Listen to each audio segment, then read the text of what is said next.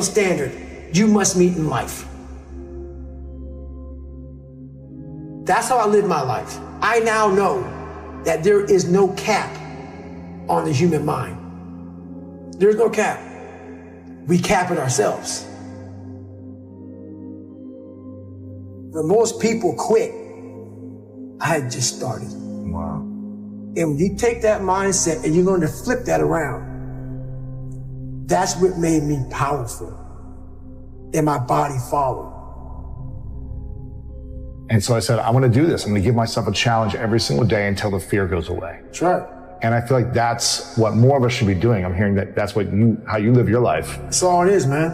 And it helps me feel so much more confident. When you overcome that fear of saying this doesn't have control over me anymore, that's right. It's like you can be at so much more peace.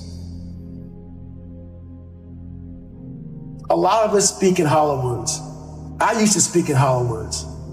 I don't do it anymore. Everything that comes out of my mouth has substance. It's real. We all have these feelings in our bodies, in our minds, in our souls. I act on mine. A lot of us who are afraid of something, we allow our minds to choose the path of least resistance, so we go a different route. When I'm afraid of something, it's telling me you must do that. Life is one big mind game. And you're playing it with yourself. You cannot lose perspective of where you've come in life.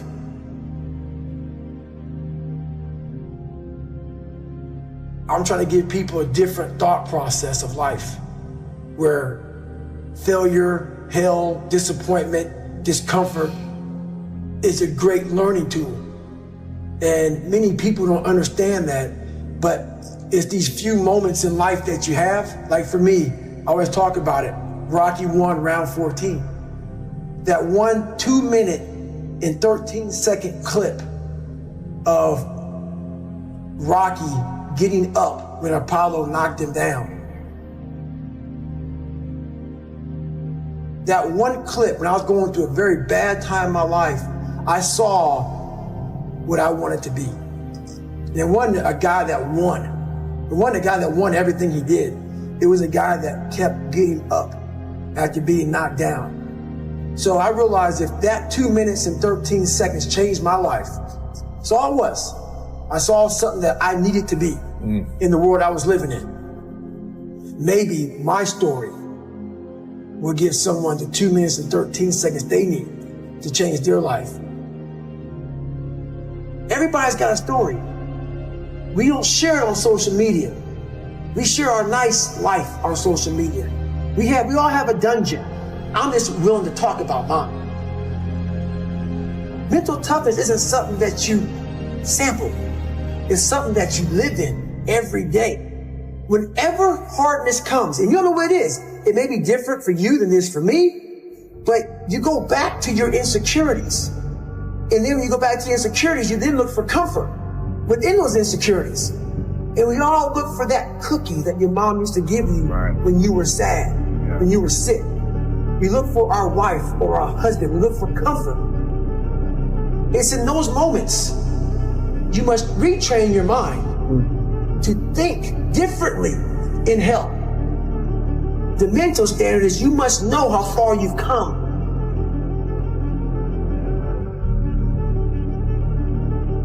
I walk in a room now and I know the hours and years and decades I put into David Goggins. That's something, it's not on the wall. It's not a trophy on the wall. It's not a medal on your neck.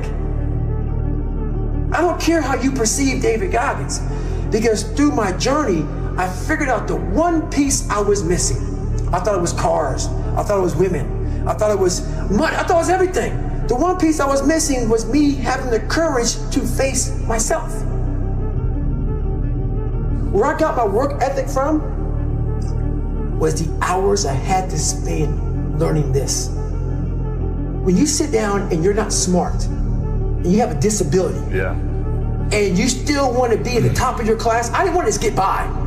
When I realized that I can learn through hard work, and I can beat the valedictorian in school, but I got put in 10 hours more a day than he does.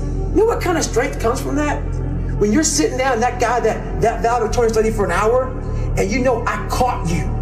I have the work ethic to catch you.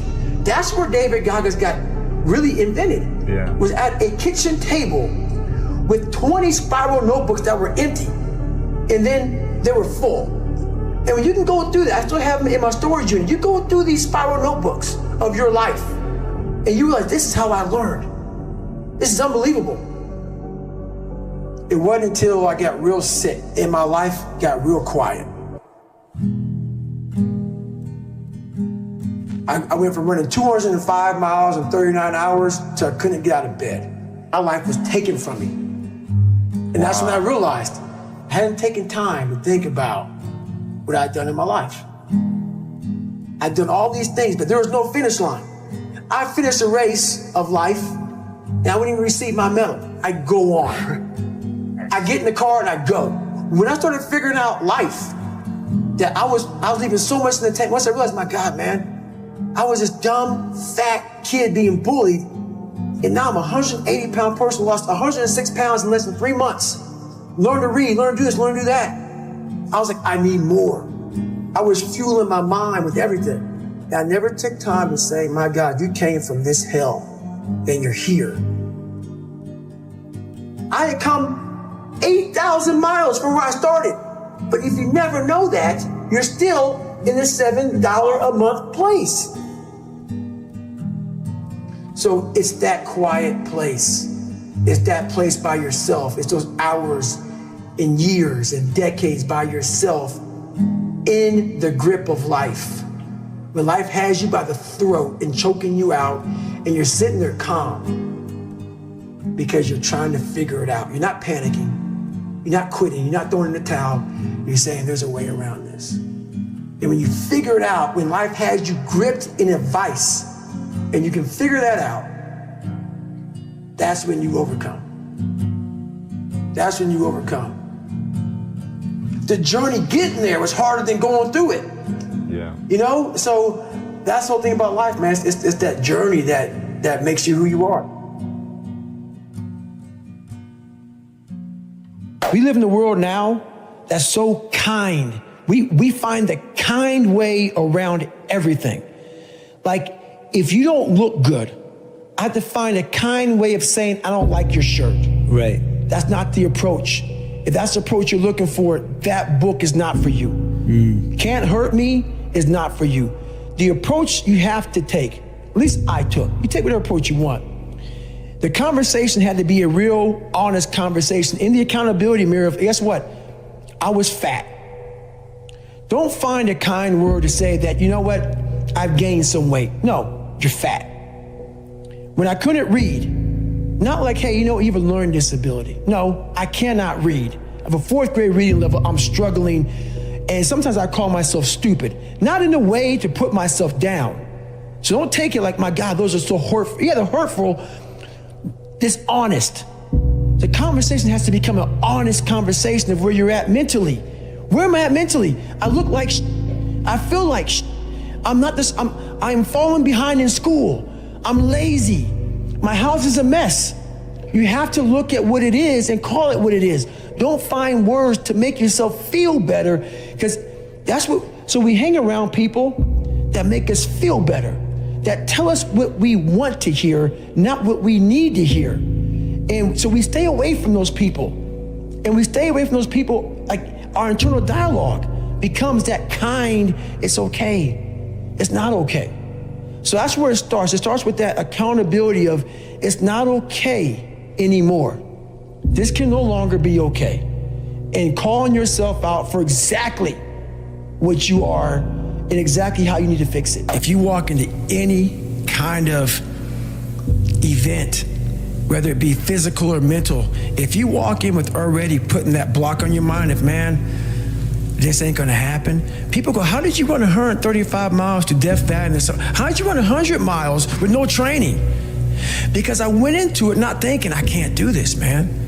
I went into it with a strategy. I had an open-mindedness. So until your mind is open to the possibilities that I can do this, you would never be able to do it. Once the mind starts to believe it can be achieved, only then does it start to break down tactically how we can do this. until then, you're gonna always lose. I came home one night from work, spraying for cockroaches. And long story short, I turned on the Discovery Channel. I saw some guys going through Navy SEAL training. And they were going through Hell Week and they were getting their ass just beat. You know, in and out of the water, guys ringing the bell. They were suffering. And I was weighing like 297 pounds. And I had to make a change in my life. You know, I was at an all-time low and I wasn't going anywhere. And I was exactly what everybody said I was gonna be, which was nothing. So I had to make a change. What was it about seeing suffering that's really interesting? And I actually get it, but I want to hear you explain it. Why suffering was the thing that triggered that thought? Well, for me, growing up, I came from a horrible background. I got called nigger every day of my life growing up, lived in a small town. The Klan headquarters at that time was about 20 minutes from where I lived. Right. One of the high ups in the KKK, son, sat behind me in 2 classes, so he called me nigger all the time. I got my first car, they spray painted nigger, we're gonna kill you on it. So I was just an insecure, scared kid. And the only way I could find myself was through putting myself through the worst thing possible. Because I'm gonna say the exact opposite of what the world, today's world is saying. So we read a bunch of books nowadays. As humans, we wanna find out how to be someone else. What we don't do is we don't go inside. So literally turn yourself inside out. Read the book that's like we're writing a book every day of our lives, but we never read that book. Every day we're seeing who we are as people. When I was growing up, I lied for people to accept me because I didn't accept myself. So I would make up stories so then you would accept me into your world. I would, everything I did was for someone else to like me. It wasn't until I started reading my own book about how pathetic I was as a human being. I could blame my dad, I can blame kids at school, I could blame having health issues, ADD, my mom not being around. Great mom, but she was doing her thing. Right. I could blame a lot of people. And that's the book I was reading. And I put it off on everybody else. It wasn't until I said, you know what, for me to fix this, I gotta read what the f is wrong with David Goggins. Not blame anybody. Read my book and say, okay, I'm afraid of my shadow. How can I overcome that? Go in the military, get your ass kicked, do things you hate to do, be uncomfortable every day of your life. Roger that. I'm not the smartest kid in the world. Okay. Instead of somebody saying, oh no, you're smart. No, don't say that to yourself. I said to myself, no, I'm a dumb. Okay, roger that. How you get smarter? Educate yourself. So the things that we run from the truth. We're running from the truth, man. So the only way I became successful was going towards the truth. As painful and as brutal as it is, it changed me. It allowed me to become, in my own right, who I am today. Rule number 4, visualize the end result. I have the ability to see the end before the beginning even begins. And what that means is I know that to get to the very end, I can see it right now. So before I went to Buds and I was losing all this weight and shit, I saw myself walking across the stage at 191 pounds, because that's what I had to get to get into the door.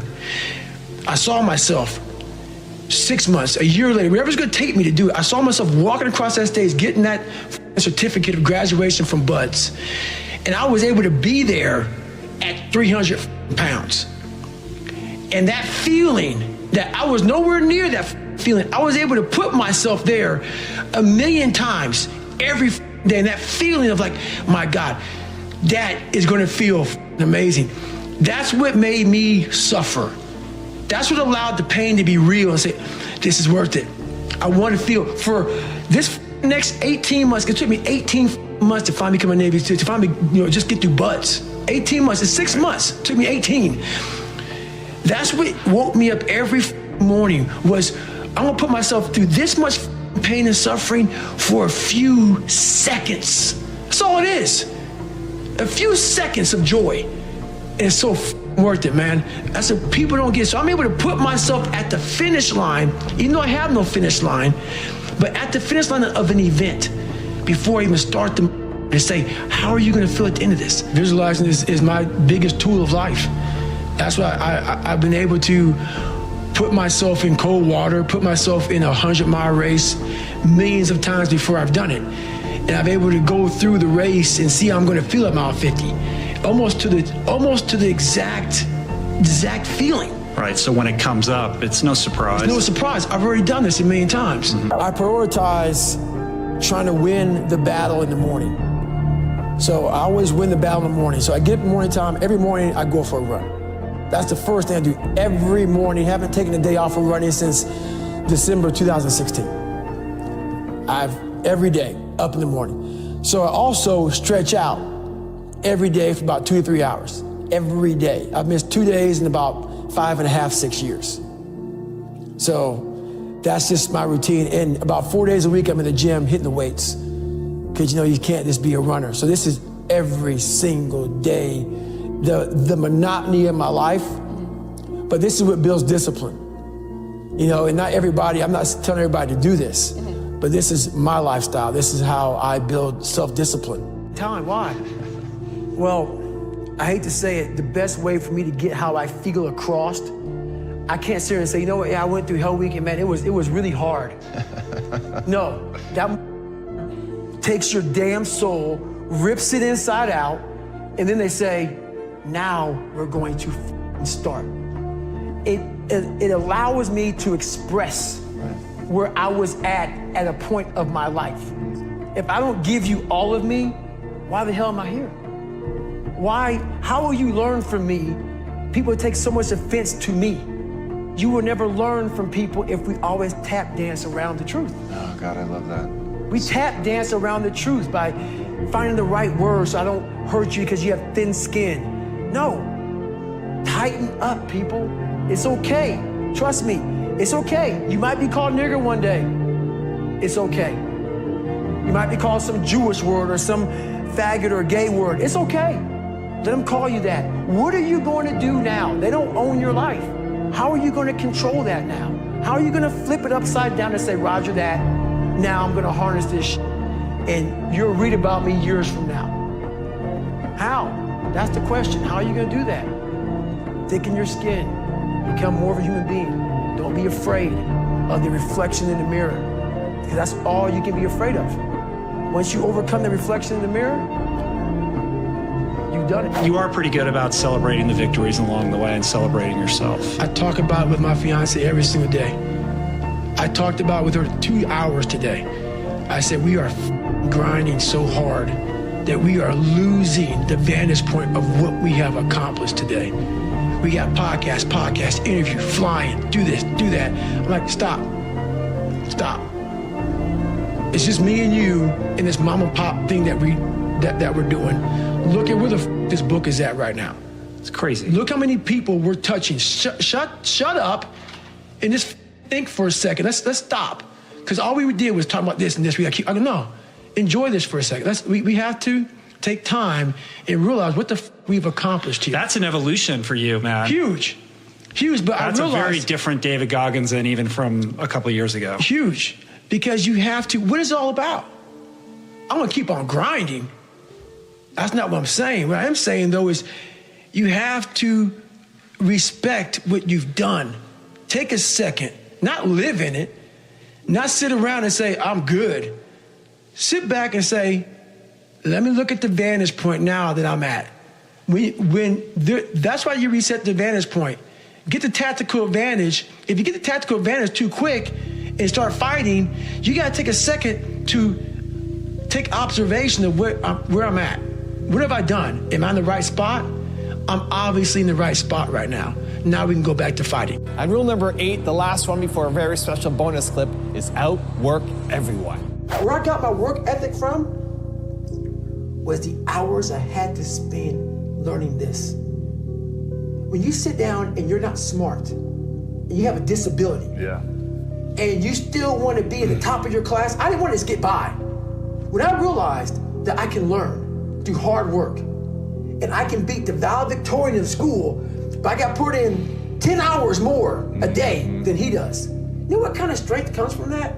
When you're sitting down, that guy, that valedictorian studied for an hour, and you know I caught you, and I am dumb, but I have the work ethic to catch you.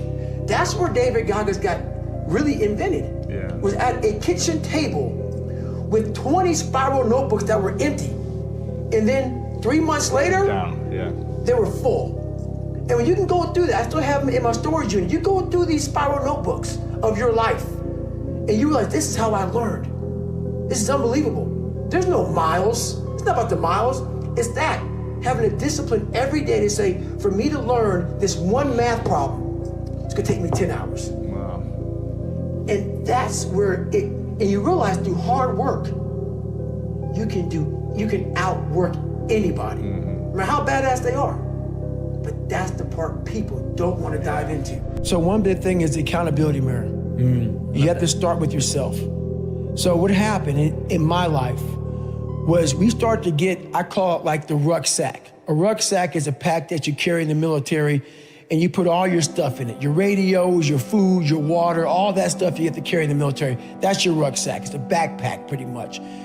As you're growing up, we all have a backpack. Most of ours, hopefully, is empty, and what we put in it is all the crap we go through in life.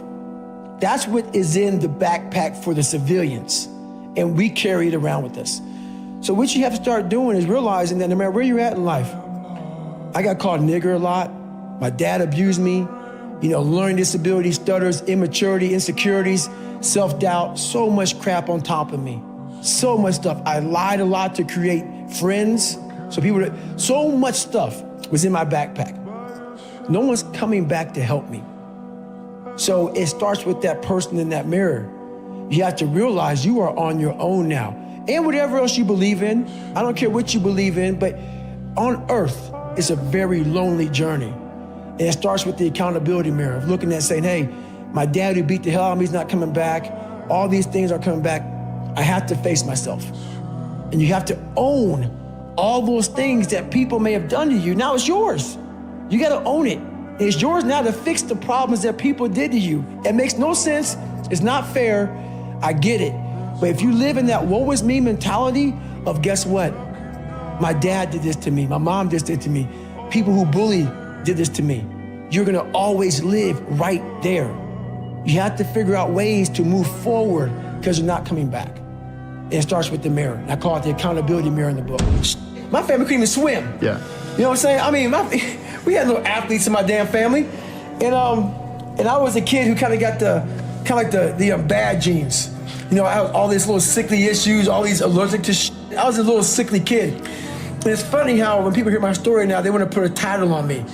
Like I'm superhuman. Yeah, like you had some special skill or capability. And I love it because basically it makes you feel better by putting a title on me. Right. You can do it too. Absolutely, right. And so basically, it's a choice. Yeah, it's a choice. Yeah. It's a horrible choice. Right. It's a hard choice. It's a lot of suffering involved. Yeah. So for me to get the start line, through that start line journey, I realized I'm capable. So what happens through this whole process is the change of the mind. It's a change of the guard. Someone once owned my brain. I never owned it. Yeah. I had no control of You outsourced it. Yes, right. Everybody had it. It was my dad's fault. It was the kids that called me nigger fault. My mom wasn't home fault. My soon-to-be stepdad's fault. The little kid that got ran over by the bus fault. My life was, everybody had a piece of my brain. Yep. And through this journey of suffering, and the suffering, I put it in because I started finding myself. Yeah. And I started, I'm gonna take this back from me. This part of my brain is mine now. And I started puzzling back this piece of my brain. And through that, I grew confidence. In this process, I went from David Goggins, I started forming a guy named Goggins. I had to really I realized I had to reinvent a whole nother human being within myself because who I am wasn't gonna make it. This guy is not gonna cut it. So I had to be a guy who can take any kind of pain, any kind of suffering, any kind of torture, mentally, physically, emotionally, spiritually. I had to have the people who, I had to visualize everybody that called me nigger, you had to be in a room of people like this. I had to make up these things in my mind, of things I had to overcome. And I started callousing my mind through a process, and it basically started with working out. It started with working out. It started with doing, like, if it started raining outside, for instance, my mind would say, F that, man, I don't want to go run. If it was 3 o'clock in the morning, it started raining outside, my mind said, You gotta go. Get up and go run. You have to, because I was fighting this other person. So you essentially tried to do everything you didn't want to do. That's all it was. Period. Dot. Everything I didn't want to do is what got me to where I'm at today. Interesting. Every single thing. So where we find comfort, that's where I started getting scared. Yeah. When I started saying, oh, it's raining, I'm not going out there. No, you cannot say that. You cannot do that. You have got to do this. The other, so whatever my brain thought, I did the opposite.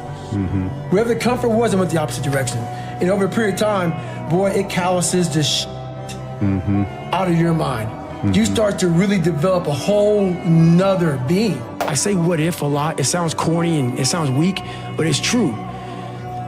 One of the recruiters said there's not many black Navy SEALs. Matter of fact, I was the 36th African-American SEAL in history.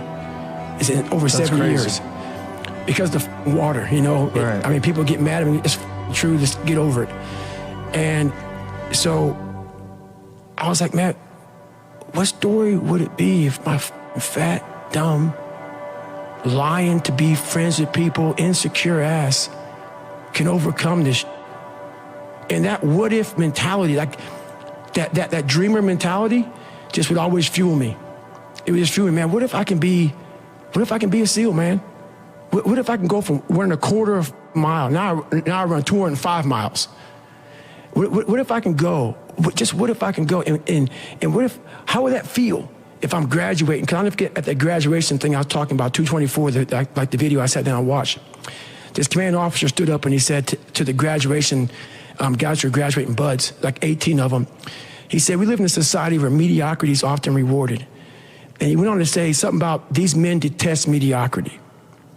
And I wanted to be a man that detests mediocrity. My biggest advice to give everybody in the world is, like I say, we live in an external world.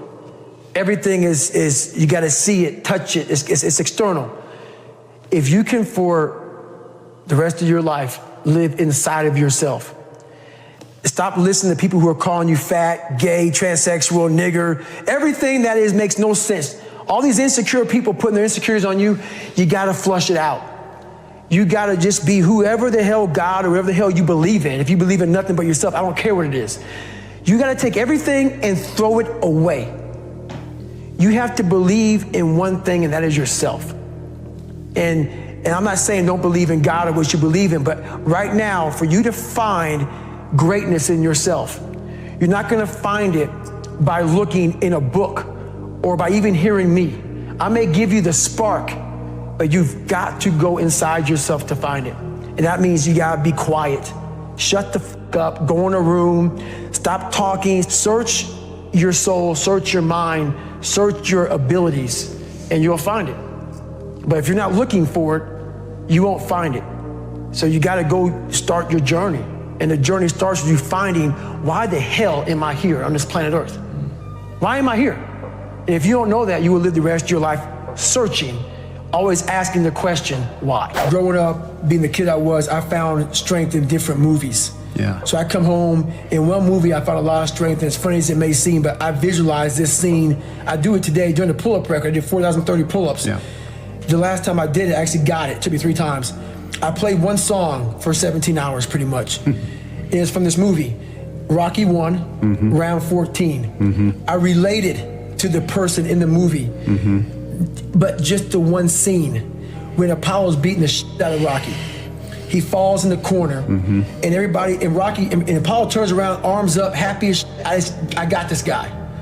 He turns around not knowing that Rocky's trying to get up off the canvas. Right. Mickey's his trainer saying, stay down. Right. Everybody's saying, you did good. You did good. You went 14 rounds with the champ. Rocky didn't hear shit. He got up, and what sticks in my mind today, and I'm seeing it right now, when he got up, Apollo starts to turn around to see the aftermath of what the he just destroyed. And he did not expect to see what he saw. Right. And what I see out of the whole movie, I see Apollo Creed's face. Yeah, fear crept in. Yes. Yep. And I said to myself as a young kid, I want to be that. I don't need to win. I don't need trophies. I don't need people to like me. I just want what he has. Yeah. A fictional character, whatever the hell it was, I want that.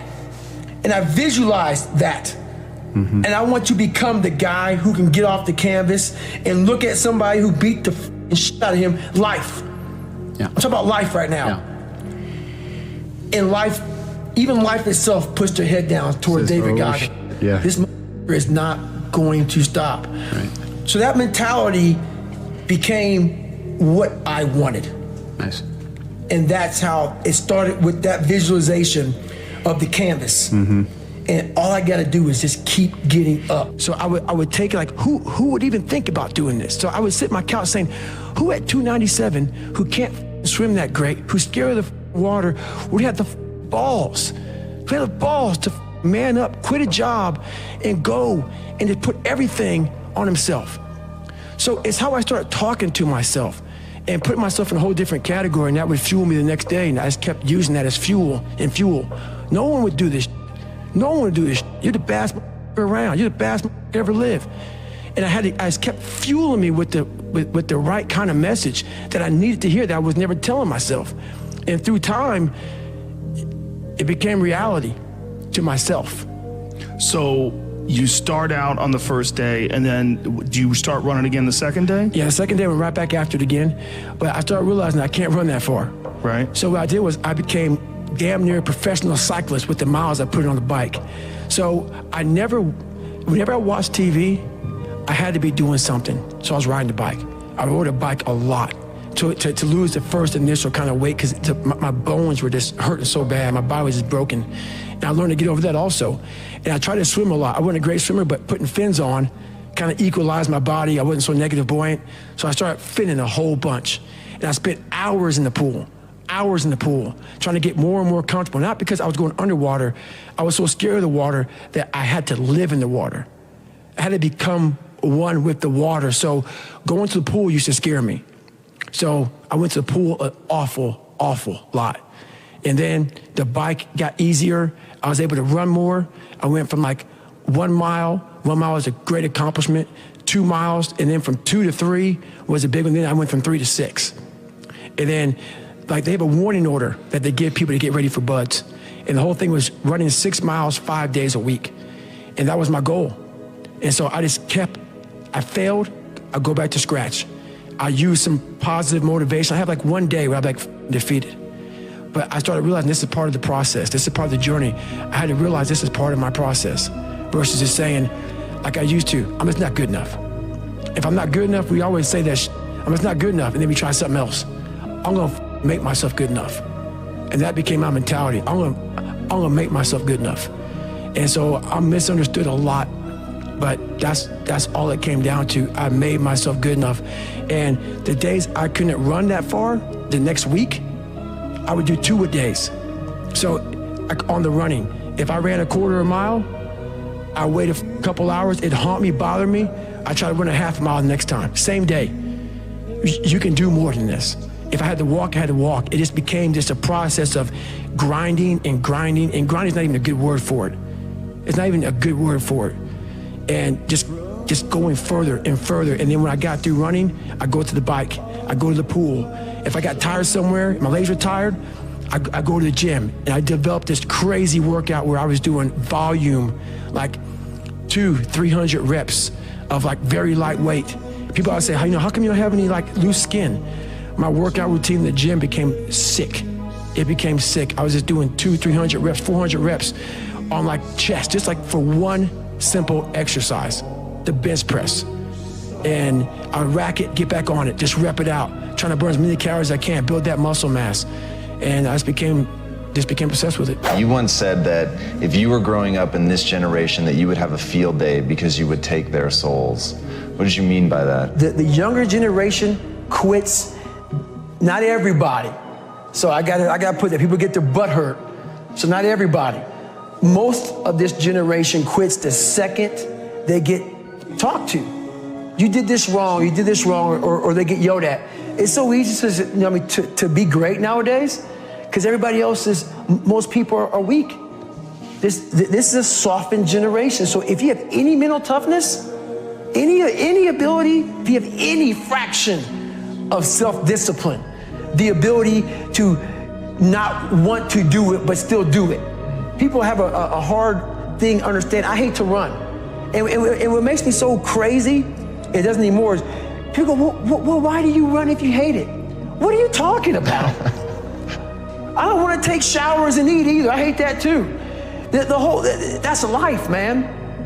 It wasn't until I changed that mentality that I became somebody. I hated going to school, so guess what? I was dumb as shit. That's what, 1 + 1 is 2.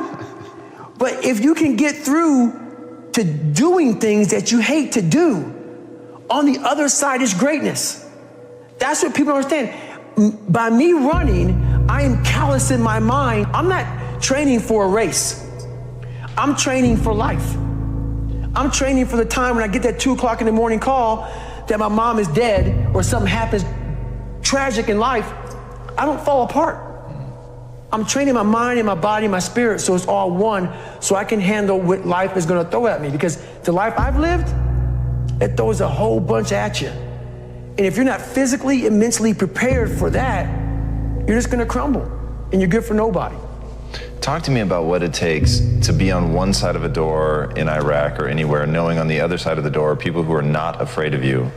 They're ready for you to come in, and you still have, and they have guns, and you still have to breach that door. That's a great question. That's a very scary situation when you are on one side of the door and your mind is racing, because on the other side of that door, it could be no one. It could be 4 guys with 4 AK-47s. That door you're about to open could be booby-trapped. So once you open it, boom, your legs are gone. So there's 1,000 things you think about when you're the first guy, second guy, third guy, getting ready to go in a room and flood it. And that's why I talk about the warrior mentality. And that's why so many people are lost when I start talking. You have the right. You're lucky that you don't have to think like warriors think. You're very privileged. I chose this world to be a warrior, and I would choose it again if I came back to this world. But the mentality of a warrior is very different than normal mentality. You must be that person on that door, get ready to open it, thinking to yourself, if I die, so be it. The only way you can go in that door is knowing there's a great chance you're gonna die. Like being a SEAL, you train with live ammo. You jump out of an airplane, everything you do, you could die. So to be a warrior, why people don't understand me, I'm glad you don't understand me. Merry Christmas, good on you. Because being a warrior takes a whole different mindset. A whole different mindset to know that there's a great chance I may not be in the military. Like I was in for 21 years. I'm lucky. I'm very lucky that I'm alive, able to talk to you, able to still run. But when you sign up on that dotted line to be like a SEAL, your mentality changes. I may not live. You gotta accept that. And that's the mentality you have. And that's what makes you a warrior. If you're scared to die, you're a bad warrior. I hated jumping out of airplanes. I hated shooting guns. I hated the job as a Navy SEAL. But I did it because I wanted to change myself. Everything I do, I'm not really comfortable doing. But if you choose to go that route, to go be a Navy SEAL, you might as well go be the hardest in the world. Because if you're choosing to do something, you have 2 routes. You can go there and be a little weak person and get through barely, and that's your reputation. Or you can go through the hardest guy you can possibly be, and that's your reputation. So my whole thing is, if you're gonna choose to open that door in Iraq or Afghanistan, open them and go in hard. Because they're gonna remember you by slowly opening it and peeking in. So if you're gonna open it, and you made the mind to open it, don't crack it open. Open the door, go in. That's with life. If you're choosing to do something, attack it. Because they're gonna remember you as not attacking it. So I want to be remembered. You can hate me, but there's one thing you can't say about me. I didn't attack it. So that's the mentality you have. If you're gonna do something, you might as well attack it, because you can do it anyway. Right. Do you use that in civilian life? Like, do you still employ the, I'm gonna attack it, I'm gonna take their souls? Like, how does that play out in a non-combat zone? It still works for me in life as far as attacking things, because no matter what I wanna, no matter what avenue I choose, I want to be the very best. And the very best may not be I'm number one. The very best is that I leave everything inside of me out there. So attacking is not like, oh, I want to win this or win that or be the best. The best is I'm running against myself in everything I do. And that's what I attack. I attack myself. I'm always questioning myself. I'm always holding myself accountable. As a leader, the one thing I did horribly wrong, on my second platoon, I actually started developing an attitude towards people who didn't PT hard, who didn't get after it, who worked, because I took it all the way to the limit.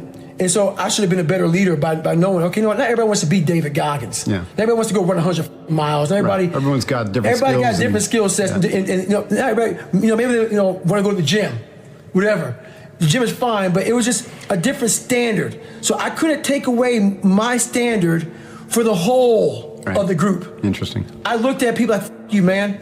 You ain't trying to get hard, F you. So my mentality, I wasn't a good leader. And I look back on that now, trust me, a lot of people could have done things differently. I'm taking accountability for what I could have done differently. Right. Good. I looked at that, so my mentality from a weak kid became super hard, like beyond hard, next level hard. And but that's what I thought I was getting myself into. As a leader, I should have stepped back and realized, hey, these are your expectations, David Goggins. Right. What are we here to accomplish? Right. It's important to lead by example. And when I say lead by example, if you're the leader, it's the loneliest job on the planet. And if you do it, you have to be up early. You have to leave late. You got to do the sucky jobs. At least that's how I look at it. You got to be the man that is always the person who's being held accountable to the highest standard, and not expecting your people to do anything that you're not going to do 20 times more than they are, even when you're the leader. And it's all about accountability for yourself in leadership roles, not about being pissed because people aren't doing what you're doing. Everybody has different skill sets. Do you ever do yoga? All the time, man. All the time. And I if I were to tell somebody one thing right now, man, that psoas muscle and getting that hip flexor opened up, because we're all stressed the f*** out. It's much worse than others. It changed my life. I'm one of those, I drone on too much about yoga. I'm like one of those vegans. It's like, you got to do it, man. Right. Just try it. I get annoying, like a born-again Christian or something. It's like, I'm getting that way now, man. I'm getting that way now. For anybody who does anything hard, like, if you do anything like with weightlifting type shit or martial arts type shit, where it's just everything's explosion, it's lifting, it's heavy, it's push. Right. Yoga just will balance your shit out. Yeah, it will. Yeah, it will. It really will, man. And there's all these people that resist it. Like, there was some article recently that was something along the lines of hot yoga is just trendy nonsense. I read that, and then even in the article, it talked about that there might be some benefits in terms of like the strengthening your arteries, and they didn't even mention heat shock proteins. There's a study going on right now, I believe it's at Harvard. Right.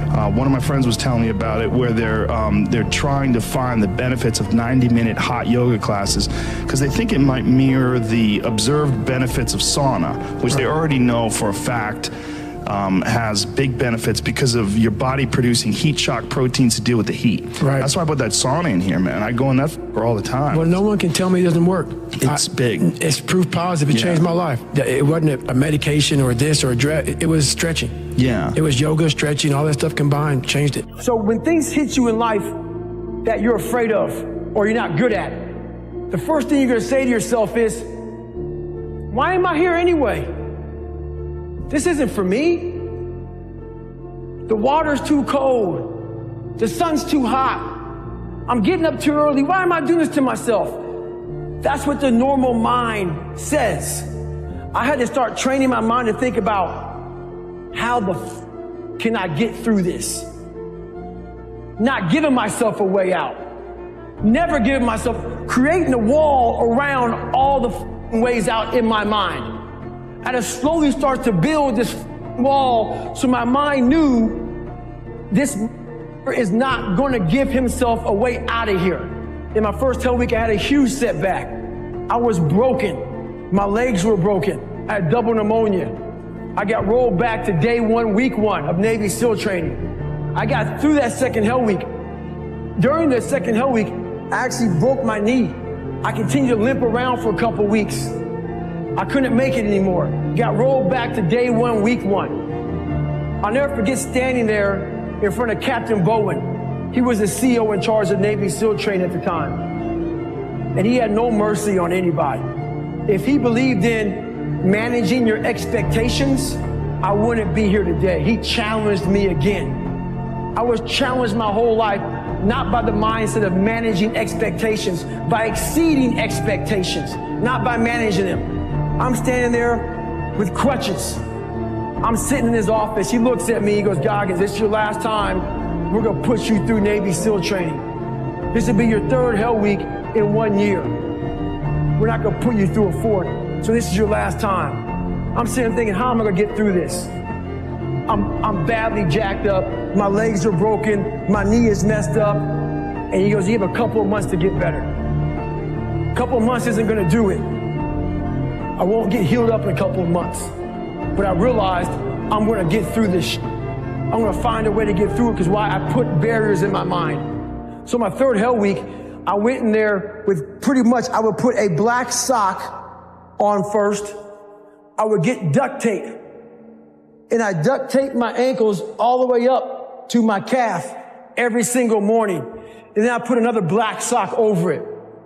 And what that did, that prevented me from moving my ankle. So I didn't really, I wasn't flexing my shin as much. And I started running with just my hip flexors. In this Hell Week, it was a bad Hell Week. We had a guy die on Thursday morning of Hell Week. I went on to become a Navy SEAL. Greatness is not something that you meet once. It's something that you meet thousands of times in your life. And you don't reach it if you're not constantly in constant pursuit of greatness.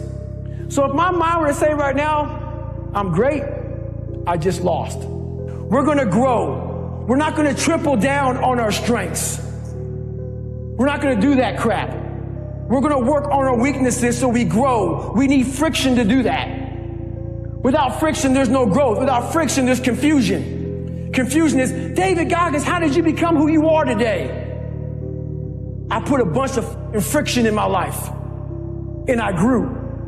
That's how I did it. You know how you get mentally tough? It's a lifestyle. Instead of hitting that snooze button in the morning and not making your bed and not cleaning your house, you don't hit the snooze button. You get up. You don't want to go run, you go run. You don't want to go swim, you go swim. You don't want to make your bed, you make your bed. You don't want to clean your house, you clean your house. You don't want to study, you study. That's how you start to callous your mind. So that became my life. If you say you're going to wake up at 4 o'clock in the morning to go run, wake up at 4 o'clock it's going to suck. It's not going to be fun. Do something that sucks every single day of your life. That's how you grow. Embrace the suck. I was in Spanish class, obviously, opened my notebook up and said, nigger, we're gonna kill you. Had a drawing of me and actually talked to the principal because I'm in the process of writing my book right now. Mm-hmm. His name is Kurt Freeman. He goes, yeah, I talked to him 2 days ago. No kidding. He said, I remember like it was yesterday. So I left my class, just didn't tell the teacher, went right to his office and showed him it, and he said, and I wasn't a good speller at all, obviously. I copied. And they spelled nigger Niger. I didn't know how to spell nigger, you know what I'm saying? They spelled nigger Niger. So he looked at me and said, they're ignorant.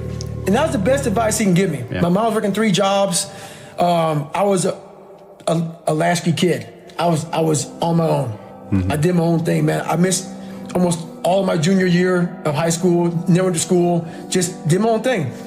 And that was a turning point when I really realized I was on my own. Mm-hmm. I mean, it just kind of hit me. Like, the best advice you can give me is just spell nigger Niger. Mm-hmm. And pretty much, I think he called my mom up and I went back to class. And I realized that life isn't fair. It's not fair. Mm-hmm. And you better figure out some tools and some ways to stop feeling sorry for yourself, because no one is coming to rescue you. No one feels sorry for you. Right. And at the end of the day, no one really cared about me. Mm-hmm. That's how I felt. Mm-hmm. That was the reality of it. Mm-hmm. Your mind is so powerful. And I didn't realize it. I went through 3 Hell Weeks, Ranger School, Delta Force selection, all this stuff. This incident I'm going to explain to you right now is where I realized we are only at 40% of what we are capable of. Here I am, right idea to do this race called Badwater 135.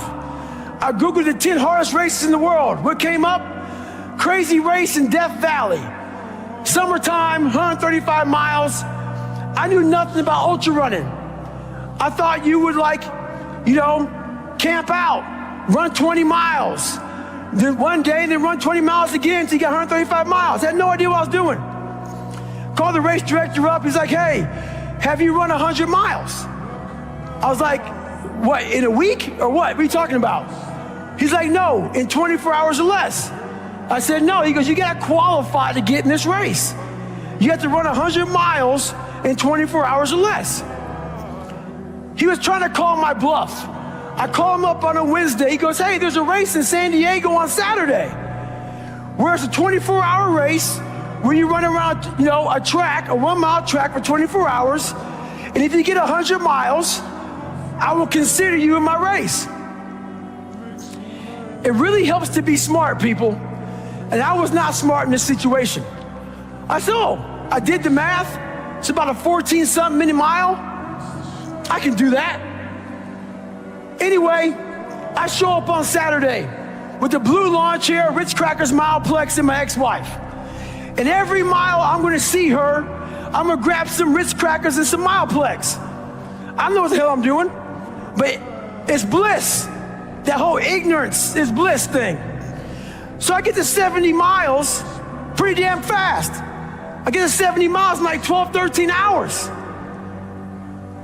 What do you think happens to your body when you haven't trained for that kind of mileage? A lot of bad things. But I thought I was in good shape. It was amazing. So I hadn't gone to the bathroom at all. I sit down, big mistake. I sit down in this blue lawn chair, I sit down, looking at my ex-wife, I'm seeing like 3 or 4 of her. I'm like, this is not good. So I'm trying to play it off because I know where I'm about to go. So I'm sitting there, and when you haven't gone to the bathroom, you're dehydrated, your nutrition's all jacked up. You sit down, you gotta go to the bathroom now. So I look at my ex-wife and go, do you love me? She said, yes. Why? I go, because I'm gonna take a shit on myself right now. Because I can't stand up because my blood pressure's all messed up. So I'm sitting there literally pooping up my back and peeing blood down my leg. She's a nurse, so she's concerned. And I'm telling you right now, there's one thing you never want to hear as a black person. She said, you're starting to turn white. So I'm sitting there and I'm all jacked up. And I'm like, okay, how in the world am I I got 30 miles to go. I should quit, but I didn't. What I started doing through this whole process was I started to study myself in the dark times. So instead of just quitting real fast, I said, no, I'm going to quit, but not right now. So I sat back for a second, and I said, let me get some water, let me hydrate, let me clean myself up a little bit, let me get some nutrition. I wasn't dizzy. It's okay. My feet are all messed up. Let me see if I can walk. I'm gonna walk 1 mile and then I'll go home. That'll be a great accomplishment for me, 71 miles. So I took this massive thing and I started breaking it down into small chunks. And as I started breaking it down into small chunks, I started realizing maybe I'll walk 1 more mile. But at the pace I was walking, I wasn't gonna make the time. So this is when I realized the whole 40% rule. Those of you who worry, red can't hurt me, you understand it. Basically, the 40% rule is when we have a governor on our brains, like a governor on a car. A car may say 130, but if you put a governor on a car, it can only go 101. We do the same thing to our brains. I was born with limited horizons, born on the other side of the tracks. I didn't think I could be anybody. So my governor was myself. So once you take that governor off, you have limitless horizon. We live in a world that we want to be as comfortable as we can. And we wonder why we have no growth. We wonder why when the smallest thing in our life gets difficult, we wonder why we cower and we run away. Because we are kind of living our whole life is set up that way. Our whole life is set up in the path of least resistance. We don't want to suffer. We don't want to feel discomfort. So the whole time we're living our lives in a very comfortable area. There's no growth in that. So for me, I realized that. The reason I became 297 pounds is because that was comfortable. What was very uncomfortable was running. What was very uncomfortable was being on a diet. What was very uncomfortable was trying to face things that I didn't want to face. And I also realized when I was really big, I had no growth. Why? Because I was living comfortable. So I realized for me to find growth, I had to face all of these different things that made me very, very uncomfortable. One thing I faced was running. I absolutely hated running. But I knew for me to grow, I had to do this thing every single day. I wanted to start callousing my mind. I wanted to start becoming a better person. And how you become a better person, how you gain mental toughness, how you become the person you want to be, is constantly facing the things that you don't want to face. If you constantly run away from things that you don't want to face, how is there growth? How is there mental toughness? I can give you a class all day long about self-talk, visualization, eat an elephant one bite at a time. But if you're never putting yourself in a situation to actually practice these things, you're never going to grow. I can't put you out there we're all going through a battle in our mind. A warrior is not a person that carries a gun. The biggest war you ever go through is right between your own ears. It's in your mind. We're all going through a war in our mind, and we have to callous our mind to fight that war and to win that war. When you're suffering, you give up on the very things that you wanted the most. So when the suffering got too much, my dream died. And pretty much I almost died with it. If I didn't find Navy SEALs and getting past that hump, I would have never been up here today. You can't outrun your demons. They'll always know where you're hiding. I walk around life with so-called headphones on my head, man. I don't, really wear them, obviously, but I just have these earmuffs on that I silence out the noise. I silence out the judgment. Those people get in our head. The most important conversation is the one you have with yourself. You wake up with it, you walk around with it, you go to bed with it. Eventually, you act on it. And my conversation was a bad one. So the people who I thought were up here in my life, these uncommon men, I was putting myself down here. But over a period of time, I started realizing that I'm also uncommon. And I started picking those uncommon men off by realizing that we all have this ability in our mind. Most of us fail in life because we're afraid of what everyone around you is thinking. That's 100% truth. So we live by the narrative of other people. When I first called a recruiter to be a Navy SEAL and I was 297 pounds, the first recruiter looked at me and said, "You're not going to be able to make this, man." So what he was doing was he was projecting his energy on me. He knew he couldn't be a Navy SEAL. So God helped this black guy, because I was only the 36th African American to make it through in over 70 years. How's this black fat guy going to make it through in my he wouldn't even want to try. So he's projecting this. So a lot of us who are negative people, all we do is project how we feel on other people. So what happens is there's a lot of negative people walking around the planet Earth who are afraid to try. Because a lot of people are very negative in this world. So we are afraid to fail. Why? I told you, man. Shouldn't even tried it, dude. Just chill out, relax. Why are you so crazy? Why are you so obsessed? So all that stuff drives the quitting mind, I call it. The mind wants to quit. The mind's tired. The mind's tired. The mind's deserving.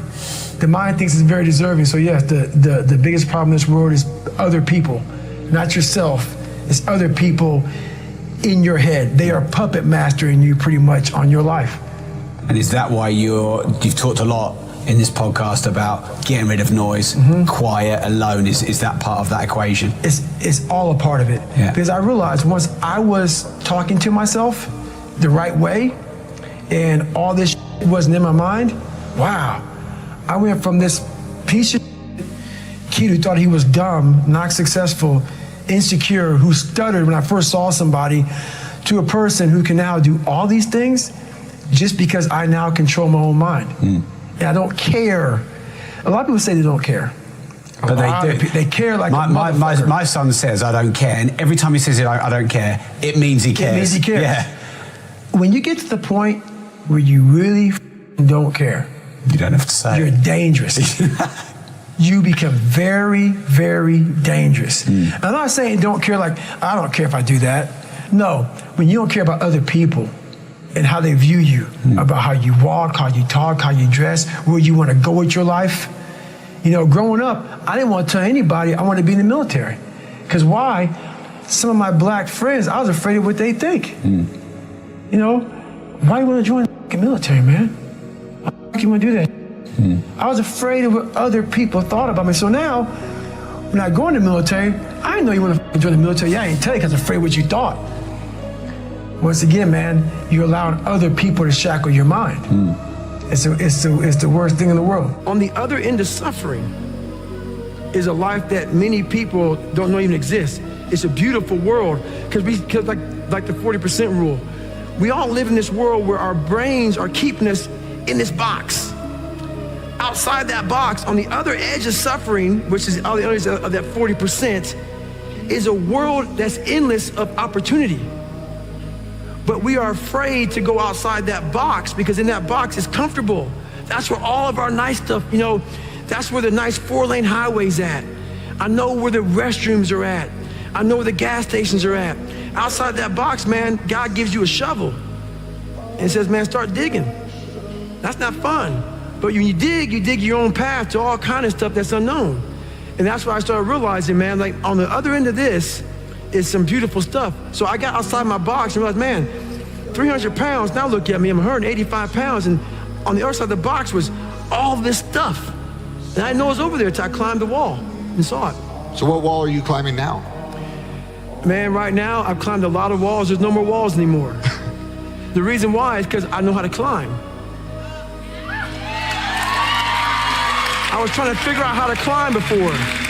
I got all the right gear, man. I got the ropes, I got the shoes, I got the chalk, I got the harnesses. I'm good, I'm not scared to climb anymore. I go to the rock, hammered in, I got my belay, and I'm good to go. So you gotta figure out how to climb first, and that's all. We all have a different way of climbing. That's why there's a lot of books out there on mental toughness. It's all crap. Why? Because it's a cookie cutter way. Life isn't cookie cutter. Like 3.14 is pi. It's how you figure out equations. We're all different equations. We all have a story.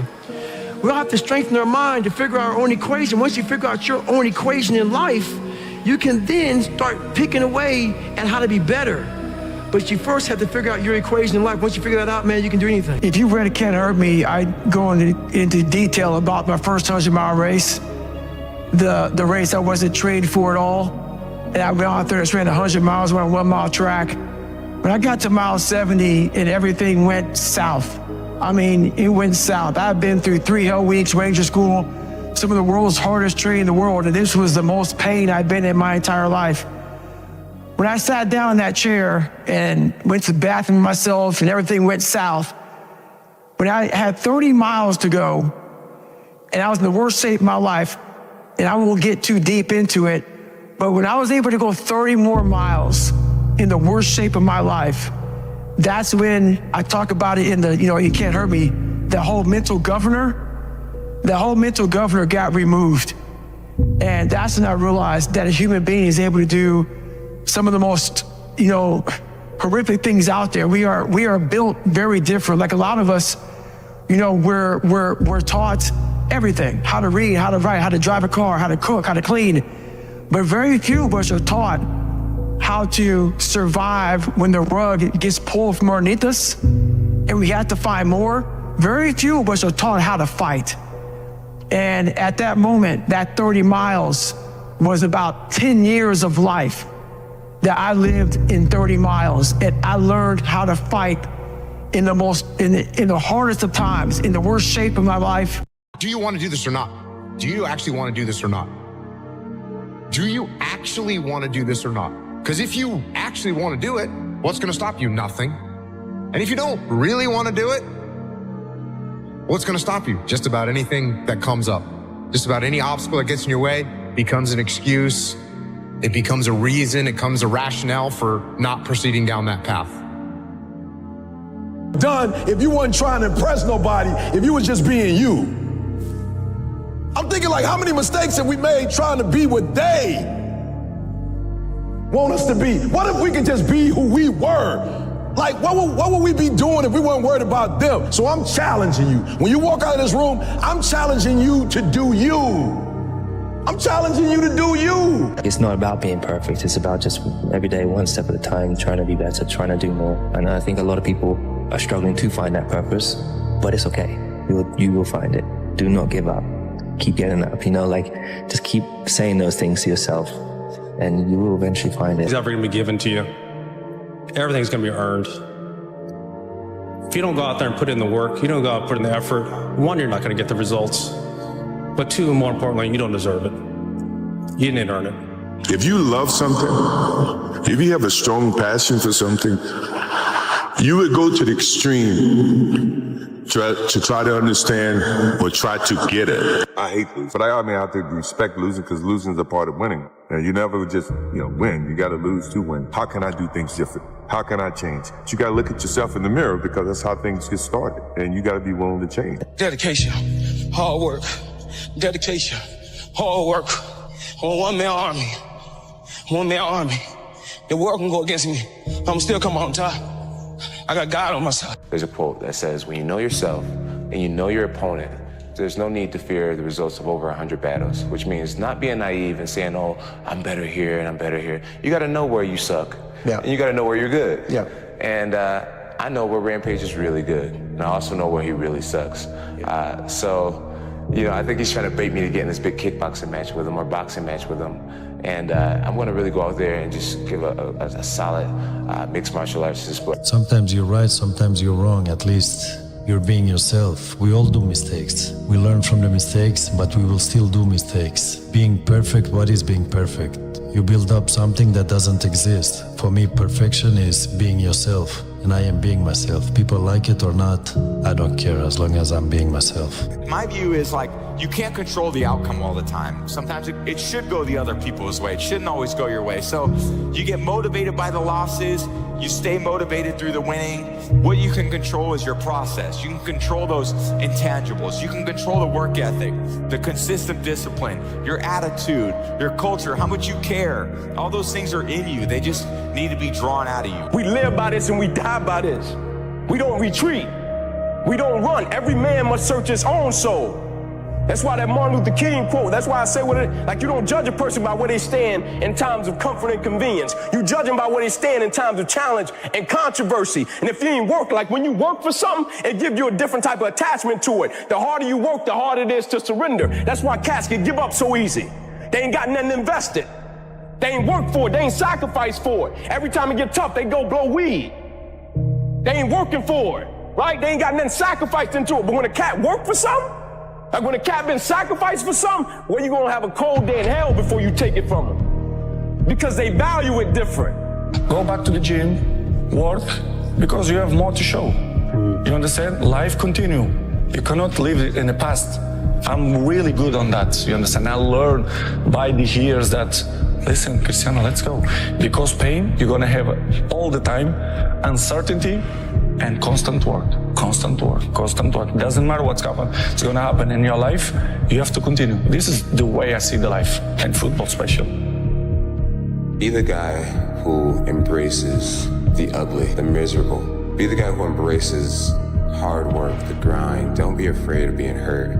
Don't be afraid of sacrificing some blood. John, you should want this fight to be miserable. You should want this to hurt. Be the guy who thrives in that. And I felt like I was that guy tonight. Nothing is easy. Running is running. It sucks. But you have a choice to make. Do you want to sit down and go back to that guy you once were? No.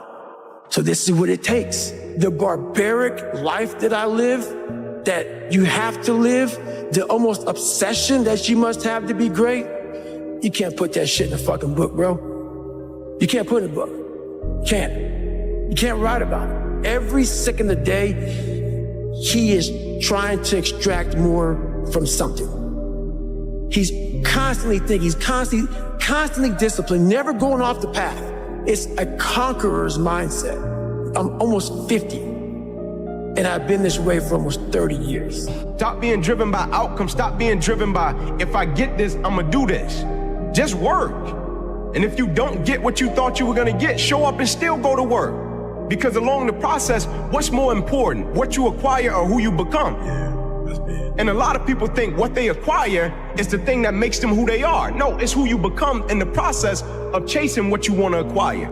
You know, hard work pays. I put in a hell of a lot of work all throughout this build-up in the fight. I pumped out more content than anybody, more content than Fox, more content than ESPN, more content than BT Sport, more content than everybody on the Mag Live on my own channels. You know what I mean? I'm a workhorse from all angles, not just in the gym, but I'm building this media empire now myself, and we pumped out the content. I'm very proud of how it went. We consistently, daily movies I was releasing, you know, from like a month ago, every single day. You know what I mean? Nobody's doing that. So I'm very proud of it, and I'm very, like, the work pays, hard work pays, and I put in the fucking work, and that's why I'm sitting at the top. I put it all on the line, I show up, I perform, and I get the results from that. So your brain's amazing. Once you feed it the right conversation, the right mental nutrients, the right mental supplements, the right internal dialogue at the right time, with the right hit, with the right proof of what you've done in the past, and you send that right to the right circuit, dude, you're a fucking beast. A beast. Never repeat your failures. Work with people that are smarter than you. Listen and mentally know you're the best. If you mentally know you're the best, no one can compete with you. I have the ability to see the end before the beginning even begins. And what that means is I know that to get to the very end, I can see it right now. So before I went to Buds and I was losing all this weight and shit, I saw myself walking across the stage at 191 pounds. That's what I had to get to get into the door. I saw myself 6 months, a year later, whatever's gonna take me to do it, I saw myself walking across that stage, getting that certificate of graduation from Buds. And I was able to be there at 300 pounds. And that feeling, that I was nowhere near that feeling, I was able to put myself there 1,000,000 times every day. And that feeling of like, my God, that is gonna feel amazing. That's what made me suffer. That's what allowed the pain to be real and say, this is worth it. I want to feel for this next 18 months. It took me 18 months to finally become a Navy SEAL, to finally, just get through Buds. 18 months, it's 6 months. It took me 18. That's what woke me up every morning was, I'm gonna put myself through this much pain and suffering for a few seconds. That's all it is. A few seconds of joy. It's so worth it, man. That's what people don't get. So I'm able to put myself at the finish line, even though I have no finish line, but at the finish line of an event before I even start them, and say, how are you gonna feel at the end of this? Visualizing is my biggest tool of life. That's why I've been able to put myself in cold water, put myself in a 100-mile race millions of times before I've done it. And I'm able to go through the race and see how I'm gonna feel at mile 50. Almost to the exact feeling. As an athlete like you, Tiger Woods, Michael Jordan, Diego Maradona, what do you have that at the end of the day you become bigger than the sport itself? I don't think we're necessarily bigger than the sport. I just think that we've had so much success in the sport.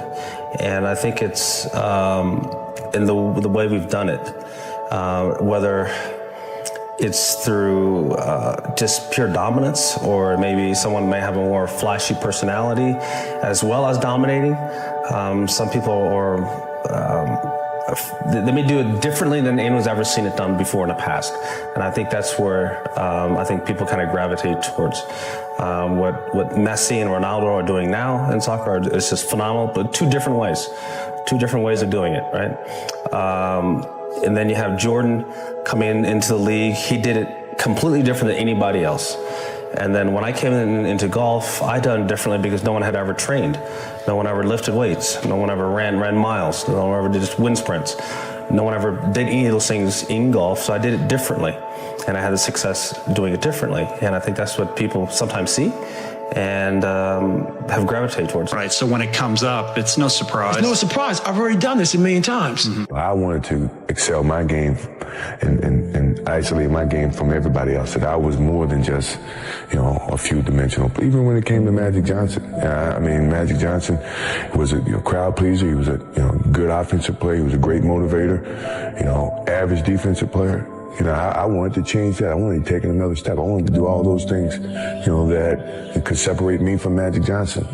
I'm not saying he wasn't great. He still is great. But we're great in our own different way, and that was motivational for me, and to this day, still is. I never feel that I'm at my best. I feel I still have room to improve. I still set goals for myself to strive for. I'm never complacent with what I've achieved. Even though it's been very successful for me, I still feel I have a lot to prove, not just as a player, but as a person, as a father, to some extent, as a role model, in all aspects. So I'm never really too complacent with myself or with what I've achieved. When I get to a point where I feel I can improve as a player, I walk away from the game. I still feel that I have a plateau that, I hadn't reached yet in terms of my skills or my expectations of myself. I'm always going to expect myself to do, certain things or surpass certain things. As long as I believe that, then, my road to success can continue to expand. I don't want to do anything unless I'm passionate about it. I don't care any money. That's what I learned about peace and happiness. That if you're not doing it with passion and love, and you're just doing it for money, it's the emotional outcome is going to be disastrous. And that's from my experience. That's just really what I know. So I know it has to be just for pure passion and a love for what I'm doing. What do you feel separates good athletes from the best athletes? I think it comes back to what I was saying earlier about, I think a lot of it is mental. If you want to do something and you want it that bad, you'll make sacrifices. And growing up for me as a kid, I made a lot of sacrifices that I didn't seem that they were a big deal, and I don't think of them as being a big deal right now. There were Saturdays or Fridays where I'd give up going to a dance or hanging out with my friends because I had workout the next day. But those things that I gave up, were things that I wanted to help me get to my goal. And there were times where I've been put in. I know what I can do, so. We talk about hard work all the time. It's like, man, if you got to get up every single morning and remind yourself how hard To live like a kid. Like, why do kids have so much fun? Because they just care about what they're doing. Yeah. And if we thought about what we were doing all the time, you do that when you're on the football field. It's probably the only place that I can really do that, when I really, truly am my authentic self. A lot of people see it, my close friends do. But when I'm on the football field, it's just raw. You stare at your past and you'll end up staying there. It's okay to look back and admire it, but you carry on. I'm not in the business of staring back at it. You know what I mean? And getting lost back there. People say a loss can make or break a fighter, but trust me, a win can also make or break a fighter, because they get comfortable with a win. People can get comfortable with a win, and slack off then. Slack off on the training, slack off on the diet. They've won one. They're winners now. That's not me, You sleep on a win and you'll wake up with a loss. So I just carry on. Keep doing what I'm doing. And that's why this turnaround is so good for me. Vegas, straight away. The Fighting Irish head to the fighting capital. It's perfect. Continue on this path, the freight train straight to the top. Lazy people do a little work and think they should be winning, but winners work as hard as possible and still worry if you're being lazy. So if you're a winner, you ain't comfortable. What separates the best ones with the other ones, with the average ones, it's the consistency. All the time I put it on my mind that you always can improve something. This is what I did. It's not by coincidence that the last 12, 30, 14 years I'm always in the top of the game. So this is take a lot of consistency, hard work, be professional, and this is why I'm still there. Michael Jordan, I remember I interviewed him years ago, And I said, what makes you the best in the world? Is it skill? Is it talent? Is it ability? Is it background? Is it training? And he was so awesome. He said, Tony, I can tell you the truth and it won't sound like hyperbole or false modesty. He said, I didn't even make the high school basketball team my sophomore year. I was cut. He said, what it is every day I demand more from myself than anybody else could possibly expect. I don't compete with other people. I compete with what I'm capable of. I went 5 straight years without missing a single day of workout, 365 days a year. Every single day I was in the water. There are days you're not going to want to do it. I mean, everybody has those days. But it's what you do on those days that help you move forward. Winning is in all of us. Everybody wants the end result, but what you have to endure to win, no one wants to talk about. If you know that you were destined for something, then you can withstand the setbacks, the difficulties, the bullshit, criticism, and all the other things. You know, everybody can compete when they're feeling good, happy, excited, but it's the best people who can overcome when they're tired, sore. Mental power that the greatest athletes have can push all the pain aside. The first time I met Stephen Curry back in 2007, it was after his freshman year at Davidson, which was before he blew up.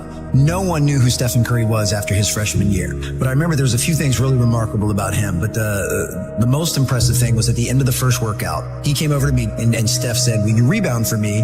Because I don't leave the gym until I swish 5 free throws in a row. I mean, he was conditioning himself to be in that state. He was conditioning himself to do that, to not accept anything less. And, you know, one of the reasons I think he'll go down in history as the best shooter we've ever seen is his ability just to move on to the next shot.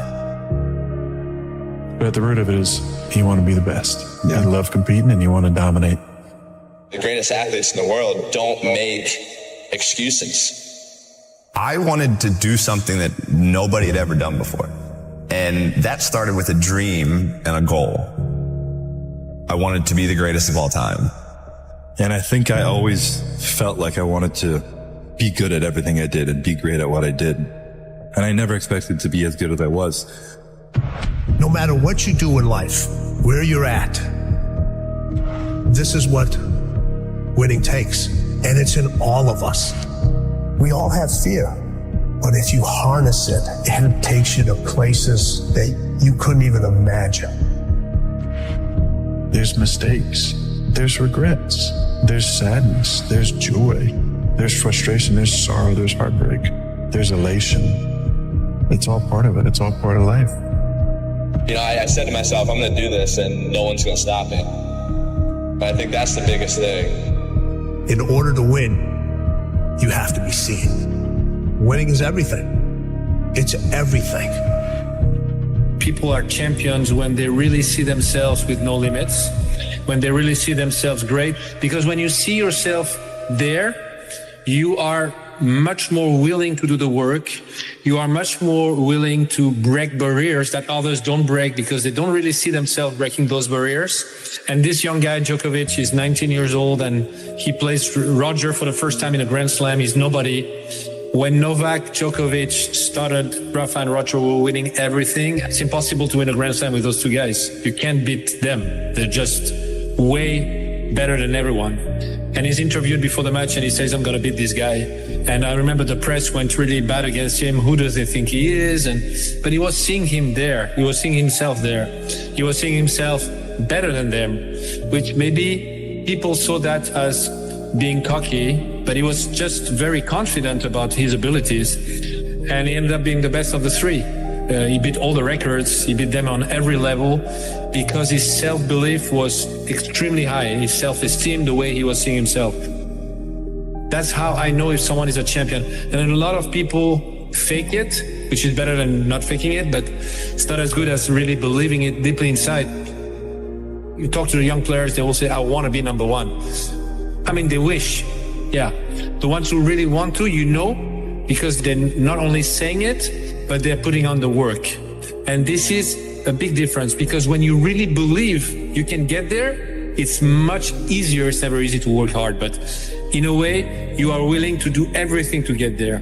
When you wish it, you do things halfway or you don't do it fully. So that's a big difference. But when you look at the road to winning, people look at you and they're like, you're a success. But your road has so many more steps. Those steps are infinite. Sometimes you get to see them, sometimes you don't. Sometimes they're there, other times they're wobbly. You don't know if that next step is going to be there, but you have enough belief in yourself to say, I know it's there. I'm going to take that step. I may miss the step. I may fall. I may get scraped. That step may go into quicksand, but I know there's another step. I know it. I believe inside me that there's another step that I have to take, that somebody else isn't making me take. Those steps are infinite. Winning is infinite. Those steps are infinite. Of course, if your self-esteem is big, like huge champions, I mean, legends like Serena or Venus, and I had this discussion with Richard Williams, their father, and he told me my main focus was to create two young ladies that were believing in themselves in general. And he said to me this, and I believe it, whatever they would have done, they would have been successful. We chose tennis, but if they would have wanted to be runners or singers or whatever, they would have succeeded because they had this incredible self-esteem that they have. And you'll see that whatever they're going to do after tennis, they're going to be successful. I think from the get-go, I believed I could do it. You know, it just seemed so real to me. I'd already gotten sponsors. I was already winning competitions, and I saw the pros, you know, making a great living at what they were doing. And I just figured, like, God, if I could just get to that point, you know, I think I could make a bit of a living out of this. Why would you do crazy efforts, working crazy hard to achieve something you don't really believe in? Why would you put yourself at risk to fail if you don't deeply believe that at the end you're going to make it? Not saying that people never fail. Of course they fail, and Serena failed many times in tennis too. But we remember what she achieved, which is much bigger. The great Serena Williams. I mean, I just never think I'm gonna lose. I just don't want people to think I'm too cocky or anything, and you're only as good as your last win, so I hate losing. I mean, that's no secret, so. But you gotta lose. I feel like every time I lose, I get better, and I think it's important for me to have losses. Just the fewer, the better for me. I think a lot of people they see you run and they say, oh, it looks so easy, you really look effortless. But before it gets to that point, it's hard. It's like hard work. Day in, day out, sacrifice, day in, day out. The confidence comes from preparation. You know, so when the game's on the line, I'm not asking myself to do something that I haven't done thousands of times before. When I'm prepared, I know what I'm capable of doing, I know what I'm comfortable doing, and I know what I'm not comfortable doing. You know, and so in those moments, if it looks like I'm ice cold or not nervous, it's because I've done it thousands of times before, so it's one more time. No, I've never been afraid. I mean, obviously you can't, because you have other things. You have other responsibilities that are taking you away from it. So I already won. So it's not the car, the house, the whatever. It is that internal goal, that internal why. And so for me, I just think that's it. Like that, like you, it's just, it's something within it. You gotta pull it out. And so it's easy when you have a why, a purpose. I'm doing it for this, I'm doing it for that. It's easy to get up and get going. But if it's just for a car, what happens, Luz, when you get the car? Because you can buy it. What happens when you get the house and you can buy the house? Because I think any person, any human realizes that if you want some kind of a good outcome, you're going to have to work hard for it. My outcomes have been. Embrace the process. You say, Dwayne, what process? Life. Life. Embrace the journey and the process of life. You only get stronger hiking by going uphill. Nobody gets stronger hiking by just going downhill. Because you're probably in the bed right now. You're probably an underachiever. You're probably somebody who doesn't want to do anything with your life. People should stop complaining. Right. People should figure out who the they are. Good call. People should not listen to America propaganda of fixing the shit they suck at. They should be tripling down on what they're good at. They should be competent in certain areas, but you're not gonna become Beyonce, or, you know, like your bone structure is a certain way. Like, you're not going to solve everything. Your IQ can get a little bit better, but don't worry about the incremental. Figure out what you puts you on fire and you're halfway decent at, if you're lucky enough right now to be listening and you're good at what you like, become tunnel vision. Because there's way too many voices telling you what and how. The reason most people who are listening right now are not doing that thing is they're worried about the opinion of somebody. And the reality is we have to get to a place where you're doing you, because the number one thing that scares the fuck out of me is regret. The Lonely Chapter describes a time in which you're growing, you're changing as a person, and you're now so different that you can no longer resonate with your old set of friends, but you're not sufficiently developed that you've got the new set of friends that you're going to grow into. And this is the Lonely Chapter. And the problem with it is that you're always, the desire to sort of regress back to where you were is always going to be there. And you're going to have uncertainty. There's not even the promise of glory or success or triumph when you get through the other side. What am I pushing toward? You know, you're telling me that I'm not going to go out on this night out with my friends, which I've done for the last 5 years or 10 years in the town that I grew up in or went to university in or whatever. You're telling me that I'm not going to do that because I'm going to get up and I'm going to meditate or read. Who even knows if meditation works, right? Like, you've got all of these questions in your mind, and all of your friends and all of the dynamics and the temptations pull you back toward that. It pulls you back toward the old version of life. Just lock on me for 6 months, bro. Please. I really want you to be great. You got me, I got you. We all we got. See what happens. It's so easy to quit, bro. That's what everyone's doing. And we're not trying to be like everybody else. Can't progress in life without progressing. So let me go over your head. You can't progress in the grand scheme of life if you don't progress in your everyday life. If you don't try to take a step to be better, your overall life won't be better. If you put your head down and lock in on the vision, how could you not win? Only thing that's gonna cause you to lose is your mentality. Why I hate being around negative people. Being an asshole is a weak person's idea of strength. Complaining is their connection. Never let yourself be held back by other people's fears. People criticize what they were afraid to do themselves because bold action reminds them of their own inaction. If you're afraid to be criticized, why do you care about the opinions of those who are too timid to do it themselves? If you are the criticizer, does tearing down someone who has the courage you lack make you better? You have a whole life in front of you. You have years to take part in this life and to do stuff, to accomplish stuff, and to enjoy stuff. I think about that. If I was 22 again, and if God said, hey, Tom, I'll make you 22 again, okay? Just do something different. Wow. Oh my God. I'd be like a professional golfer this time, even though I can't. I'm lousy at golf. I stink at golf. I would do something that I think in my brain I could never do, which was bodybuilding at one time. I thought I could never do this. It's too insurmountable, it's too crazy, but something in the back of my mind always said, do it, do it, do it, do it. Hey, when you get out of bed, life's standing right there to kick you in the face, man. Could be anything. Could be you get up and you walk downstairs, you got a flat tire and you're late for work and you got this and that. Life is going to throw all kinds of crazy shit at you, right?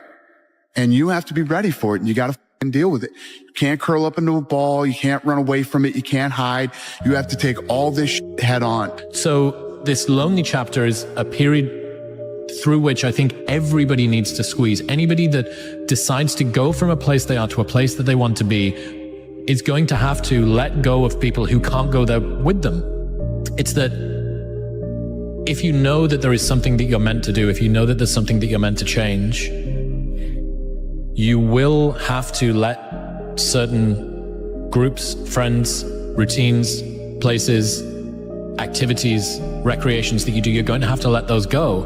And there is this, the Rocky cutscene lasts for 90 seconds in the movie, but it can last for 5 years in your life. And you have no idea whether or not it's even going to work. And that's the bit that always got to me.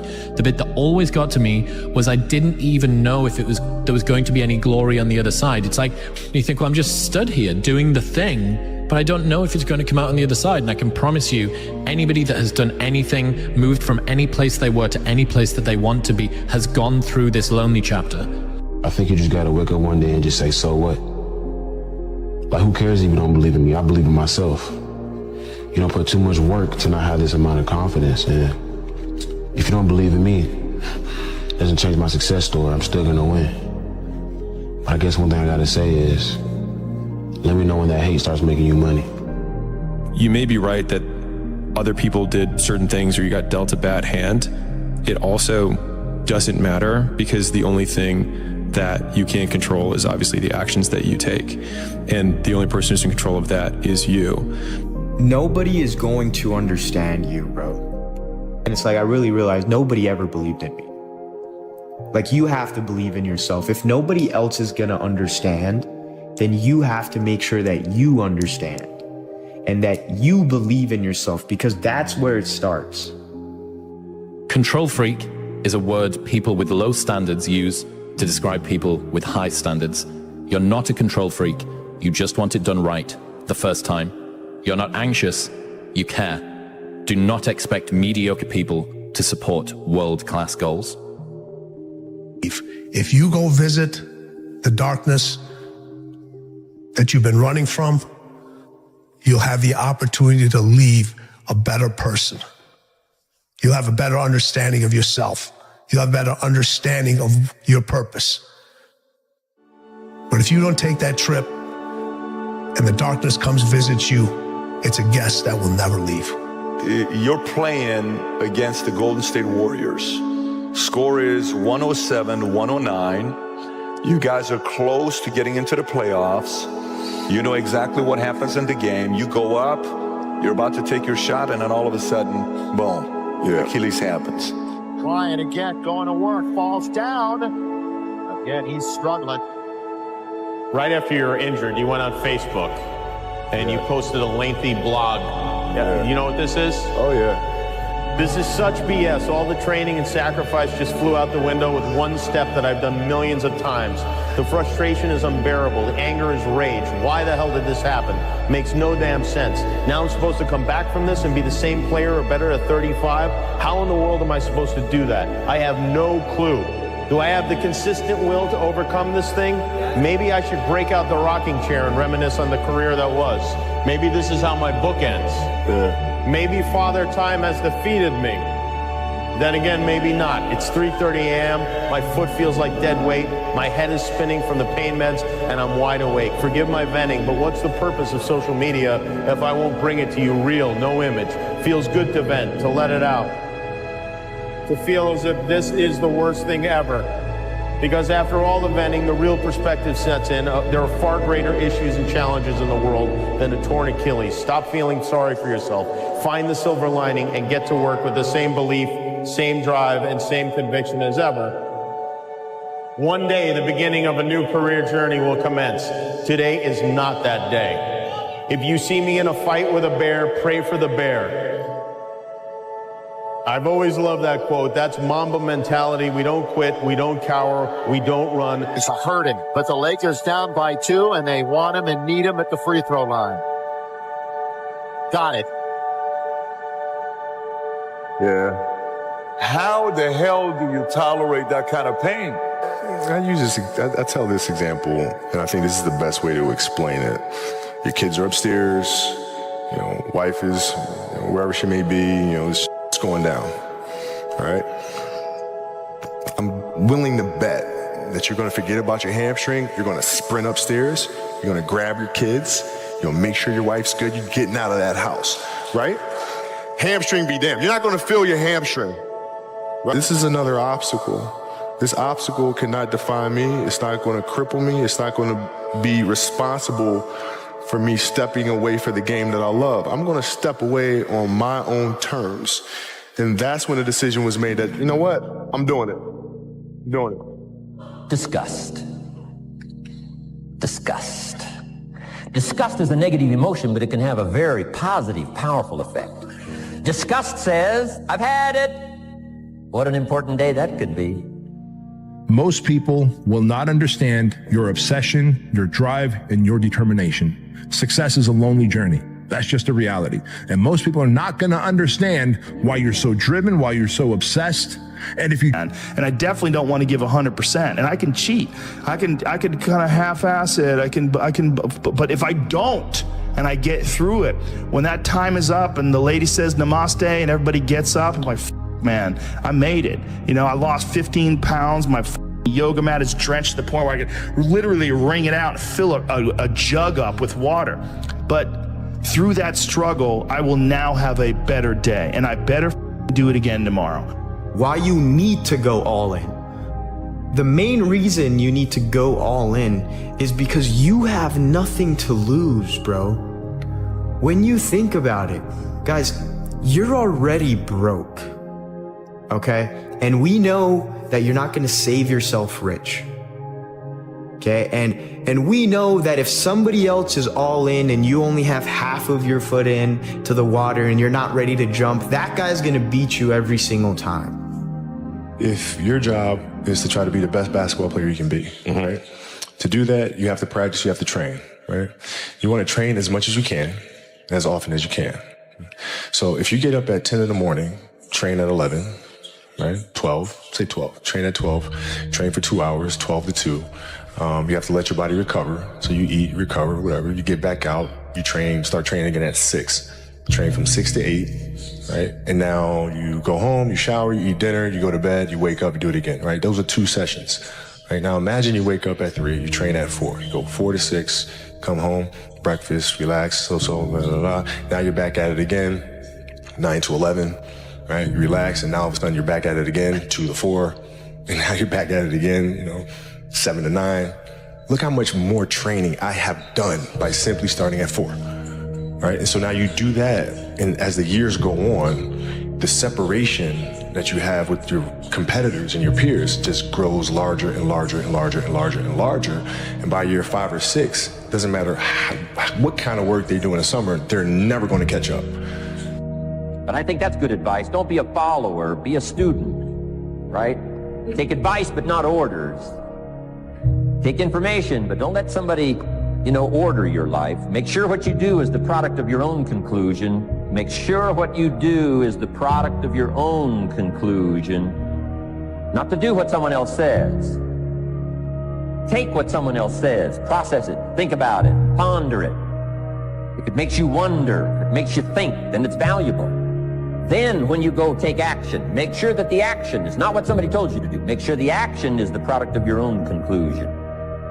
The biggest difference between people who win and people who lose is that winners expect to win. Winners are not surprised when they win. Like when I win, I don't overly celebrate because I expected that to be the outcome. Amateurs, when they win, they're surprised and then they over celebrate. And like I said, when they over celebrate, they become ineffective because they're taking their eye off the game for way too long, right? I won the week this week. And then they talk about that 1 week for the next 6 weeks. And the next 6 weeks, the guy who expected to win is still going just as hard. So it's an expectation. That's the difference between winners and losers that I think in terms of not so much their self-talk, but just their attitude.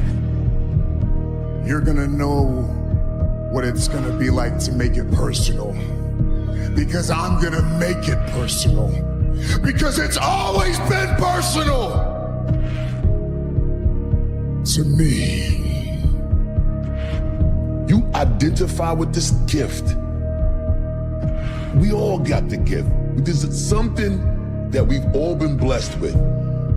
At some point, if we listen to that little thing that speaks to us inside, some people call it instinct, some people call it a vibe, some people call it an energy, whatever the fuck you call it. Some people call it a voice. Whatever that thing is, bro. If it sparks the thought that changes the whole trajectory to what your life can evolve into because you took a second to listen to that shit, you are identifying with your blessing. You are identifying. The greatest fear you face is yourself, because we all have dreams, and it's very scary sometimes to accept the dream that you have. And it's scarier still to say, okay, I want that. It's scary because you're afraid that if you put your heart and soul into it and you fail, then how are you going to feel about yourself, right? So being fearless means putting yourself out there and going for it. No matter what, go for it. Not for anybody else, but for yourself. And here's a philosophy that really changed for me everything. Be so busy giving other people recognition, you really don't need it for yourself. I learned to recognize people for small steps of progress. Every little thing I could think of. Figure out rewards for small steps. And what works is if you dedicate your time and your focus, like realistically, with a professional, disciplined effort to creativity. You show up every day like a professional, but you show up to be creative. If you just do it on a regular basis, ideas will come to you. Where are these ideas coming from? Well, his concept was to think of it as you're a professional and you're getting these ideas from the muse. And this is what you do. You show up and you do the work, you focus on it, and these ideas will come to you. And that little voice becomes completely drowned out. And so you don't know who you are anymore. And you're afraid, particularly young people today. I mean, maybe it's always been that way, are so afraid of being different. They're so afraid of being odd. But look at all the powerful people in this world. Look at your Elon Musks. Look at your celebrities in entertainment, in business and politics. They're one of a kind. They have like, I hate that word, but it's like a brand. They're different. They stand out for something that's truly different. You know, even Albert Einstein, there's nobody else like Einstein. There's nobody like Da Vinci. Okay? That's where your power lies. And you'll go, oh, but Robert, those are people that were brilliant, that were talented. I'm not like that. I don't have that. Well, bullshit. You do have that. It's just you're forgetting about it and you don't want to put the effort into it. And there's no one more narcissistic than someone who's smart. And if you are smart, that's a real temptation. It's a real temptation. It can make you bitter as hell. The most bitter people are the smart people who aren't successful because they feel that their shining light wasn't given due course and that the world should fall at their feet and didn't. The way the world works, you don't get a gift without a corresponding temptation. And intellect is certainly, it has the same characteristic. You can go very spectacularly wrong if you're smart. And it's pride that does that. When you set a dream and you say, this is what I'm going to do this, I'm going to do that, and you make a plan, and then plans are good. But if you come to a certain point where there's a tree across the road or the bridge is out, you can't. There is dedication and hard work, you know, to be able to work 100% all the time. This is, if it exists words, this is my secret. He's a legend. He's one of these big names that stays forever in football history. But the guy he motivates himself with numbers, with new things. He wants to win the gold ball X times and the golden boot X times. And he wants to not just to play these Euros. He's already thinking that he wants to play the next World Cup. Does he get angry when people say maybe Messi's better? Would that infuriate him? I don't think so. I just think that critics motivates him. I think he feels if people criticize me, it's because I am who I am, and I did what I did, and I still try to do, and he gets that as an extra motivation. I think as an opponent, you should be quiet and don't say a wrong word about him, because that would be always a motivation for him. I think he's the player that everybody knows he is, and mentally really very, very strong. Once again, as you say, it's Cristiano Ronaldo, and it's controversy once again. Why is it always the case with you? I don't know why. Maybe someone's don't like me, but because maybe I'm too good. It is what it is. The life it's completely difficult. We have obstacles in our lives, and I will keep running to fight against the people who don't believe me. And the life is a challenge, and I want the people that they're wrong. I'm there every morning. I do the same stuff. I'm probably the first ones to arrive and the last ones to go out. It's great. This is giving me motivation to still work hard and better in my job. But I have to say, to be in my shoes is not easy. But I'm not complaining. I just want to say that I'm feel happy. All this happened because of reason. The reason is I'm unbelievable inside the pitch. This is why the people have so much interesting on me. Are you the best footballer in the world right now? I think so, yes. In my mind, I'm always the best. I don't care what the people are thinking, what they say. In my mind, not just this year, but always, I'm always the best. I'm always going to say that because I think we have to thinking we are the best in our area. So in my area, I think I'm the best. Is there anything that Lionel Messi is better than you at? It's opinions. I respect the opinions. Maybe in your opinion, Messi is better than me, but in my mind, I'm better than him. So it's simple. Is that rivalry a good thing? For me, rival don't exist. The meaning of this word is not, don't exist. Rivals is in a war. This is it. We have rivals. In football, no, it's just a game. I think the numbers, they say everything. I don't need to say, I'm a minister of football, I'm a legend. The numbers say everything. So this is, I'm very comfortable. Cristiano Ronaldo, those two just keep pushing each other on, pushing the boundaries of greatness. Exactly, and would they have been able, that's the question that I always ask myself, would they have been able to do this and keep this up, the relentlessness that they've shown without each other? If they was out on their own, no one else around, would they continue to have done this? That's the question. No, they probably do add to the motivation. Yeah, 100%. I think all the great sportsmen in the world have always had that someone else to feed off. And I think this is another great rivalry in football. They don't talk about it. Seems like there's a bit of a respect between them. They don't ever mention each other really, but they're just phenomenal to watch. And people try and make comparisons of who's better, etc. Just enjoy them, man. How much has Lionel Messi pushed you to become a better player? I'm pushed to myself. I don't need other players to push myself.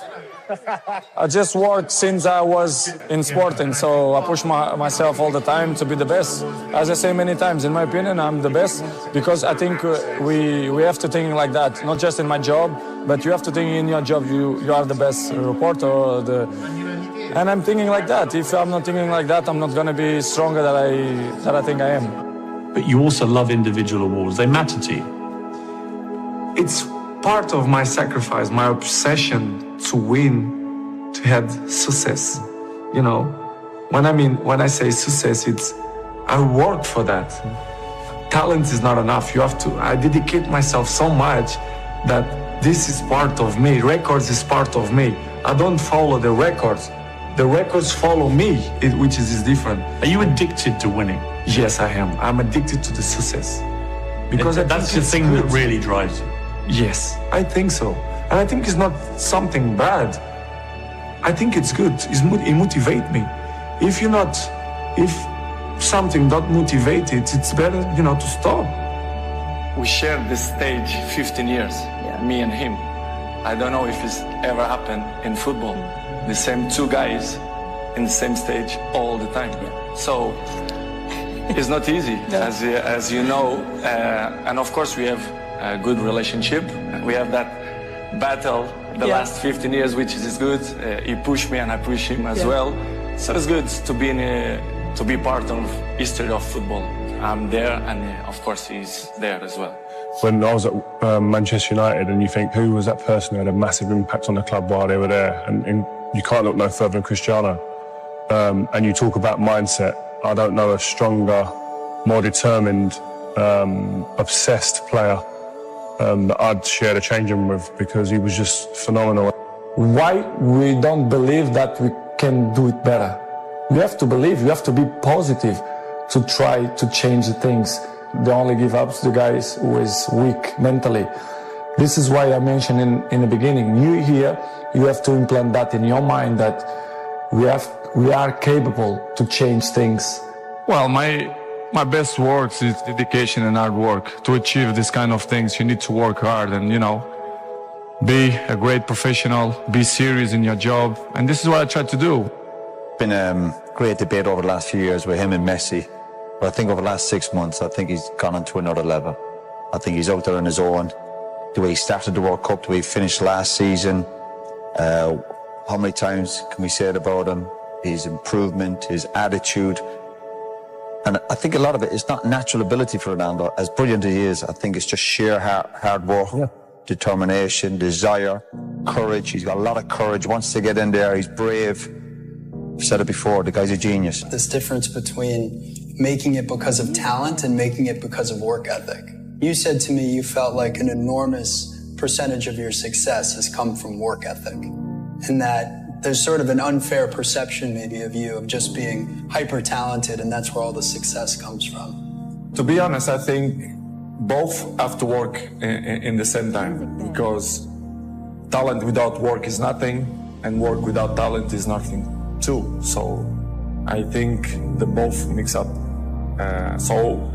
And of course I have two.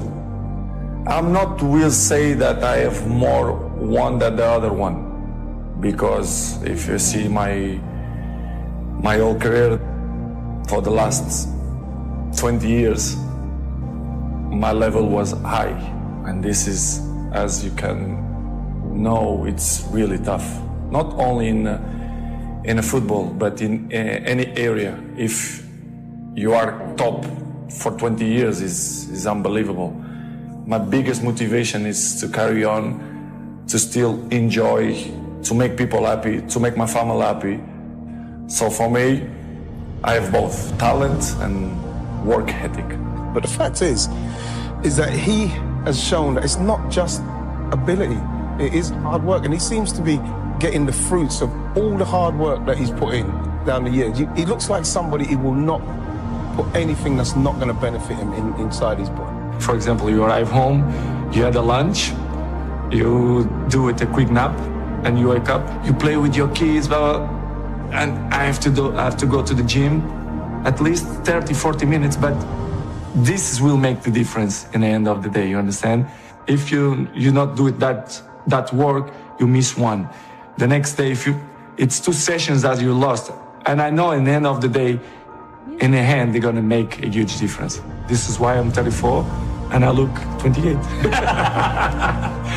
Every year is a challenge for me to be better than last year. So I know it's tough. Last year was amazing. 2 years ago was amazing too.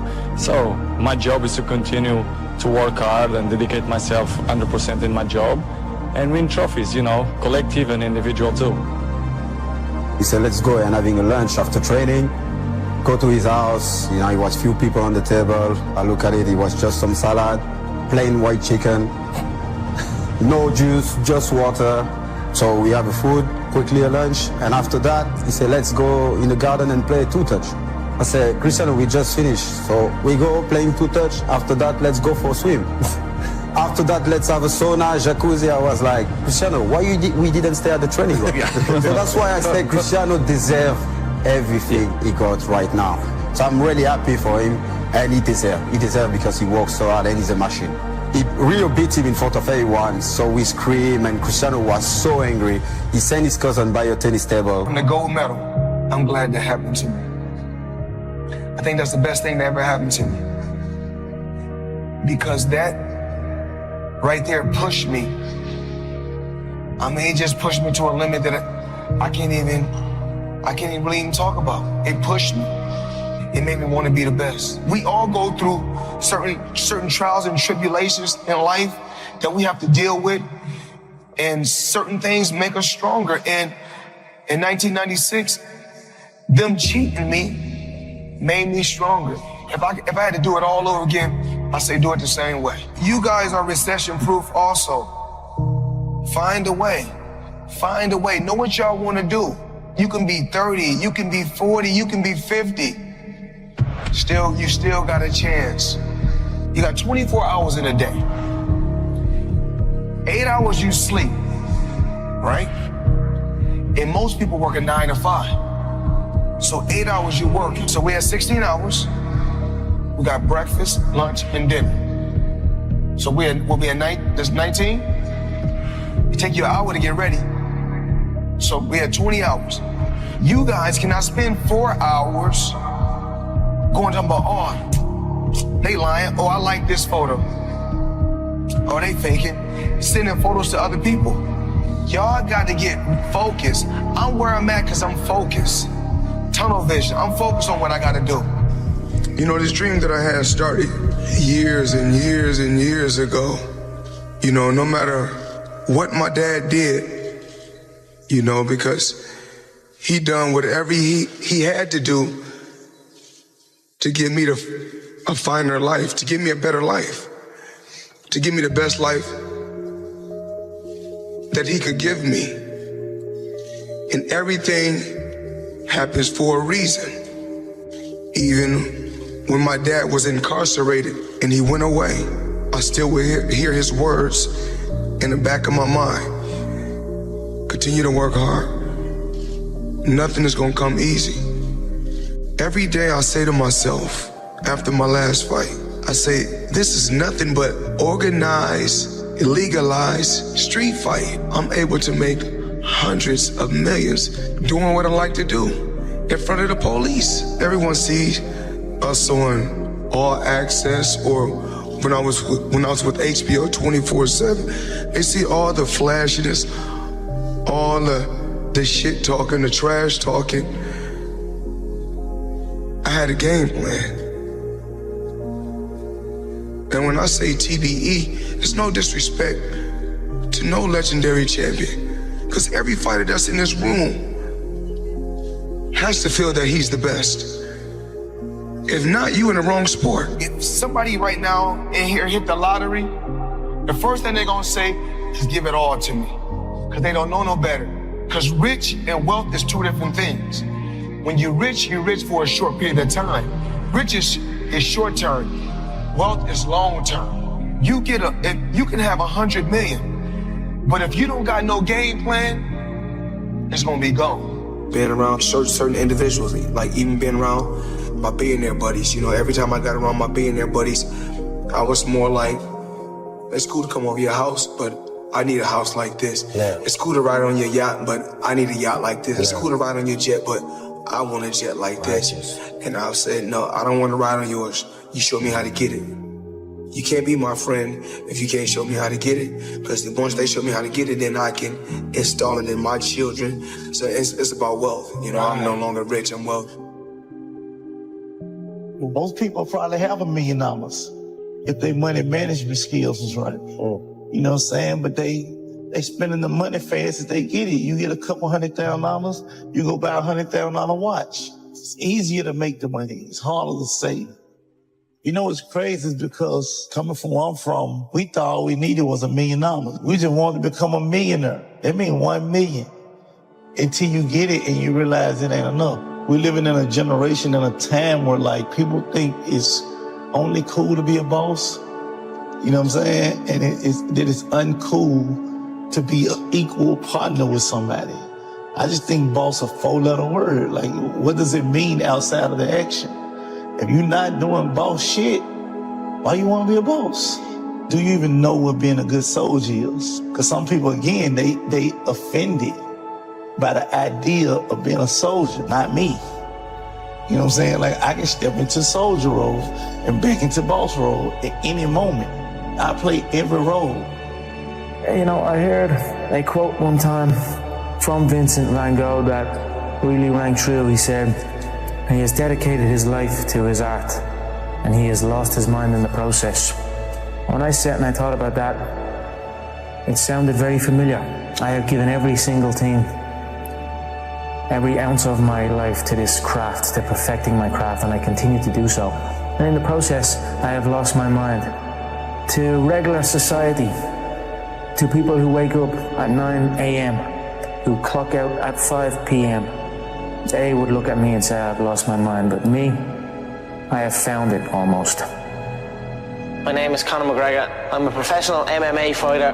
My dream is to be world lightweight champion in the UFC, have more money than I know what to do with, and have a great life for my kids, my grandkids, everyone in my family, everyone that's come up with me. That's my dream. My dream is to be number one. Most young men, why they got into martial arts was to defend themselves. I started off really into football. That was what my first dreams were, you know, being a football player. How good you were at playing football and how good you were at fighting, you know, they were the two things where I grew up. And then maybe as I start going outside my little estate and all, conflicts start happening. And I mean, I had to kind of think to myself, right, I need to be able to defend myself now as well. Not even to get back at anyone around, just to kind of be like, all right, this guy knows what he's at, just leave him alone. No, that's it, I don't know why I'm doing it other than that really. Now I'm obsessed. I was working in the plumbing business at the time, yeah, but it would have been around that time that John, last year I left the plumbing business. How bad was that? The plumbing? Yeah. Horrendous. It was just a horrible, horrible time, and I was like, you know what, I don't want to do this, and then I just left, and then I just stopped going, didn't get out of bed. Then my dad would come in and try and bait me out of bed, and we'd have fights, and literally, for a good while I didn't really speak to my dad. We just kind of stayed away from each other. Anytime I come across my dad, anytime we did speak was to fight. Why did it get to that point, to when he was that mad? Because I was doing absolutely nothing. I was out getting into trouble. Yeah, it basically felt like I was doing fuck all. I was a waster, you know, I was a waster. Called that a lot, you know what I mean? But the real stress and the real fights come from the mortgage, come from the stress of home. A lot of people are getting evicted from their homes around here. So that's something that I grew up with. That was a big stress in my family. It caused a lot of stress. So I just wanted to give it back and help out and just do that. And my mother and father are still young. Now they have their feet up, they can relax, they are in a new place. So it's good. That's something I always dreamed of. I always visualized what giving would feel like, given to people who have given to me, what that would feel like. I always dreamed of just showing up one day and be like, here. I always visualized good things, success, abundance. I visualized it all, and it's all happening. If you have a clear picture in your head of something is going to happen, a clear belief in that it will happen no matter what, then nothing can stop it. You know what I mean? It is destined to happen, and that's what happens. You know what I mean? It's perfect. I'm fighting myself, you know what I mean? Because you are fighting yourself. There is no opponent, you know what I mean? It's you versus you, and I'd say I'm fighting myself in there. I'm gonna beat myself. Not even martial arts, life, you know what I mean? It's always you versus you. If you're competing against other people, you know what I mean? Competing against others, and you're gonna become bitter. Eventually you'll become bitter. But if you compete against yourself, you'll become better. There are no restrictions, there are no limits. There's no one trying to get something from me, or trying to make me do this, or make me do that, or send me here, or send me there, or stop me from going full. I'm free.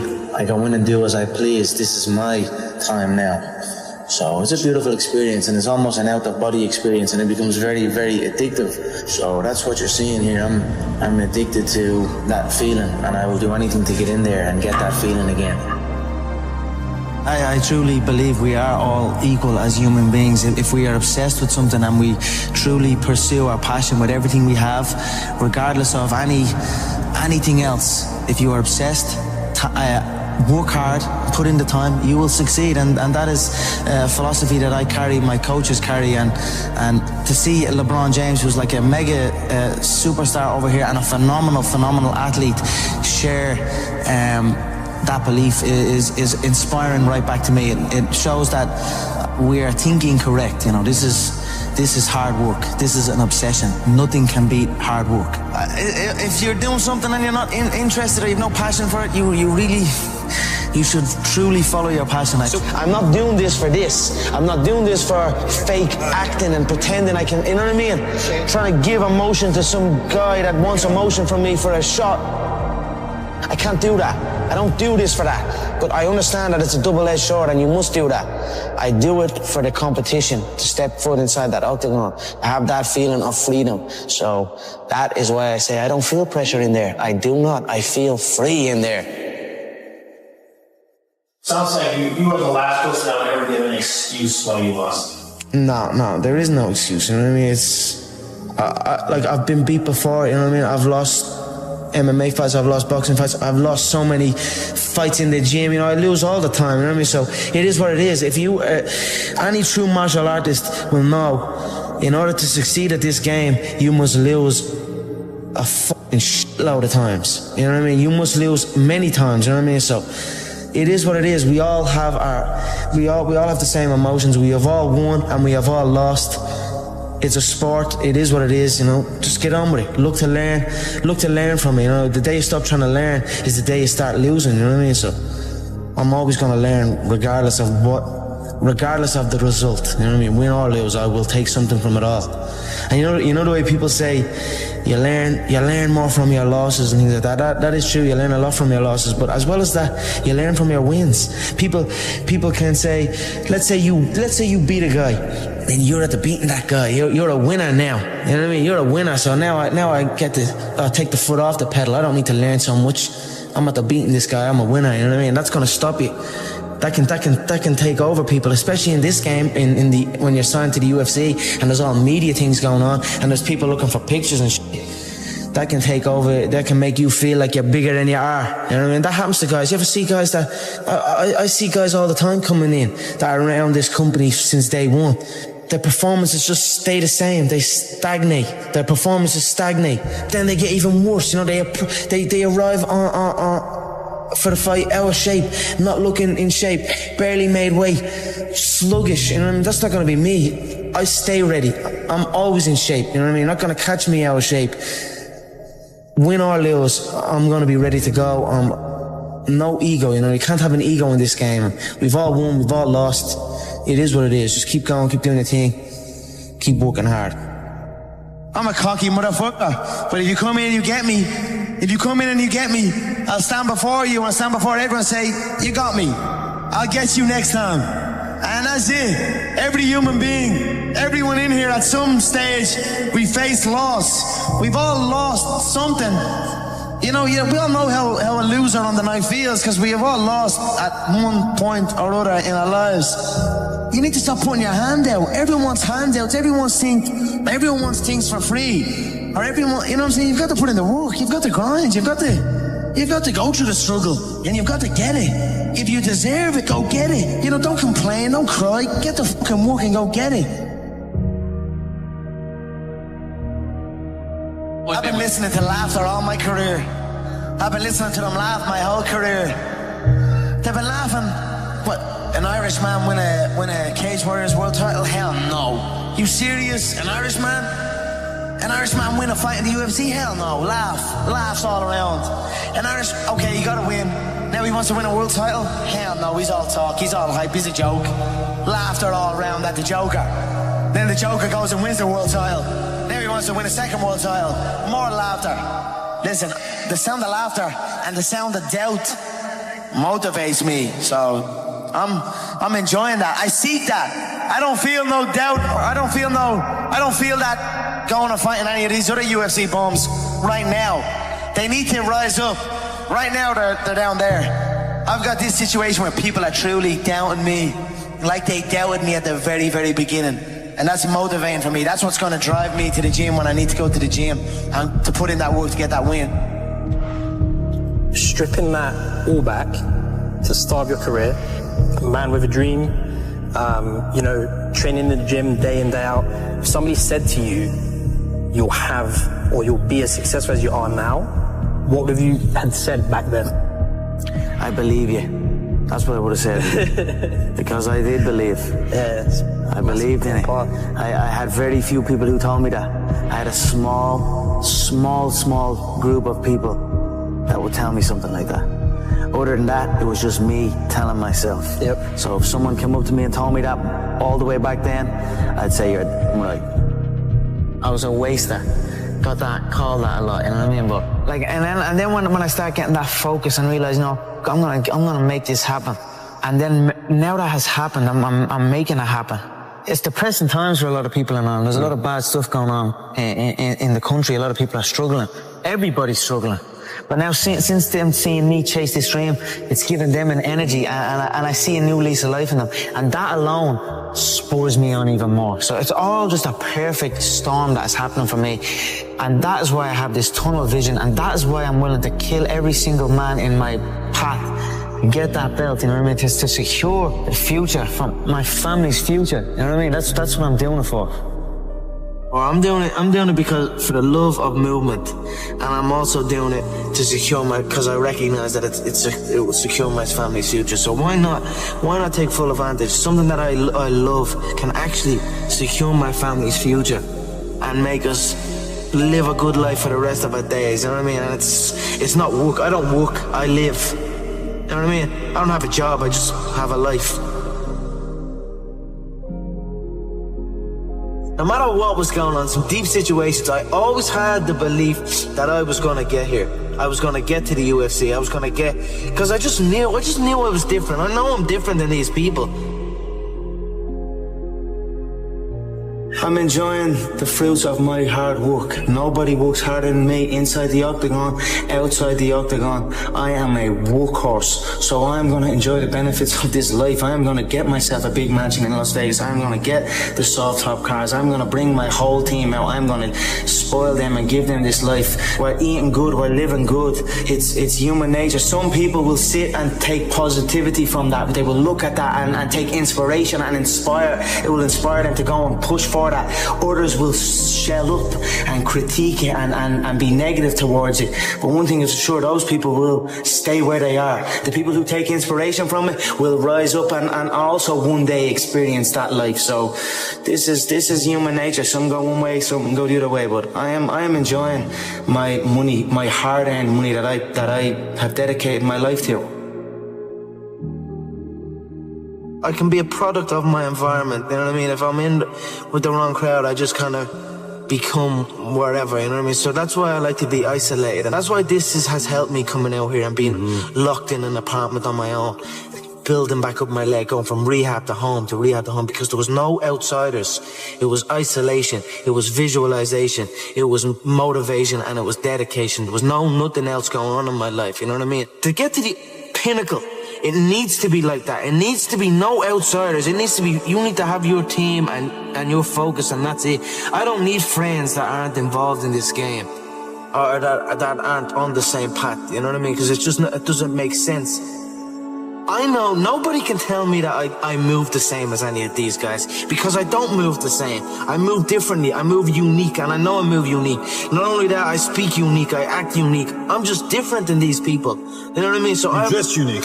I dress unique. Whatever. I just feel different to these, on another level, on another playing field than any of them before me. That's why I know I have no doubt in my mind that I'm the great, that I will be the greatest of all time. But in my head already, I am better than everybody, and I know, you know, there's a lot of hate come from people, you know. But I know, and I will prove. You give me time, and I will prove it to everybody. When you're chasing your dream and when you're working hard, chasing something you love and completely dedicated, it just happens. You can't really notice it. You know, even still to this day, I'm in an amazing position in my life, but I'm still working like I'm not. I'm still working like I'm not in this position. Absolutely. I'm still working like none of this is even. It's just something I love to do, and I just keep pushing and keep working hard. I can't pinpoint an exact moment for you, but if anything, I always felt like it was happening way back then, and now it is happening, but now I almost feel like it's not happening. You know what I mean? And I want to push to something else. Absolutely. I'm always striving to push forward. No, I don't like thinking too far ahead. People set like goals, long distance goals, and that's too much for me. I already feel like I'm living it, and then I just carry on doing that. You know, carry on day by day, already living the final goal, the goal of being the world champion. I already carry myself like I'm a world champion. I already speak like I'm a world champion, and that's it. I just carry on day by day. So I'll take it as it comes. You know, hard work pays. I put in a hell of a lot of work all throughout this build-up in the fight. I pumped out more content than anybody, more content than Fox, more content than ESPN, more content than BT Sport, more content than everybody on the Mag Live on my own channels. You know what I mean? I'm a fucking workhorse from all angles, not just in the gym, but I'm building this media empire now myself, and we pumped out the content. I'm very proud of how it went. We consistently, daily movies I was releasing, you know, from like a month ago, every single day. You know what I mean? Nobody's doing that. So I'm very proud of it, and I'm very, like, the work pays, hard work pays, and I put in the work, and that's why I'm sitting at the top. I put it all on the line. I show up, I perform, and I get the results from that. So what do you think they'll say about you in 50 years? You know, I'm not quite sure what they'll say about me. They'll probably just say I'm a young kid who showed up when he said he was going to show up. And that's it. I cannot control what people say about me now or in the future. But I certainly know what I am doing, and the stuff that I have done and achieved will live on long after I am gone. I don't think there's a fighter that in the UFC's history that has done what I have done in the space that I have done it. And Saturday night when I go out there and put Diego away in the first round, I'll prove my worth. He can do it, you know, you never know, but he's not going to be that easy the way he's been talking. So this is why I call him a clown, you know, so you guys can see everything there. So everybody have a mouth, everybody talk whatever they want. Pressure is an illusion, you know, but I want that illusion of pressure, you know. I heap more on, give me more pressure. So when I put this guy away and make it look easy, which I will do, people will say, how did he do that? You know, let's skip the queue. Let's jump this guy ahead of the queue and put him straight in for a title shot. Saturday night, they're going to see you're going to see a true #1 contender here on Saturday night. No, honestly, I said I was going to put him away in the first round. I put him away in the first round. It would have to be something special to come over here in my hometown and take this away from me. There's not a man alive that can come on this soil and beat me. So.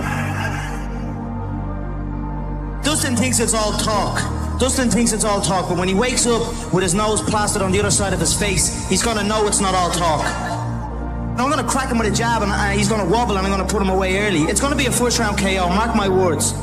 These featherweights don't understand. Until they get hit by me, it's a haul in the first round, and I knock them out in the first round. You can call me Mystic Mac because I predict these things. It's the old age. This is the new age. I wanted to come over here to America and show the American public the new era of the fighting Irish, and I brought my whole country with me. If one of us goes to war, we all go to war. Well, this was a huge victory for you. This is your first victory over a top 10 contender. What's next? You know what's next. That world title is next. I'm going to fly to Brazil, and if they want, I'll eliminate Chad Mini Mendez and step in and give the fans what they want. Aldo versus McGregor. This is only... Conor, you've been known to make predictions. You're known as Mystic Mac. What's your prediction for UFC 205? Like I said, he's chinny. He has a chin. He gets cracked, he gets dropped. It's happened throughout his career. He's a weathered fighter. He's on his way out. He's very, very lucky to be in the position he's in. One round it will take me to knock him out. The gold belt is what I want. The 2 gold belts. I was a 2-weight world champion in the previous organization. Now I'm on the big stage at the UFC. I want that featherweight belt and I want that lightweight belt. That's my goal. The money is going to come with that. Don't get me wrong. It's prize fighting. I'm after the money as well. But the money comes with the belt. And the belt is what I'm focused on. I don't care about fame. I'm gonna wrap one on one shoulder, I'm gonna wrap the other on the other shoulder, and you're gonna need an army to come take them belts off me.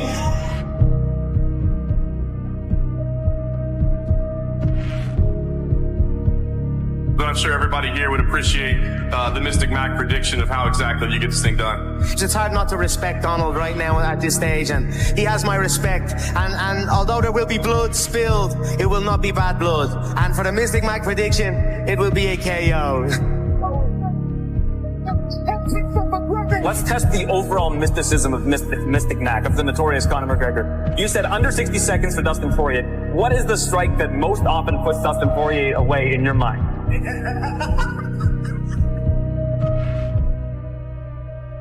Are you the best point guard ever? Yes. Steph Curry transformed from a skinny, undersized high school kid to a basketball legend. He completely revolutionized the game, just like Michael Jordan. He's the modern MJ, you know. Steph is a 4-time NBA champion, 2-time MVP, 10-time All-Star, and arguably the greatest shooter of all time. I'm wondering is it time to start putting him as the best player of all time? Let's take a look and listen to what NBA players and legends think of Stephen Curry. 08, 09, or whenever that little light-skinned came in the league, that's in Golden State. He single-handedly changed the no lead is safe. When it comes to influence, since I've been watching the game, the most influence on the game, and obviously we know what Mike did for the game, Steph and Allen Iverson are the 2 biggest influential guys in our game since I've been watching and covering it. Kids felt like they could be them. They were guys that was not always counted on. They were small in stature, and they just defied the odds. And now you have Steph who's shooting over the Empire State Building. You know, it's just like those two are the two most influential when you say their game, how they changed the game and the kids and like, those are two guys that you just wanted to watch every single night. When you look at me and Steph, I just feel like we're able to do things out there that keeps the normal person walking down the street, gives them hope that basketball can be for them as well. You know, he's just able to do so many special things, and I can go on and on about Steph, but I love that guy, and I love Steph. Hey, you know, a legend in the game. He changed the game. When a guy changed the game, some way, somehow, you got to expand the Mount Rushmore. You know what I mean? Like, who says it only could be this many people?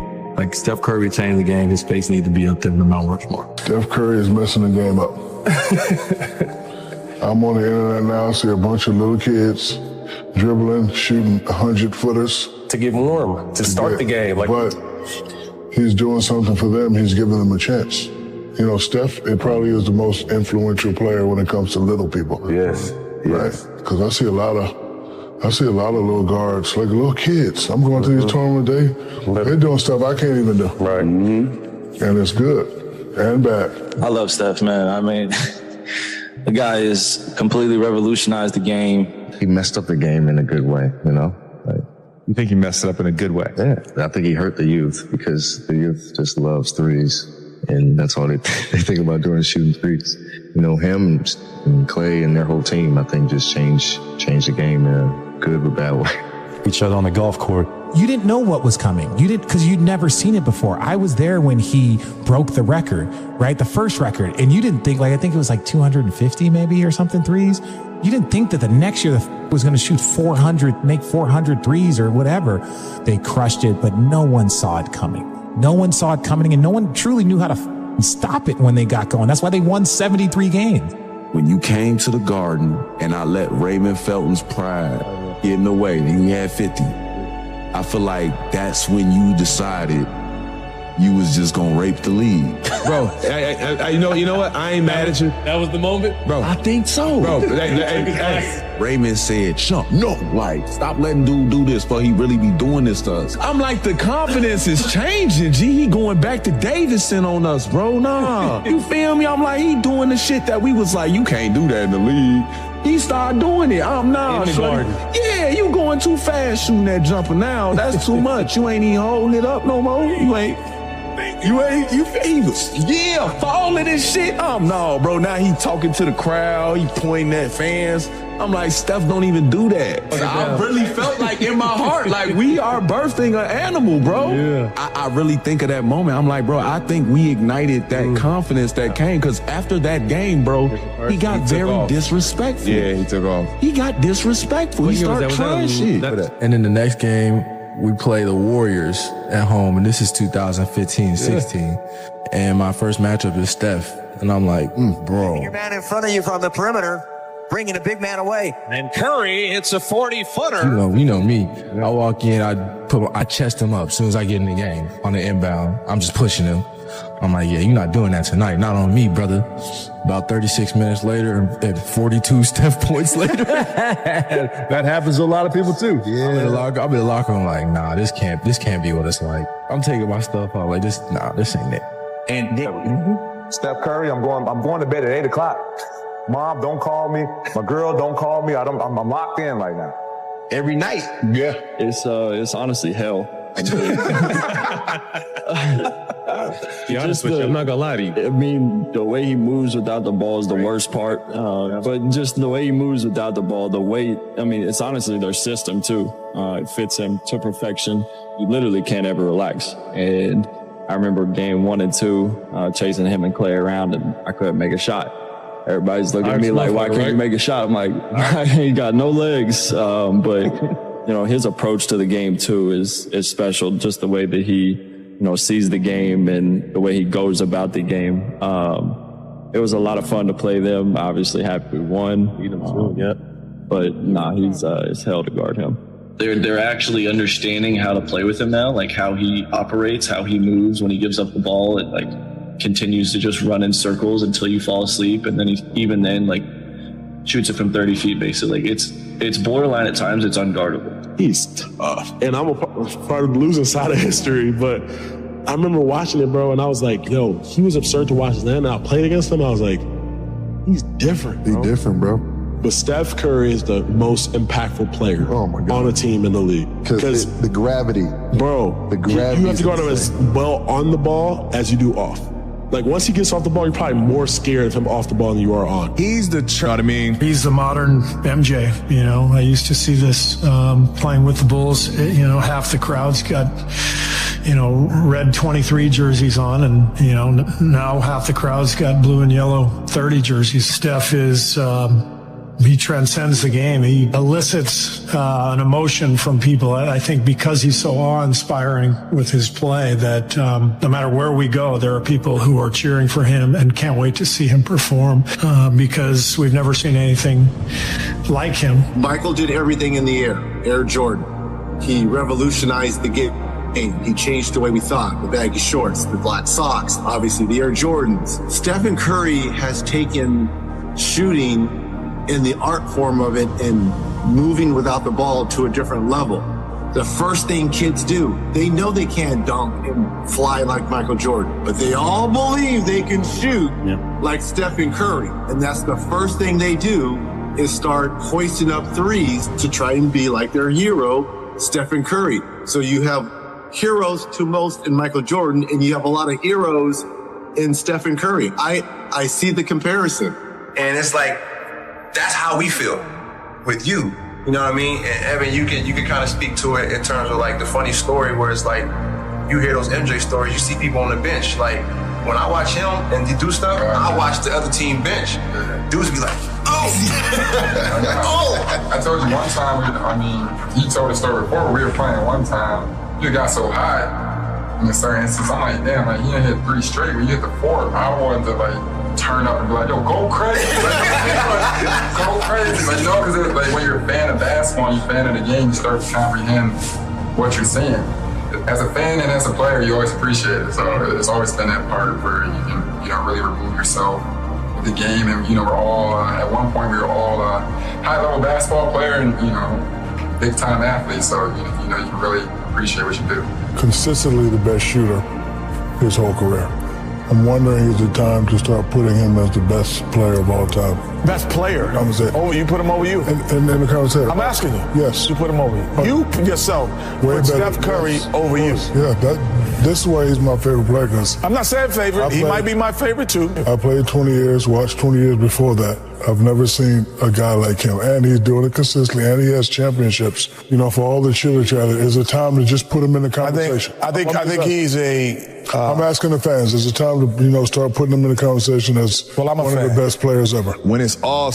But really, he shoots those shots of the game. Yeah. This is a great time to practice. While we all stretching, like he's going to get unlimited of them. We stretching, we get loose. He's chucking it from half court. He's making them. And it's like, all right. So when he gets to the half court with 0.3 and he's asking for it, he makes it. It's like, it's no surprise. So like seeing his preparation made me really want to be like, all right, I can shoot from anywhere. 1 second on the clock before halftime. Right. We have the ball out under our own basket, 94 feet away. He looks at the defense, he catches it, and he flings a shot 90 feet that actually comes kind of close, goes against him in the scoreboard. Yeah. That's a missed three, right? He takes these shots every game. When I played, and like most players, you get that ball, it's like, maybe you take a dribble, like, I don't think Big move. Yeah, throw a grenade everyone. This guy shoots every one of those shots. And I think part of it is he's one of the greatest showmen that I've ever seen. And you love to do something that nobody else does. And it took me a while to learn that, our first year together, you were taking some of those threes and, I had the voice of every coach I ever had saying, that's a terrible shot, that's a terrible shot, right? And then I realized that's part of your superpowers that you love to put on a show. It also wins. This is not just doing crazy stuff for the hell. This helps us win. Greatest shooter we've ever seen, hands down. The shots that he makes is by far some of the toughest shots I've ever seen taken. Wow. Let alone made. Let alone made. Exactly. Crossing over behind the back, just letting it go, turning around, just running the other way, and then ain't nothing else to be said. When I let this thing go, don't go for the rebound. We need to get back. And that's extreme. I mean, not only is it extreme confidence, but that's a talent, man. That's a talent and a half. His dad is obviously arguably one of the top 15, 20, depending on what are you going by as shooters. But for him to make all of those shots off the dribble, pulling from half court, that shot he made against Oklahoma City 2 years ago, like, across half, ridiculous, crazy. Well, but him getting it. Steph is listening to Steph's workout, and I know how OCD you are. People don't understand the amount of energy that he has to use every single day. It's next level. Like, even for athletes, even for guys that do this for a living, you're like, this man has to run around for 48 minutes every single night doing what he does. You don't see that coming. And so it's a compliment to those guys to figure out an equation that no one ever has. And they just dominated with it. The year Steph hit that shot in the corner in New Orleans, I saw that live. I had 16 points in that game. I saw that live. The chef, bro. That's when the chef started taking over. That's when he was like, hey, LeBron is LeBron, but hey, I'm here. It's because Steph is so random. Like, you can practice it, but you don't know what he's going to do. There's no rhyme or rhythm to, like, because he reading you. Steph is right behind Magic. I can't put anybody else ahead of Steph but Magic. Oh my God. Ever see another Steph Curry? I think this is truly a one-off.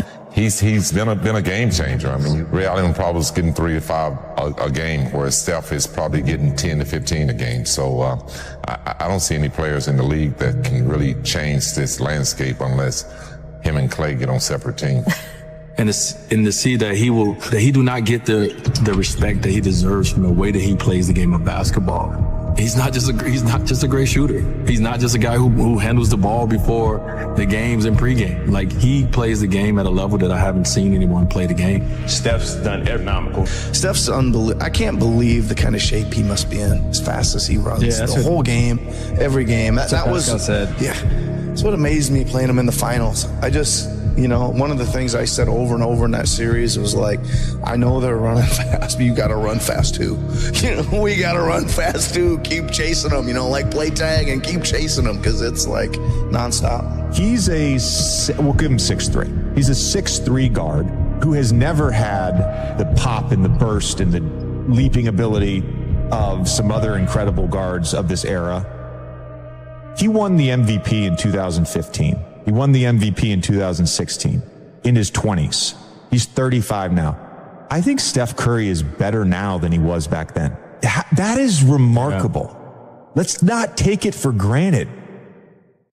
Wow, so your brain doesn't really know the difference between, say that again? Between something that happened in real life or something that you strongly visualize. Wow, it's the same reason why when we watch a movie or something, we're able to get lost in it. Yeah. We're able to believe in it because wow, so you could create enough of a visualization for yourself if you really were to powerfully start to focus on it and do that and build that ability to visualize something that your brain at one point would have to think it's so true that the world would meet you and put it into your life. I love the way you put that. Wow. You see, the most magnetic thing in this world is to rest fully in your own energy. When you stop trying to become and simply allow yourself to be, your frequency aligns with the universe itself. Because how you see yourself is how the universe experiences you. You are creators. Every human being is a creator. As you think, so shall you be. I believe we're creators, and I believe we create with every thought and every word. We really do paint our world with our thoughts. You can almost create your entire world. Not almost, you actually can. Yes. You can. But we can all do it, as we don't realize the power we have. If you can see it, you can do it. Own who you are, because then your creative abilities will come forth. That's what we are. We are creators. We are manifestors. What do you want to do in your life? Where do you want to go? What do you want to make happen? What do you want to make happen for between now and the end of the year? Think about it for a moment. Don't think of why you can't. Doesn't matter how much money you've got. Doesn't matter how much help you've got. Build a vision. of what you would like to accomplish between now and the end of the year. And then make a written description of that vision. Paint the picture with words. You can go either way with this. You can start writing the picture and it'll come on the screen of your mind, or build a picture and then paint it with words. Vision. Vision is going to direct your life if you let it. Use it constructively. See what you want. Don't spend any time thinking of what you don't want. When you get a picture in here, make it big, make it beautiful. You'll be glad you did. The only thing you need to know to understand the deepest metaphysical secrets is this: that for every outside, there is an inside, and for every inside, there is an outside. And although they are different, they go together. You can only attract according to the frequency that you're operating on. Attraction is a secondary law. The primary law is the law of vibration. That's a primary law of the universe. The law of vibration decrees everything moves, nothing rests. Well, when you think, you put you onto a frequency. You can only attract what's on that frequency. You think about a person a lot. Just concentrate on that person will phone you, or you'll bump into them on the street. The law of attraction takes over. You can attract to you what you're in harmony with. But when you set goals, you got to see yourself already there. That's called a mindset. They set their mind on the frequency that they have to be in to attract what they have to attract. And that's how the goal moves into form. The only problem is you don't have it on a physical plane yet, but it will manifest in time. The perfect man employs his mind as a mirror. It grasps nothing, it refuses nothing, it receives but does not keep. And another poem says of wild geese flying over a lake: the wild geese do not intend to cast their reflection, and the water has no mind to retain their image. But to have no hang-up, that is to say, to be able to drift like a cloud and flow like water, seeing that all life is a magnificent illusion, a playing of energy, and there is absolutely nothing fundamentally to be afraid of. Every morning when you wake up, visualize and feel exactly what it is that you want in life. You don't have to worry about how it happens. You just have to focus all of your energy on feeling as if it already happened. And if you can do that, then the right circumstances, the right people, the right opportunities will show up to get you the vision that you have for your life. Because in truth, it really isn't the universe. It is you in verse. In other words, it's everything that you think and feel inside of yourself about life is what you are calling in to your reality. You're the one creating your reality. Do you know why most people never manifest what they want? Because they're waiting, as if the universe owes them something just for wanting it. But the universe doesn't respond to waiting. It responds to movement. You see, manifestation is a dance, and it takes two to tango. The moment you begin, the universe begins with you, not before. You are the catalyst, the initiator, the one who must step into the unknown first. No one is coming to save you, because you were never meant to be saved. You were meant to awaken. So make the move, and watch how reality bends to meet your stride. The universe only gives us what we think we're worthy of receiving. So then people who show up for themselves every day, they start feeling pretty damn worthy. Like, hey, they're like, I'm worthy for this. Not like in an entitlement way, like something. They just like, I feel like it's going to happen. I'm worthy for it. You're not ready for what you want until you believe you can get it. All things are possible if you believe. And you get it when you believe it. You get it when you believe you have it. And that's the key. It's like people still, they sit around going, when's it going to come? When's it going to come? When's it going to come? When's it going to come? And that's the wrong way. You have to go. It's here. It's here. Before you go to sleep every night, visualize yourself being, doing, and having the good which you desire. And whatever idea you lift up before you go to sleep, that idea is impressed upon the subconscious and it draws that to you. You'll wake up in the morning and the right ideas will just be clicking in your head. You'll meet the right people for the right purposes at the right time. You'll meet strangers, but they'll be right for your right purpose. People will do things for you and they won't even know why. Always visualize just before going to sleep. That's the one most important time, if there is a one most important time.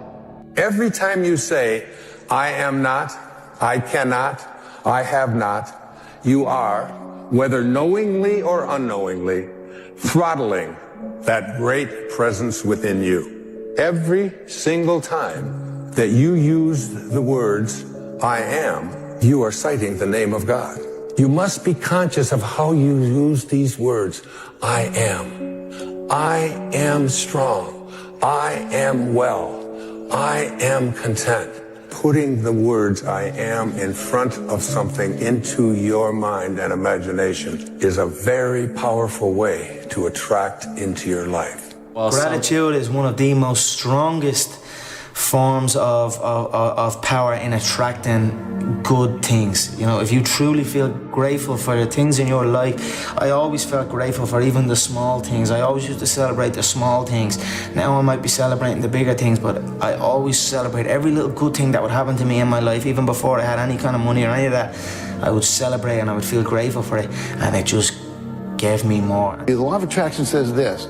It says that whatever you think about, focus on, fantasize about, worry about, talk about, attend to, watch on TV, listen to on the radio, you're going to create more of in your life, especially those things you feel intense feelings about. So when you're talking about how bad it is and you're not feeling good about it and you're really upset about it and you're down in the bar, you know, talking about how terrible life is, what I call the Ain't It Awful Club. You know, people go there after work to the Ain't It Awful Club and complain about how miserable their life is. And when you do that, what happens is you actually create more of that because you're sending out a vibration. And that vibration is your thoughts and your feelings that are the result of those thoughts. And so we have to become conscious of our thoughts. We have to become conscious of our feelings. We have to become deliberate thinkers, deliberate creators.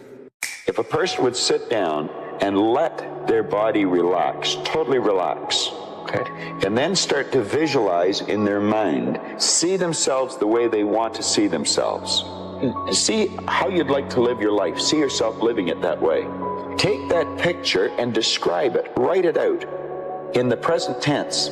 I am so happy now that I see myself, and write it out. Start to read it and read it and read it and read it every day. Carry it around and keep reading it. The one point that all the great teachers all down through history have all agreed on, they've been in complete unanimous agreement on it, we become what we think about. A lot of people will laugh at this and say, that doesn't make any sense. Now, it may be fantasy at first, it might even appear to us as being a lie. Mm-hmm. But if you read it often enough, you'll start to believe it. So our thoughts control our actions? Our thoughts control our feelings. Okay. Our feelings control our actions. When you see things get bad and they say it must be God's will, that's an expression of ignorance. God's will is always for expansion and full expression. Greater ways, greater things. That is God's will for you, for me, for everyone else. Never for hard times. Abundance is our birthright. We've been conned, folks. Start working for yourself. Sky's the limit. What is the one thing that people who made $1 million that they did that I guarantee you are not doing? It is called work. They worked 12 to 14 to 16 hours a day, 7 days a week on making money. They had an obsession with making money. That's all they thought about. They had singular focus. They had singleness of purpose. And I guarantee you don't do that because you want to live a balanced life. Well, I'm sorry, but people who succeed in life don't live a balanced life. It is a fantasy. It is a myth. If you say, I want to live a balanced life and make millions, welcome to Fantasy Island. Is there any better feeling than being locked in? No. Like when you are locked in and you are, you know, you're taking and you're in a rhythm and you every day you're knocking it down, you never miss a step. Like you go to bed feeling great, you wake up feeling inspired, you go in the gym with energy, right? Like that's the best way to live it. But I promise you, bro, you have so much potential. If you literally just took it and put it in one place, you could literally change your life. truly believe that if you put your 100% effort into something, then you can't lose. God knows if you deserve the results, and if you truly try, you truly commit yourself 100% to something, I don't see how you can fail it. But I don't think you can. That I completely refuse. You can't fail it. You said you were going to do it this year, but you didn't. So what's going to be different about this year? What kind of person are you going to actually become in order to achieve what the you want to achieve? It is easier to make money than ever before. You can make more money faster today than ever before in history. Why aren't more people making money? Wealthy people show initiative. Broke people don't. The faster you are, the more money you will make. Your bank account is actually a reflection of how fast you move. I was sitting with one of my mentors, Bill Perkins. I asked him, Bill, you're worth a lot of money. You've made hundreds of millions of dollars. Why do you think you've been so successful? And he kind of looked at me and he thought for a second. And he said, I move really fast. By the time somebody else has thought about an idea, taken it to investment committee, I've already started, made 3 mistakes, and found a better way. Now, y'all look money hungry, and that's good. Anybody tells you money's the root of all evil doesn't have any. A broke person thinks that there's a limit to opportunity and a limit to the amount of money out there, that there's a finite resource of money. They think, I just don't have opportunities. I've missed the opportunities. There's this limiting belief around money that poor or broke people have. Rich people, on the other hand, understand this, that money is a renewable resource, which means if they lose all their money today, it's no problem. They can create more. Do you understand this? Do you think that you can create as much money as you want? You don't, do you? Working jobs we hate so we can buy shit we don't need. When you really want something, just in my life experience and seeing other people, seeing myself, seeing other people that like made stuff happen, it's like, man, when you really want something, you gonna find a way, ultimately. Every single day is about winning that battle against yourself. And it might not be today or next year or 5 years or 10 years, but this thing takes priority and precedent over all other things. You have to want it. You have to want to be better. When you realize you have to make this shit work or you're falling on your face, it's a different kind of grind, a different kind of mentality, a different kind of person, a different side of you that you've never seen before that comes out when you go all in. Everybody has the desire to do something, but they don't have they don't know how to really complete the process of dedicating themselves and having the discipline to do it. This shit is worth more money than anything ever because you can make so much money off of this, bro. Look at me crazy, call me crazy in the beginning, but once I'm making millions of dollars, playing video games, having fun. We are creative beings, and we can create money. Not that we can, we actually do. That's how money manifests in people's life. They create it. And when you have this mindset, the universe will then present to you and have bubble up ideas about how to make money. Let's consider money butterflies. So let's say you want to catch butterflies. Butterflies equate to dollars. There's 2 ways that you can gather butterflies. The first way is build a net. Right? Build a massive net. It doesn't matter how optimized the net is. It doesn't matter how sophisticated it is. You always have to swing in order to catch butterflies. That's most people hustling. That's where most people start. But you need to develop a second skill set, which is how to attract butterflies. How do you attract butterflies? By building a garden. Changing your psychology around money changes absolutely everything. Do you want to become a billionaire? Then you have to think like a billionaire. There is all the money that everybody needs and wants waiting there for them. The way you feel about money is highly uncorrelated to how much you've got in the bank. You have to change the way you think. The number one thing that's keeping you poor is your mouth, what you say. You see, what you say is what you get. Your tongue is a creative force. Words have power, more power than you could ever imagine. Every word that comes out of your mouth has 100 to 1,000 times more power than a thought. If you believe that what you say will happen, you will get whatever you say. Listen to me. Rich people think differently. So what I'm gonna put in your head today is a rich people concept so you can get to understand it. The only difference between successful people and not is just how they think. Rich people think different. Quit letting people tell you you got to get qualified in another program. You don't need another program to be successful. You need to change the way you think. How would an abundant person think? Write it down, dude, and fire and wire those thoughts in your brain and install the hardware. Keep doing it with attention and intention. It becomes a new voice in your head. It becomes a software program. Then say, okay, how am I going to be in my life today? What would an abundant person, how would they behave? And before you reach for your cell phone and start scrolling through your social media, close your eyes and rehearse in your mind how that person would walk, how they would breathe, how they would smile, how they would greet people, how they would be on Zoom calls, how would they be in traffic, how would they be at dinner. And the act of closing your eyes and mentally rehearsing the act, if you're truly present, the brain does not know the difference between the real life experience and what you're imagining. Say no to the paycheck. Paycheck make you poor because they make a slave mindset, not a master mindset. Make up your mind.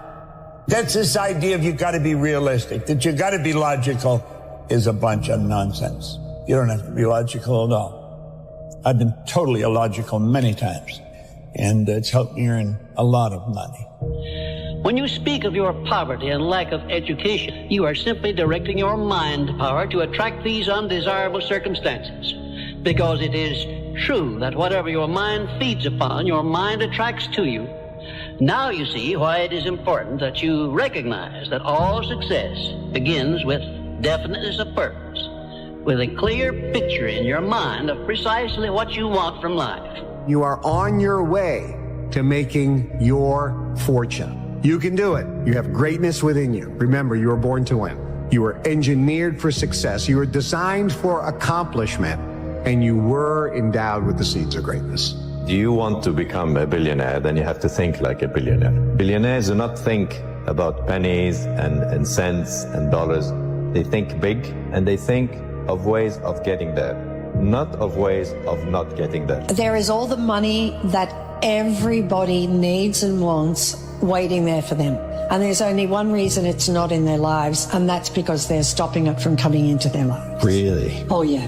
How are we stopping it? By thinking we don't have enough, by thinking we don't deserve it, by maybe being programmed the way you were, that my family didn't have very much, you know, I'm destined to not have very much, kind of born on the wrong side of the tracks kind of thing, or all of those thoughts, to believe that we only get money through our job. If you believe that that's the only way you're going to get money, that's the only way that you're going to get money. But you can get money from unbelievable, unlimited different ways.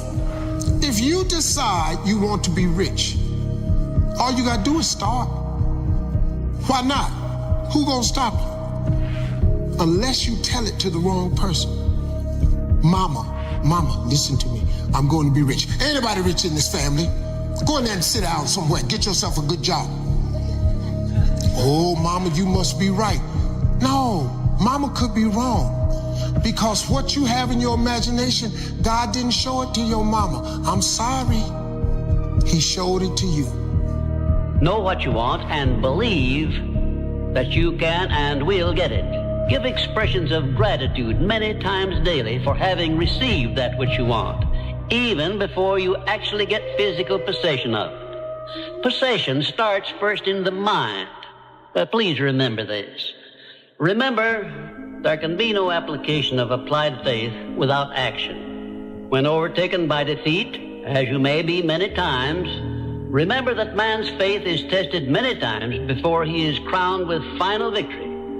And accept your defeat as nothing more than a challenge to keep on trying. But I'm starting to realize, bro, when you dance to your own rhythm, when you play by your own rules, and you living through your vision, that's a perfect indication you're doing it correctly. Because they literally don't see what you see. They don't see it. They don't see what you see. They don't see as far as you see. And they don't understand why you see what you see. They don't even understand where it's coming from internally. They don't. I didn't get that back then. I just knew I had the desire for more. I knew I had a vision that I couldn't ignore. There is no end to what you're capable of doing. Once you get into this vibration, you'll start attracting things. Opportunity is just going to pop up everywhere you go. delayed gratification, which means putting off enjoying the fruits of your labor for a period of time. It's temporary so that you're focused in on what you're doing. This is the one thing that people always did that people that are not successful don't do. They're obsessed with making money. They're obsessed with their mission, their purpose, their idea, their project, and it's all they do. It's all they think about. They eat, drink, and sleep this obsession. They work on it, but it's not work to them. They absolutely love the journey because they understand the journey is actually the reward. What would be the outcome? The experiment of being abundant would be that you would have to feel that feeling. It's so good at doing it with your eyes closed. You got to do it with your eyes open. Now, why? Because if you're feeling the feelings of your emotions, of your future, you're no longer looking for them. You can do whatever you make up your mind to do. Believe, and you shall receive. Will you please remember that your life is exactly what you make it by your own mental attitude. Listen to this. You do not have to be the smartest cat in town to earn a lot of money. As a matter of fact, you can be pretty dumb and earn a lot of money. I was pretty dumb and I was earning a lot of money. So when people tell me you got to be smart to earn a lot of money, I know that's not true because I knew I wasn't very smart and I was earning a lot of money. If you complain about money, if you judge people who have it, if you rush when you're in lack, if you cheat when you don't have what you need, an abundant person doesn't do that. You got to look at that and say, I got to break these habits. Yes. Oh my God, if I truly want to be abundant, I can't act this way. Now here's the big one. If I truly want to be a new personality that's in a new personal reality, I can't take lack with me. I can't take unworthiness. I can't take the story that goes along with it with my parents or my grandparents or my ex or whatever. That story has to end. When people look at the money that they're making and then the amount of effort that it takes them to make that money, they're like, you know what, at least I worked hard for my money. Bro, money gets printed out of thin air. You need to figure out how to make as much of it for the least amount of effort as possible. Why? Because there's dudes out there that are printing it. I don't think you understand. They're literally printing it. Printing it, and you're out here working for it, slaving away. So you need to ask yourself, how can I get as much money as possible for the least amount of effort? So you need to start a business. You need to be able to understand how to arbitrage. You need to learn how to sell. You need to learn how to market. These basic skills, because the assumption that you're going to find security in a job is a fallacy. They can fire you for any of a million reasons tomorrow. Your skills are what's going to determine if you stay afloat or not, if you have the ability to make money. The job doesn't count. The idea of having a side hustle that you're not actually fully invested doesn't count. You need to be focused on making money. Money is the name of the game. You have to take care of it. A lot of you niggas gonna spend your whole life waiting on a handout, waiting on somebody to come and put you on, waiting for some money to fall in your lap, waiting for somebody to come and save you. No, ain't nobody coming to save you, bro. Once you understand, you're gonna have to do this shit on your own. You're gonna have to have your own motion. You're gonna have to have your own grind. You move different. You talk different. You apply pressure to shit different. It's different when you know nobody's coming. No more around. You want your life to be better? I can't help you. Lee can't help you. Joe Rogan can't help you. Ari can't help you. Only you can help you. Grab your ball, get a notebook, and write down what the you're gonna do this year. And this is it. You're not gonna have these problems. The drugs, cigarettes, it all starts today, all right? No more excuses. This is the year of the soldier. We're getting back what belongs to us, and that's it. You chase something that you believe you deserve until you get it. And it doesn't matter what happens to you. It doesn't matter how many times you've been fired. It doesn't matter how many people don't believe in you. You just go until you get it. That's the point. Are you tired yet? But some of you need to get tired. You need to be tired of what's going on in your life. Get tired of your habits. Get tired of your results. Get tired of the actions that you're putting in every day. You gotta change, man, or nothing changes. In Africa, you know from your early age that you're not counting on nobody. You're not expecting anything from anybody. It's all on you. And as long as you get that, the rest of your life get better. Here's something a guy said recently. This dude said, there's a moment when every boy realizes no one's coming to save him. And that's when he becomes a man. And some boys never get there and stay children forever. Nobody's going to believe in you until you've already done it. Nobody's going to come and celebrate with you until you've already done it. The work is going to come before the belief, which means you're going to have to work for a long time by yourself with no applause, with no awards, with nobody telling you good job. And then once you start to build something and people start to see the momentum and they start to see the result and you start doing some things, then you're going to get a little belief. Unless you understand that you've got to parent yourself, you got to push yourself, you're not going to make your dreams come true. You're just not. We had nobody anyway, mother. So see how I'm talking myself right now? That's me. That shit fires me the f*** up. That shit makes me nuts. We had nobody anyway, mother. Look around you. There was no team. It was you.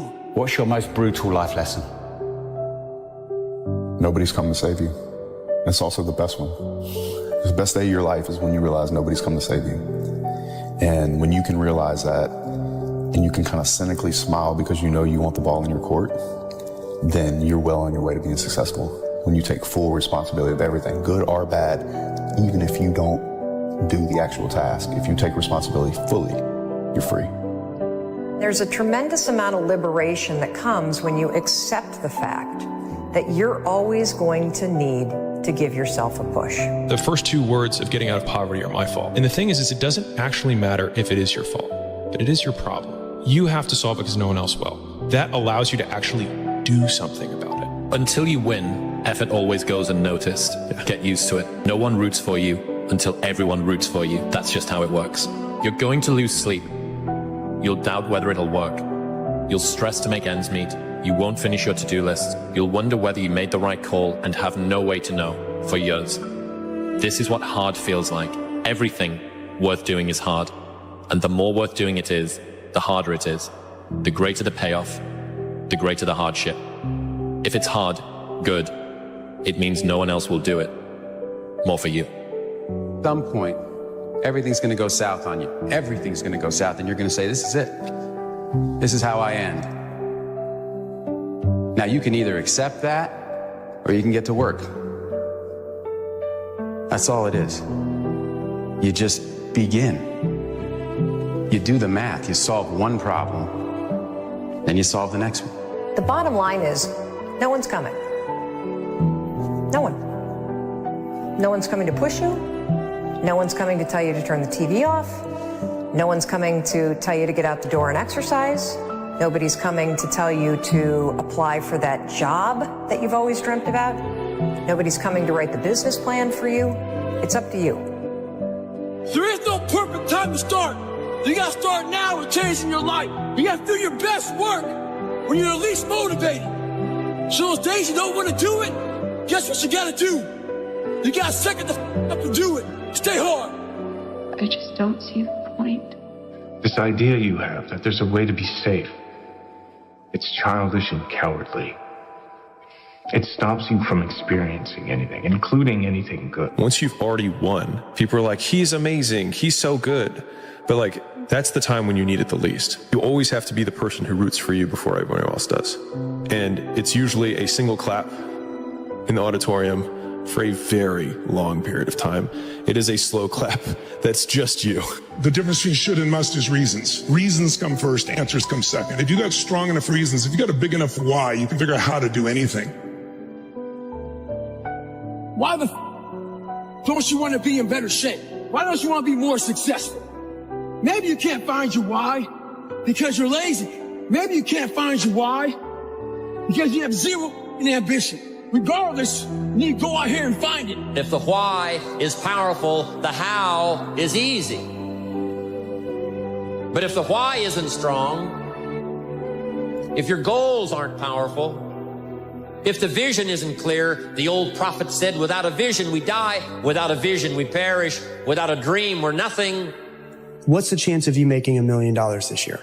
Give me numbers. And everyone's like 0%, 0%, 0%. 1%, there's always 1%. It's like 5, and that's like the most it'll get to. And I said, okay, I'm gonna give you the most extreme example, but I just wanna see what happens, okay? What's the percentage chance of you making $1 million this year, legally, and if you don't, everyone that you love dies? And everyone's like 100%, 100%, 1,000%. I said, what changed? The goal didn't change. The time frame didn't change.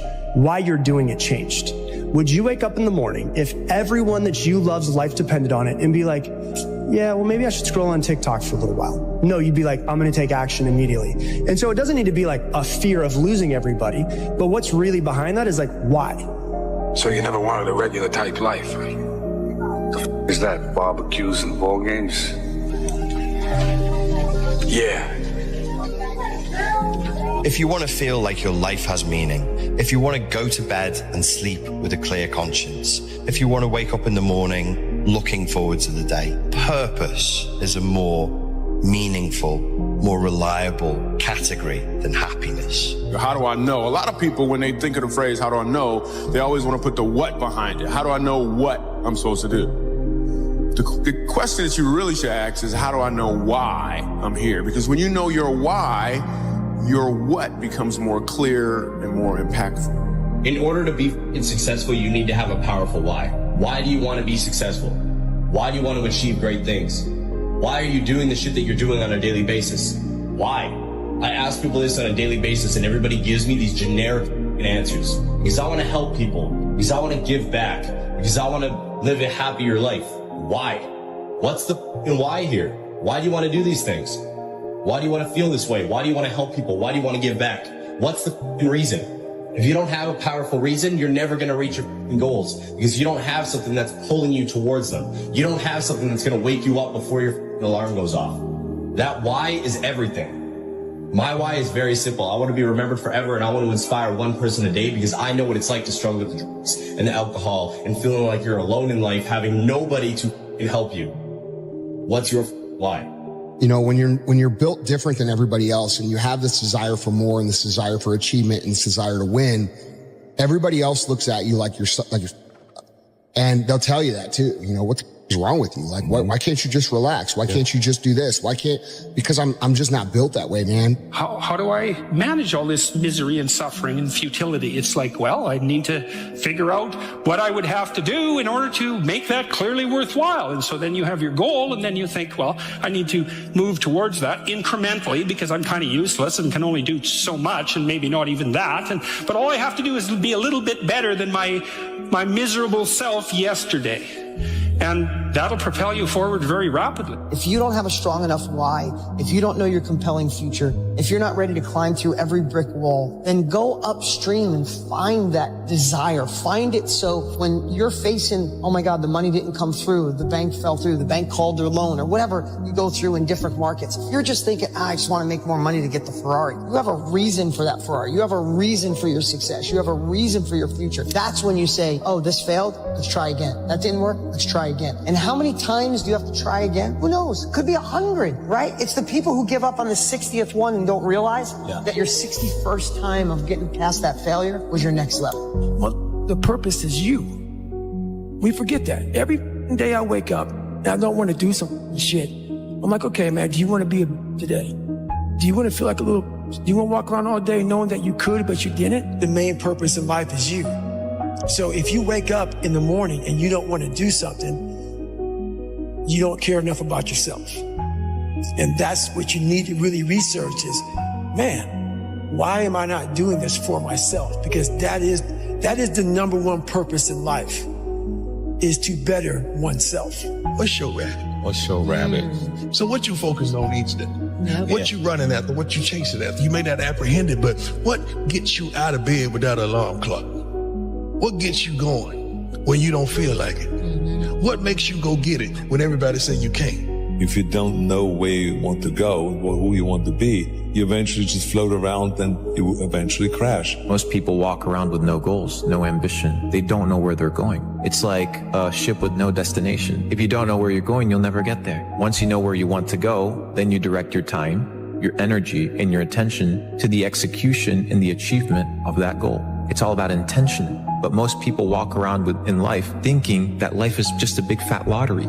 And it's just not that case. Those that live by the lottery of life most likely end up losing. Make up your own mission statement. What do you want to be in life? And once you do that, now you can work with somebody to get better. You can work with yourself to get better. But until you know what you want to stand for, you will always just be sitting down. You'll never stand for anything. The first question people go to is how? And that's the wrong question. How is absolutely the wrong question to start with, because if you've never done it before, what that produces is uncertainty. If you have uncertainty, then you don't execute at the same level. It's like people say knowledge is power. We all know that execution is power. Knowledge is potential power. Execution beats knowledge every day of the week. So my bias is towards action. Even if it's the wrong action, you're going to learn quicker than if you do nothing. But the challenge is people are asking how, and that produces uncertainty. What you got to ask is what and why. Most people are afraid. Most people have been through shit in their life, and you have to really tap in, and you really have to get clear on your why and your driving force, and you have to face your fear. And until you do, you're not going to get what you want in life. And that's what holds most people back. At a burrito, I came back and I'm in the law. When I walk in, I sit down, the doctor comes up and he says, "Oh my, I can't believe these arteries are in that young body." He goes, "Let me ask you a question. I heard your wife's pregnant. I said, "Yeah, I have a son." And he says, "Do you want to be there when he graduates from high school? To be there for that day?" I said, "Yes, sir, yeah." He goes, "Your wife's pregnant. What do you have?" And I said, "A daughter." This is where you get a dad. He goes, "Would you like to walk her down the aisle on her wedding day, or are you okay that it's some other man?" I went, "What the f is on this scan?" Right? And he goes, "I want to be very clear with you. If you keep going down the road you're going, there'll be some other man with your son at graduation high school, and a stranger's walking your daughter down the aisle that's not even born yet on her wedding day." And I went, boom. And he goes, "But if you do exactly what I tell you to do, you'll be there." And so to this day, brother, there are mornings when I wake up, not every morning, I don't want to go to the gym. I go, Bella's wedding, Bella's wedding, Bella's wedding. So my standards are high because of my big old reasons. Other dudes may miss the gym that day because they're not going to miss their daughter's wedding if they don't go. But I've convinced myself, I'm going to get emotional. I've convinced myself I'll miss my daughter's wedding. So I will get my ass out of bed at 4 o'clock in the morning and I will get to that gym because my reasons are bigger, so my standards are bigger. You can have what you want in 5 years. But there's two conditions. You have to know what it is, and you have to aim at it. Figure out what you want. Write it down. Figure out what you could do to start moving towards that, okay? Do that with your family relationships. Do that with your friendships. Do that with your career. Do that with your education. Develop a vision. You are a creative force. Get the millionaire mindset. If you don't have the millionaire mindset, that money is a renewable resource and that you can create, and it is God, the universe, which is the source of your supply that gives you the power to get right. If you don't have that mindset, then you're going to have a struggle making your first million and making any large amounts of money. Money is a renewable resource. You can create money. Now let me give you a description of the one thing which represents the main difference between a successful person and a failure. Please listen carefully and think for yourself as I speak, because failure to recognize the truth I am about to give you is the starting point of most failures. Successful people in all occupations, all professions, and all callings have one trait which distinguishes them from the failures. It is their capacity for belief. The failures see the hole in the donut, but do not see the donut around the hole. The successes see the hole also, but they see the donut around the hole.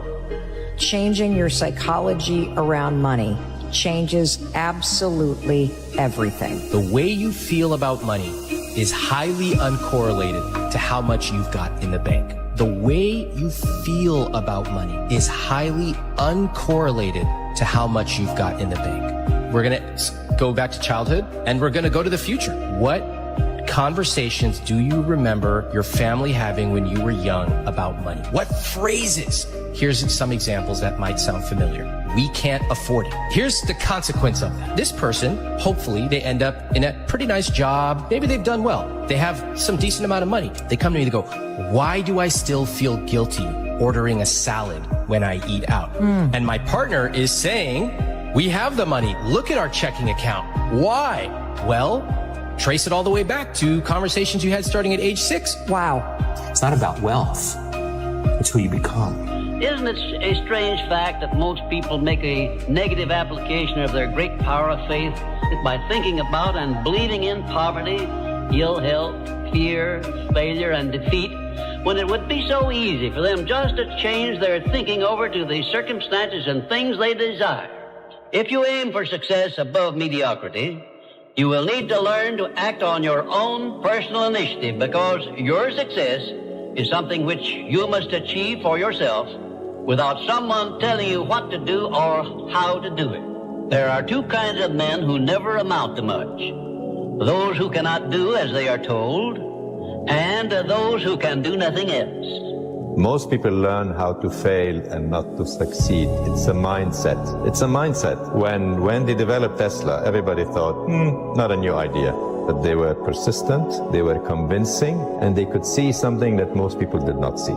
The same thing with Google, the same thing with Apple. They were providing something that people were looking for, but they did not know how to put it together. So if you want to be a billionaire, you have to start thinking what will work and not only what will fail. Billionaires look at their experience and say, this did not work, what can I learn from it? You have to change the way you think. Think about it. There's been many periods in my life that I've had internal growth, which was this: work, no results, but I'm a little bit better. Work, no results, but I'm a little bit better. Work, no results, I'm a little bit better. Work, boom, just got paid. I just got paid. And it looks like overnight success. Yeah. It's like, oh, it happened in a year. No, bro, it doesn't. Because if you do all those things, even if nothing happens and you know you're doing the right thing and you're on track, overnight success becomes this easy thing because you were internally growing and then the bubble popped. And then boom, it looks like you were doing it all. You want to make money? The key to making money is serving the most amount of people. The more people you serve, the more money you make. People always say, athletes make so much money. Doctors should make more money than athletes. But I'm like, wait, how many patients you got? How many patients you got? The doctor got 30 patients. Well, you got 30 patient money. But how many people are enjoying watching LeBron play? Hundreds of millions. So he gets hundreds of millions of dollars. I said, dude, don't ever get it twisted. You serve more people, you get more props, you get more money. Another way to get wealth is through servanthood. Listen very carefully. The more people you serve, the richer you become. The more people that you can serve and the more needs you can meet, the more successful you become. If you're going to put your effort into something and you're going to work on something, you cannot afford the luxury of a negative thought. I'm going to write a book. I can't afford to think that it won't sell. I'm going to build a business. I can't afford to think that I'm not going to get any clients. Do not accept from life or anyone else anything you do not desire. And remember that Mahatma Gandhi proved himself to be more powerful than the great British military forces by this simple method of passive resistance. Keep your mind eternally engaged in thinking of that which you desire most, your major purpose in life, so no time will be left for you to waste on thinking of that which you do not want. The more I listen to this, the better my life gets. If they don't have what you want, don't listen to what they say. There's no greater waste of time than justifying your actions to people who have a life you don't want. Write out this sentence and paste it in a prominent place where you work and on a mirror where you see yourself in your home. Whatever the mind can conceive and believe, the mind can achieve. Remember also that you are the only person who can provide you with a positive mental attitude. What are you going to do about it? On your answer to this question rests your entire future. Opportunities in life are like trains. There's always another one coming. There's not like this is the last opportunity that will ever present itself to you in this lifetime. No, there are an abundance of opportunities, tons of opportunities. There's huge amounts, and if you don't take advantage of this because of various conditions and circumstances that you can't, there'll be another one down the road. This is the confidence or knowingness that you can and will have tons of opportunities in this lifetime. You can't take advantage of every single one. Take advantage advantage of the ones you want. Bro, it's so easy to make money. You know this. Online, anybody can go out and make 10 grand a month. Literally. I was talking with a guy in Singapore, probably worth a couple $1 billion. I was having a conversation with him. And he's like, you know what the biggest issue is between the elite and people that make no money? I'm like, what? Financial literacy. He said, most people are financially illiterate. And it's a language. And what do you mean it's a language? He's like, yes, finance is the language of the elite. Self-education will never betray you. Self-education will never betray you. You have to sit down. You don't like to read books? Nobody gives a The marketplace doesn't care. In order for us to change a belief or perception about ourselves and our lives, we have to make a decision with such firm intention that the amplitude of that decision carries a level of energy that's greater than the hardwired programs in your brain and the emotional conditioning in your body. And your body literally has to respond to your mind. Examine your personality and examine your personal reality. Change your personality, change your personal reality. Don't make it be about abundance. Make it about becoming abundant by overcoming the person who's not abundant. There's a moment when every boy realizes no one's coming to save him. And that's when he becomes a man. And some boys never get there and stay children forever. A winner never quits, and a quitter never wins. Definiteness of purpose. By now you should know what you want most from life, and you should have a plan for minds capable of mastering all of their problems. Just remember this about adversities. Nothing is ever so bad or so unpleasant that it may not yield some benefit if we keep a positive mental attitude toward the experience and make it a habit to look for that seed of an equivalent benefit. What is money? Define it. What is money? You go in, you give your time, your energy, your attention towards a task, and you get paid. What is those 15 pounds that you're getting for that hour worth? Your time? No, not your time. What is it worth? Where does it come from? Who gives that thing value? It has no value. That money isn't real. So what you need to do is you need to create money. And you create money by elevating the way that you think about finances, the way that you think about business, the way that you think about working. You don't work in order to get a paycheck. You work in order to build things that create money. Your body is so objective that it's believing it's living in that reality where you are abundant. And as long as you feel that emotion, you're not separate from it any longer. You're no longer in lack. You're no longer looking for it to occur. Say, why hasn't it happened yet? If you're feeling abundant, why would you look? The longer you're conscious of that energy, the more you draw that future to you. Nothing changes in your life until you change. Every family deserves to have a winner. I think it should be you. But you also have to disconnect, unplug your umbilical cord from the belly button of average and plug yourself into the mindset of a winner, which is a winner does more than expected every single time, no matter how they feel, no matter the circumstances. A winner shows up 10x times more than the average person. A winner has these unreasonable expectations of himself. A winner knows that he's destined for greatness. And no matter how many people around him tell him to slow down, be careful, watch out, that's too risky. You don't have the genetics, the DNA, the money, the mind, the brain power for that. A winner locks onto their goals and keeps going. This is the millionaire mindset. It's just money. It's made up. Pieces of paper with pictures on it so that we don't have to kill each other just to get something to eat. Rich people's mindset, the millionaire mindset, the real most important millionaire mindset is this. You think and you know and you have complete confidence in your own ability to create. You know that you have the ability to create money. You have confidence that you have the ability to create money anytime you need. With the help of the universe. There's nothing wrong with being broke, homie. It's only wrong with someone being poor. Because poor is a mindset. Broke is just a temporary situation. Just use fix. But being poor, that's a mind state. Let me tell you something. There is no nobility in poverty. I've been a rich man and I have been a poor man, and I choose rich every time. Poor thinking habits keeps most people poor, not poor working habits. Most people work hard, but they don't think hard. And Shope taught me that the mind is like a factory, a mental factory. And whatever you think about all day long pours ingredients into this mental factory. And that's what builds the economic, social, financial fabric of your life. As you think, so you become. How awesome. There's an important phrase we use here. I think it's time you all learned it. Act as if. You understand what that means? Act as if you are the president of this firm. And then you're a millionaire. And it's just that simple. Let me tell you what rich people do. Rich people give themselves pep talks when no one's around. When they're by themselves, they say things like, I'm a winner. I am sick and tired of being sick and tired, and I am going to win. I'm going to make this happen. Look at all those people down there. Do they follow the rules for what?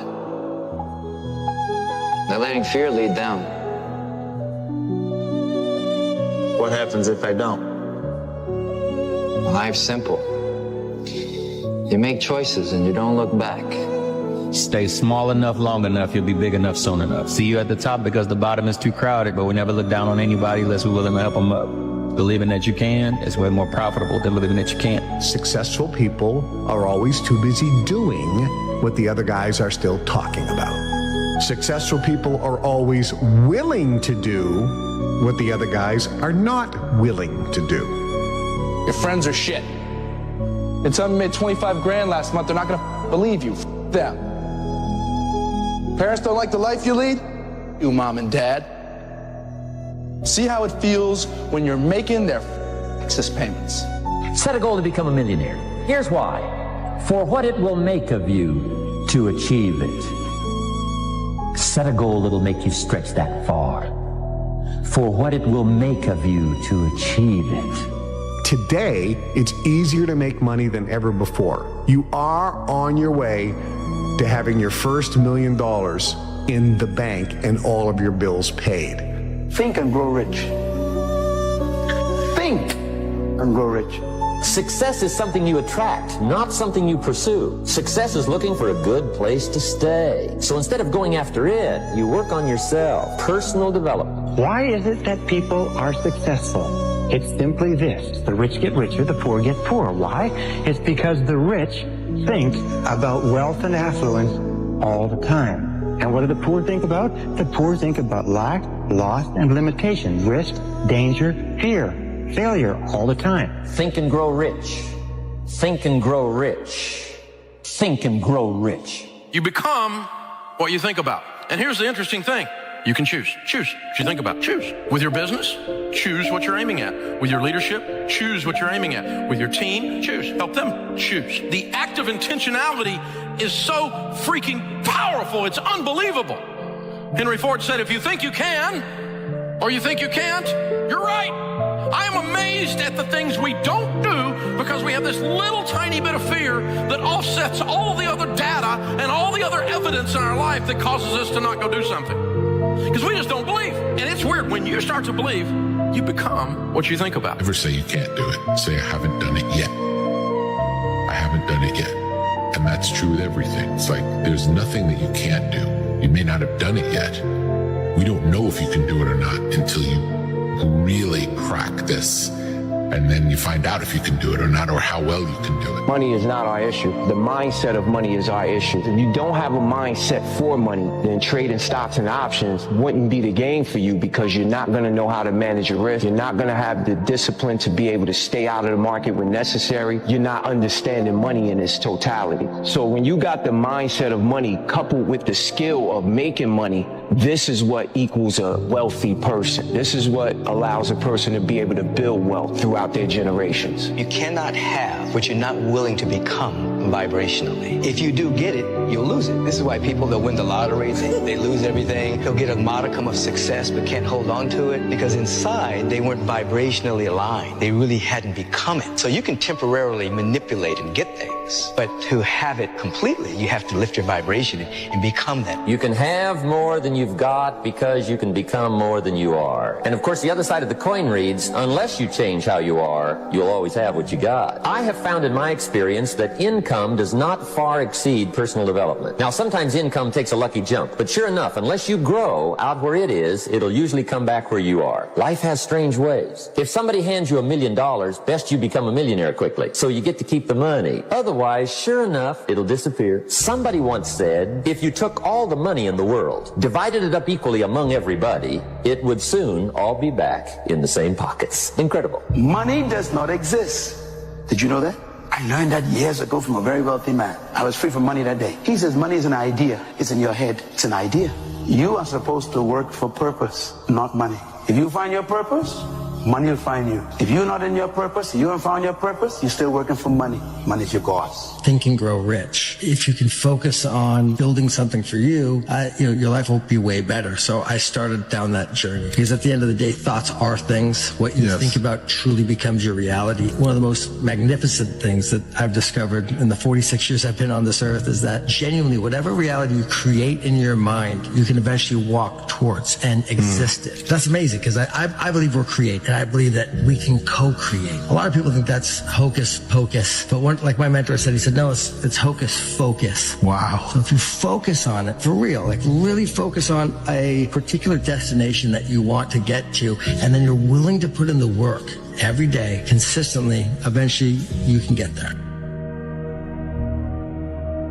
Everything is possible in your life when you believe. When you believe, everything is possible. What come out your mouth is what's gonna come back to you. It's the law of attraction. All men are dogs. You finna meet all of them. I never get nobody. You're not. I can't lose this weight. You sure ain't. I'm gonna get fit this year. Strong possibility. I'll never be rich. Promise you won't. I'm gonna be rich one day. Strong possibility. That's how it works, man. It is the law of attraction. The moment you say it, you begin to change. It's the process. If you think big, you'll be big. If you think small, you'll be small. A negative mental attitude can bring you nothing but failure. Remember always, you are where you are and what you are because of your mental attitude in which you relate yourself to other people. Remember also, your mental attitude is the one and the only thing over which you have complete control. Success is something which has to be planned, and success is something which has to be earned. Anything that you can hold in your mind on a continuing basis, you can be, have, or do. You will become what you think about. Your only job is to make a very, very clear decision about the person you want to be, the things that you want to have, the goals that you want to accomplish, and then make sure that you feed your mind continuously, day by day, week by week, hour by hour, with words, pictures, images, ideas, thoughts, and information consistent with your goals and your ideals. You cannot have wealth in your material world until you first visualize the wealth in your mind. If you get a picture of what you really want, then it's just a matter of time until you have it. You keep reminding yourself that you have tremendous reservoirs of potential within you, and therefore you are quite capable of doing anything you set your mind to. You really can. So all you must do is figure out how you can do it, not whether you can or not. About 5 years ago, I met a wise and wealthy man who had spent his entire life studying success. And he'd reached a clear conclusion concerning the reason for success in life and especially in business. He's dead now, but I'll never forget what he told me. He said the key to success was to set a goal and then to stay with it until you achieve success in at least one important thing. He said that your subconscious mind will then accept that success experience and store it as a pattern, like a template. And then from then on, your subconscious will drive you and direct you and guide you to repeat the pattern of success in other things that you attempt. Another way of saying it is that nothing succeeds like success. Psychologists have demonstrated that achievement brings you a natural high. Once you've experienced your first great success, then not only are you unconsciously programmed to repeat it, but nothing else will ever give you the same wonderful sense of satisfaction. Don't ever let somebody tell you you can't do something. Not even me. You got a dream, you got to protect it. People can't do something themselves. They want to tell you you can't do it. You want something, go get it. Period. When you realize how powerful your mind is, you can create anything you want. This is the goal, the main thing of being alive is learning how to create. And now when the veil is thinning, we're moving into this new earth, we're into the shifting, we're bringing all these abilities back. This is what you're supposed to learn how to do. This is your movie.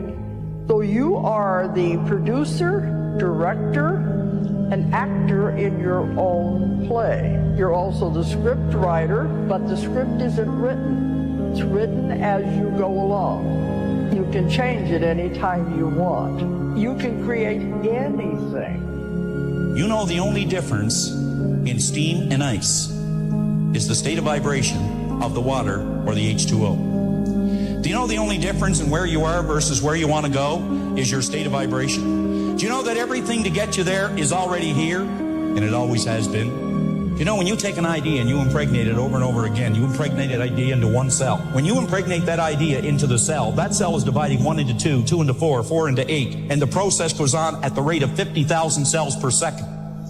And the more and more you act on it, even though you don't feel good about it, but you work with the idea, you start to develop this change in vibration. But what is really happening is you're impregnating the cells with the characteristic or the idea. What we need to do is we need to constantly think about where we're going, what we want to do, and we start to increase our level of thinking by vibration, and we begin to attract thoughts of a like nature that'll move us in that direction. How badly do you want what you want? How badly do you want it? Or do you want it at all? You see, there's an awful lot of people who want an awful lot of things. But how badly do they want it? If you want it so badly, if you want it with tremendous intensity of desire, there's really nothing in the world that can stop you from getting it. There's an interesting story was told about Socrates, and Socrates was talking to one of his students, and the student said, I am hungry for knowledge. What can I do to increase my knowledge? And Socrates said, knowledge is something that is readily available and easy to get if you want it bad enough. He said, I'm sure I want it badly enough. And Socrates said, come with me, and he walked him offshore into the ocean and walked him offshore into the Aegean Sea. And they got about 3 or 4 feet, and Socrates, a very, very strong man, grabbed the young man and put his head under the water. And the young man began to struggle and struggle and struggle, and finally became incredibly frantic, and finally brought him up. And he said, now what did you want while you were under the water? And he said, all I wanted was air. He said, all I could think of in the whole world was air. He said, when you want knowledge with the same intensity that you wanted that oxygen, you will get all the knowledge that you could desire. And when you want anything with great intensity, if you have the desire, you'll get it. This is the millionaire mindset. Your subconscious mind hears what you tell it to hear and sees what you make it see. For example, if you're constantly thinking, I'm tired of being broke, your subconscious mind will prove you right. It hears, I'm tired and broke, and it works all day and night to make it true. Your words are spells. That's why you spell words. They're magical. Your tongue can slay you. Hold it if you don't know how to use it. Stay small enough, long enough, you'll be big enough soon enough. See you at the top because the bottom is too crowded, but we never look down on anybody unless we're willing to help them up. Believing that you can is way more profitable than believing that you can't. Successful people are always too busy doing what the other guys are still talking about. Successful people are always willing to do what the other guys are not willing to do. Your friends are shit. And someone made 25 grand last month, they're not gonna believe you. Them. Parents don't like the life you lead? You, mom and dad. See how it feels when you're making their payments. Set a goal to become a millionaire. Here's why. For what it will make of you to achieve it. Set a goal that'll make you stretch that far. For what it will make of you to achieve it. Today, it's easier to make money than ever before. You are on your way to having your first $1 million in the bank and all of your bills paid. Don't ever let somebody tell you you can't do something. Not even me. You got a dream, you got to protect it. People can't do something themselves. They want to tell you you can't do it. You want something, go get it. Period. Start working for yourself. Sky's the limit. What is the one thing that people who made $1 million that they did that I guarantee you are not doing? It is called work. They worked 12 to 14 to 16 hours a day, 7 days a week on making money. They had an obsession with making money. That's all they thought about. They had singular focus. They had singleness of purpose. this. And I guarantee you don't do that because you want to live a balanced life. Well, I'm sorry, but people who succeed in life don't live a balanced life. It is a fantasy.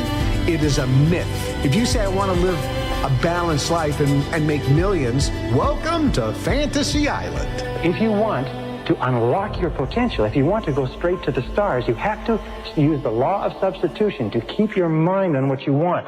Use the law of concentration to dwell continually on the results you desire. Be solution-centered rather than problem-centered. Be goal-centered rather than loss-centered. And the law of subconscious activity will begin to adjust your words, your actions, your feelings, your emotions, and everything to the point where you will draw into your life the people and circumstances that will harmonize with it.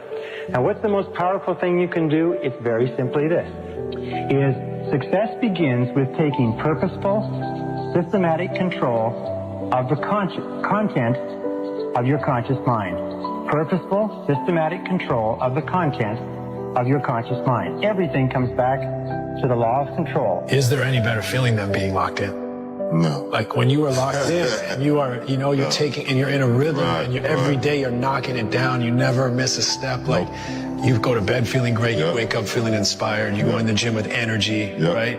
Like that's the best way to live it. But I promise you, bro, you have so much potential. If you literally just took it and put it in one place, you could literally change your life. Truly believe that if you put your 100% effort into something, then you can't lose. God knows if you deserve the results. And if you truly try, you truly commit yourself 100% to something, I don't see how you can fail it. That I don't think you can. That I refuse. I completely refuse. You can't fail at it. You said you were going to do it this year, but you didn't. So what's going to be different about this year? What kind of person are you going to actually become in order to achieve what the you want to achieve? There's a law in physics that basically says that when you have energy that is vibrating at a particular frequency, within 17 seconds, other energy like that will be attracted to it. So if I'm having a positive thought or a negative thought, then what happens is that energy is attracted to it. I have other thoughts that are like that thought. So if you do that 17 seconds, 68 seconds, then momentum begins to occur. So let's say that I'm normally, all of our emotions have a frequency to it. So if I'm in despair or anger or worry, all of those are lower, denser frequencies. You get into things like contentment, happiness, joy, love. Those are higher, faster frequencies. Let's say that I normally live in contentment, and that's my set point because that's where I live. I think about that all the time. That's what my makeup is, that sort of thing. So I'm driving down the highway. All of a sudden, a car cuts me off, and I get angry. So now I'm in the lower, denser frequencies. And so then I go back to the office, and I'm telling all my colleagues, here's what happened. This knucklehead cut me off. Go home, tell my wife that. What am I doing? I'm vibrating angry energy. I'm attracting into my world whatever it is that I'm vibrating. So where my thoughts are, that's what's creating my reality. It is easier to make money than ever before. You can make more money faster today than ever before in history. Why aren't more people making money? Wealthy people show initiative. Broke people don't. The faster you are, the more money you will make. Your bank account is actually a reflection of how fast you move. I was sitting with one of my mentors, Bill Perkins. I asked him, Bill, you're worth a lot of money. You've made hundreds of millions of dollars. Why do you think you've been so successful? And he kind of looked at me and he thought for a second. And he said, I move really fast. By the time somebody else has thought about an idea, taken it to investment committee, I've already started, made 3 mistakes, and found a better way. Now, y'all look money hungry. And that's good. Anybody tells you money's the root of all evil doesn't have it.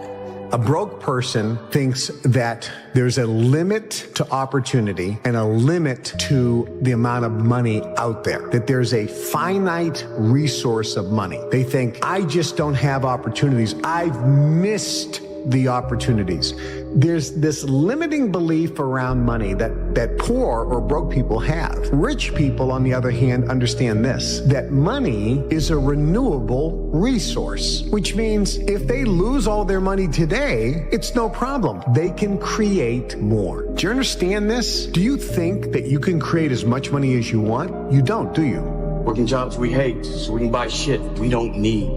When you really want something, just in my life experience and seeing other people, seeing myself, seeing other people that like made stuff happen, it's like, man, when you really want something, you're gonna find a way, ultimately. Every single day is about winning that battle against yourself. And it might not be today or next year or 5 years or 10 years, but this thing takes priority and precedent over all other things. You have to want it. You have to want to be better. When you realize you have to make this shit work or you're falling on your face, it's a different kind of grind, a different kind of mentality, a different kind of person, a different side of you that you've never seen before that comes out when you go all in. Everybody has the desire to do something, but they don't have they don't know how to really complete the process of dedicating themselves and having the discipline to do it. Complete delusion. You gotta believe the delusion, because it's only delusional until it works. So is it really delusional? You have to be crazy enough to think that it's possible. That's how you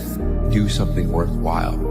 That's how you beat the odds. You have to believe it's possible, okay? And when you believe something is possible, everything else will figure itself out.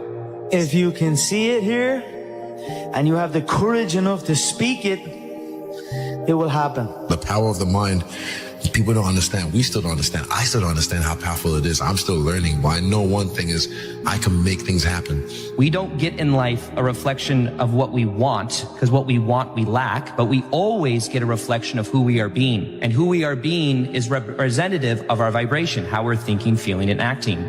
So becoming aware of those three things and becoming aware of where the attachments are from childhood, where the attachments are from the past, is where the freedom really begins. Much of my journey has been just becoming aware of these attachments, letting them go. Once you let that go, things naturally begin to align.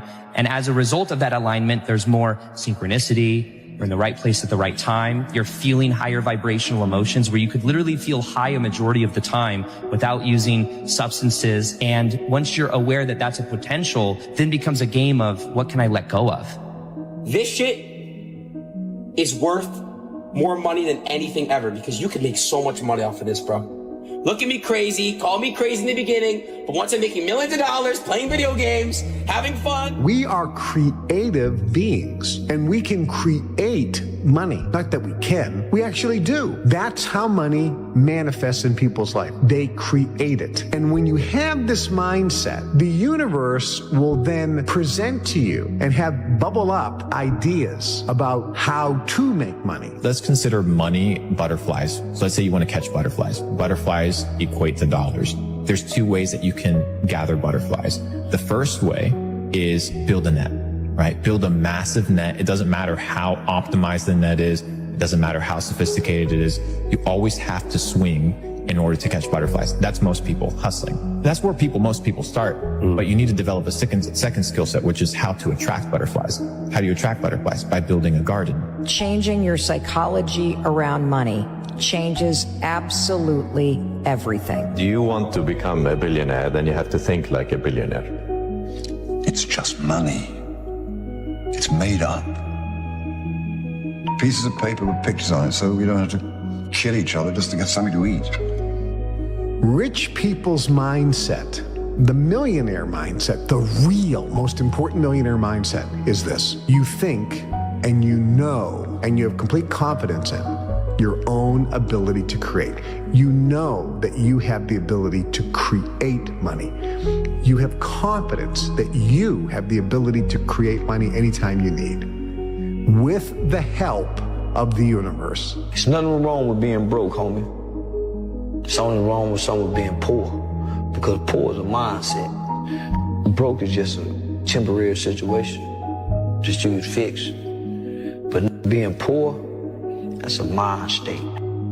The reason you want it so damn bad is because you know you can get it. You know you're capable. You know if you do everything right or everything that you're supposed to do, that you can achieve it. And when you know you can do it, you get pissed off when you don't have it already. And see, the problem is so many people don't think that they can do it. That's when you lose your drive. People want to talk about where's that fire. That fire is by starting it. You got to ignite it, and that's going to light that fire. Now you know how big this fire can get. You know how dangerous you could be. You just got to stoke the fire every day. You got to keep adding to it. Every time you add to it, it gets a little bigger. It gets a little more possible. It doesn't seem so crazy anymore. And after you add it enough, you see what's capable. Until one day that fire's there and it's raging, all because of a spark.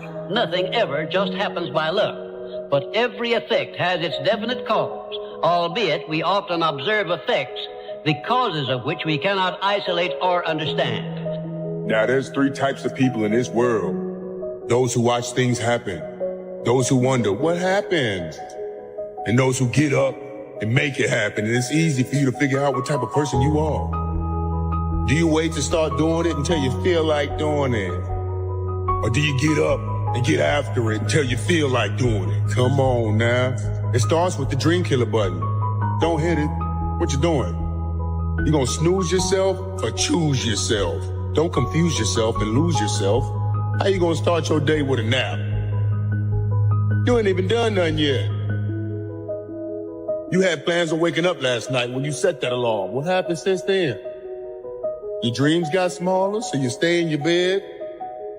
Your life is less important than the excuses in your head. You stay in your bed, your dreams stay in your head. Choosing your feelings instead of what you said last night when that alarm was said. The reason you don't have more money in your life is because you settle for mediocrity. Because money is a frequency. It's an energy. It's a vibration. So when you readily accept lower quality food, what you're saying to the universe is, universe, I happily accept the lowest quality for the most important thing of my life, my body. Please, universe, don't send me more money because I am happy with less than what is ultimately available to me. You see how you're creating more of what you don't want? You're not living in your authentic self. Poor in spirit people say the words, I can't afford that. Authentic self people say the words, how could I afford that? That's the shift. I shall introduce you to your greatest asset, and with this introduction, the master key to success will be within your easy reach. I say this is your greatest asset with which you may tap and draw upon the supreme power which created you and runs this entire universe. The name of this principle is applied faith. I should know what I'm talking about because I was handicapped at birth by the four horsemen which keep most people in bondage all the days of their lives: poverty, fear, illiteracy, and superstition. I'm gonna just tell you guys right now straight up how it works in life. There's cheat codes in life, bro. There's shortcuts in life. And I'm gonna tell you guys right now, you watch me because in some way you can relate to me or you look up to me in some way. Well, guess what? You can go out and get this shit too. I'm trying to tell you it's not easy. It takes a lot of hard work, dedication, a lot of blessings, a lot of luck. It's lucky. But at the same time, you have people that work years and years and years and years, and it finally will pay off. If you work extremely hard at whatever you got going on, something that you love to do, I swear to God, your life will change. It takes one whole year to see crazy improvement. I guess it comes down to a simple choice, really. Get busy living, or get busy dying. You gotta want it bad. You gotta want it so bad that it hurts. That you don't have it yet. That throughout your whole life, every day, day in and day out, you've been putting in work and you're not there yet. That should be painful. You should be punching yourself for this. I thought you wanted this shit. You tell everybody you want this shit. You wake up and you tell yourself you're gonna get it. And then you fail to live up to your own expectations every single goddamn day. You gotta want it with your heart. You gotta wake up and you gotta want it. You gotta want it as bad as you wanna breathe, as you wanna eat, as you wanna go to bed, and you can't sleep because you're tossing and turning thinking about what you gotta do tomorrow, and your goals are so far away, and you're walking and you need to sprint to even catch up, to even get close. You gotta want it so bad that nothing else matters. Anything that's not working towards that is a waste of your time. That's how bad you gotta want it. So stop wasting every single day. You gotta get up and get the fuck after it. Let's go. You want that? Not a problem, but let's learn the formula of how to create, right? Yes. So then you'd have to feel those emotions before the experience occurred. And if you understood that you could dissociate all of your attention from this three-dimensional reality and have no attention on anything known, and understand it's the field that creates matter, not matter that emits the field. And if you could get to that place and change your energy with a clear intention and elevated emotion, your heart starts beating in this beautiful rhythm like a drum. We've measured it so many times. And when that occurs, the next thing that happens, the heart informs the brain it's safe to create now. Everyone, said Mr. Carnegie, comes to the earth plane blessed with the privilege of controlling his mind power and directing it to whatever ends he may choose. But, he continued, everyone brings over with him at birth the equivalent of 2 sealed envelopes, one of which is clearly labeled, the riches you may enjoy if you take possession of your own mind and direct it to ends of your own choice. And the other is labeled, the penalties you must pay if you neglect to take possession of your mind and direct it. Your only limitations are those which you set up in your own mind or permit others to set up for you. I can't. You can't? Are you kidding me? You just said I can't? Like, I want to fucking slap that mother. You know what I'm saying? I can't? Applied faith is the mental attitude wherein you may clear your mind of all fears and doubts and direct it to the attainment of whatever you desire in life. The next year is going to go by whether you're doing something about your life or not. Write down what you're trying to get done. Write down what you need to get done on a long-term basis and what you need to get done on a short-term basis. And write off a checklist. Force yourself. Be accountable. The difference between a dream and a goal is a timeline and accountability. Because, I mean, just sitting around dreaming someday, someday I'm going to get a different job. Someday I'm going to change this. Well, someday ain't a day of the week. It is an inevitable law of nature that you lose that which you do not use. And of course, this applies to the use of your own mind, the same as to everything else. There are no more opportunities to become rich, did I hear you say? Remember, you are given as your richest birthright the privilege of controlling your own thoughts. Therefore, treat this divine gift with the profound respect to which it is entitled, and do not allow anyone to do your thinking for you, or to influence your thinking in any manner whatsoever, except by the rules of accurate thinking I am passing on to you. Follow this procedure regardless of what people think or say about your method of thinking. If they wish to call you a cynic or a doubting Thomas, let that be their misfortune. But for your own good, go right on thinking by rules which will save you from many mistakes and tragedies throughout your life. A power which is greater than poverty, greater than the lack of education, greater than all of your fears and superstitions combined. It is the power to take possession of your own mind and direct it to whatever ends you may desire. When doubt creeps into your mind, remember that whatsoever a man believeth, that shall he also reap. Remember that your mental attitude is something you control outright, and you must use self-discipline until you create a thought pattern or thought habits which keep your mental attitude positive at all times. Your mental attitude is important because it acts as a magnet which attracts to you everything, every circumstance which makes you what you are and where you are. Maybe not today, maybe not tomorrow, and maybe not the next month. Pero only one thing is true.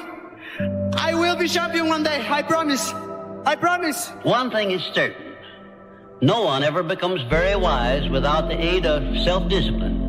And no one ever finds peace of mind and happiness without the strict exercise of self-discipline. Believe me, the more you put into anything, the more you're going to get out.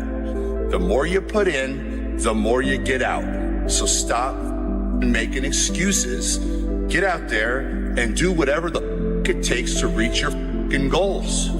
Jesus Christ. Pretty soon you win. Pretty soon you'll win. If you have the courage and the heart and the dedication and the mindset of everybody go themselves, you put so much practice into you, you know exactly what to do. It just sucks doing it. There is no get out of jail free card. This is why I say stay hard. Because when you weren't given the gifts, the only thing you can do in life is stay hard. When you put that practice in, every day you lace them up. And I don't mean run. It's just a metaphor for life. Remember, faith is not something you get. Faith is something you already have. But you may be using it in reverse gear by believing in the circumstances and things you do not want, the things you fear. Faith is guidance only. It is not a power which will bring you what you want, but a power that can guide you to go after what you want and get it. Nobody's coming to save you, big dog. Don't you get that? Your whole life has led to this point because of you. Your shitty decisions, your f***ed up habits, your poor choices have caused you to end up at this point. The only person, big dog, that's gonna get you out of this spot is you. You need to get scared. You need to get freaked out. If you're not where you want to be right now, you need to get scared. All these people that are telling you it's not your fault, you have time, yada, yada, yada. No, you don't. Because those are the exact people that don't make it. It should freak you out that your parents aren't taken care of. It should freak you out that you don't have the life you want to have. It should freak you out that if something happened, something went wrong, you could do nothing about it because you're living paycheck to paycheck. That should freak you out. Bro, this is not that hard. It's just hard to do. There is no secret. There is no quick fix. There is no hack. There is no path of least resistance. The quickest way for you to go from where the you are to where you want to be is that shit you're trying to avoid doing. And not only is it the fastest way, it's the only way in most cases to get where you're trying to go. I must work hard. I must have failures so I develop skills. And I must not quit so I can continue to push forward. Choices and you don't look back. About 85 to 95% of all of the influences in your life, all the reasons you do anything, is because of suggestive influences around you. Not only physical suggestions, the weather, the heat, the cold, and so on, but also the emotional suggestions, the impact of the people you associate with. And the more you associate with people, especially people in your family, people in your close social circle, people that you work with, the more you associate with these people, the more of an impact they have on your thinking and on your future. Question, who do you identify with? Now, whoever you identify with today, one of the things you have to ask yourself is who would you like to be like? Who do you want to identify with? And then you start getting around the right people. Keep your mind on what you want, keep it off of what you don't want, and everything is possible for you.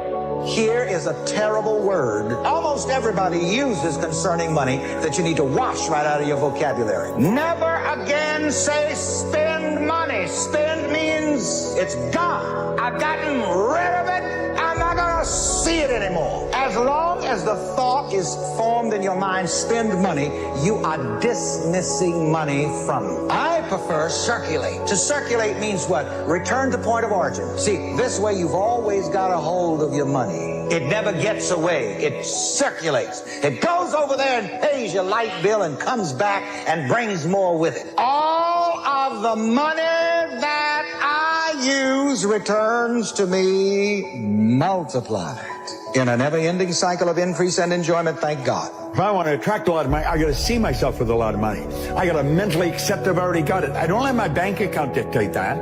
I choose that. Choosing myself to see myself with the good I already desire, I'm on that frequency. Now the trick is to stay on that frequency.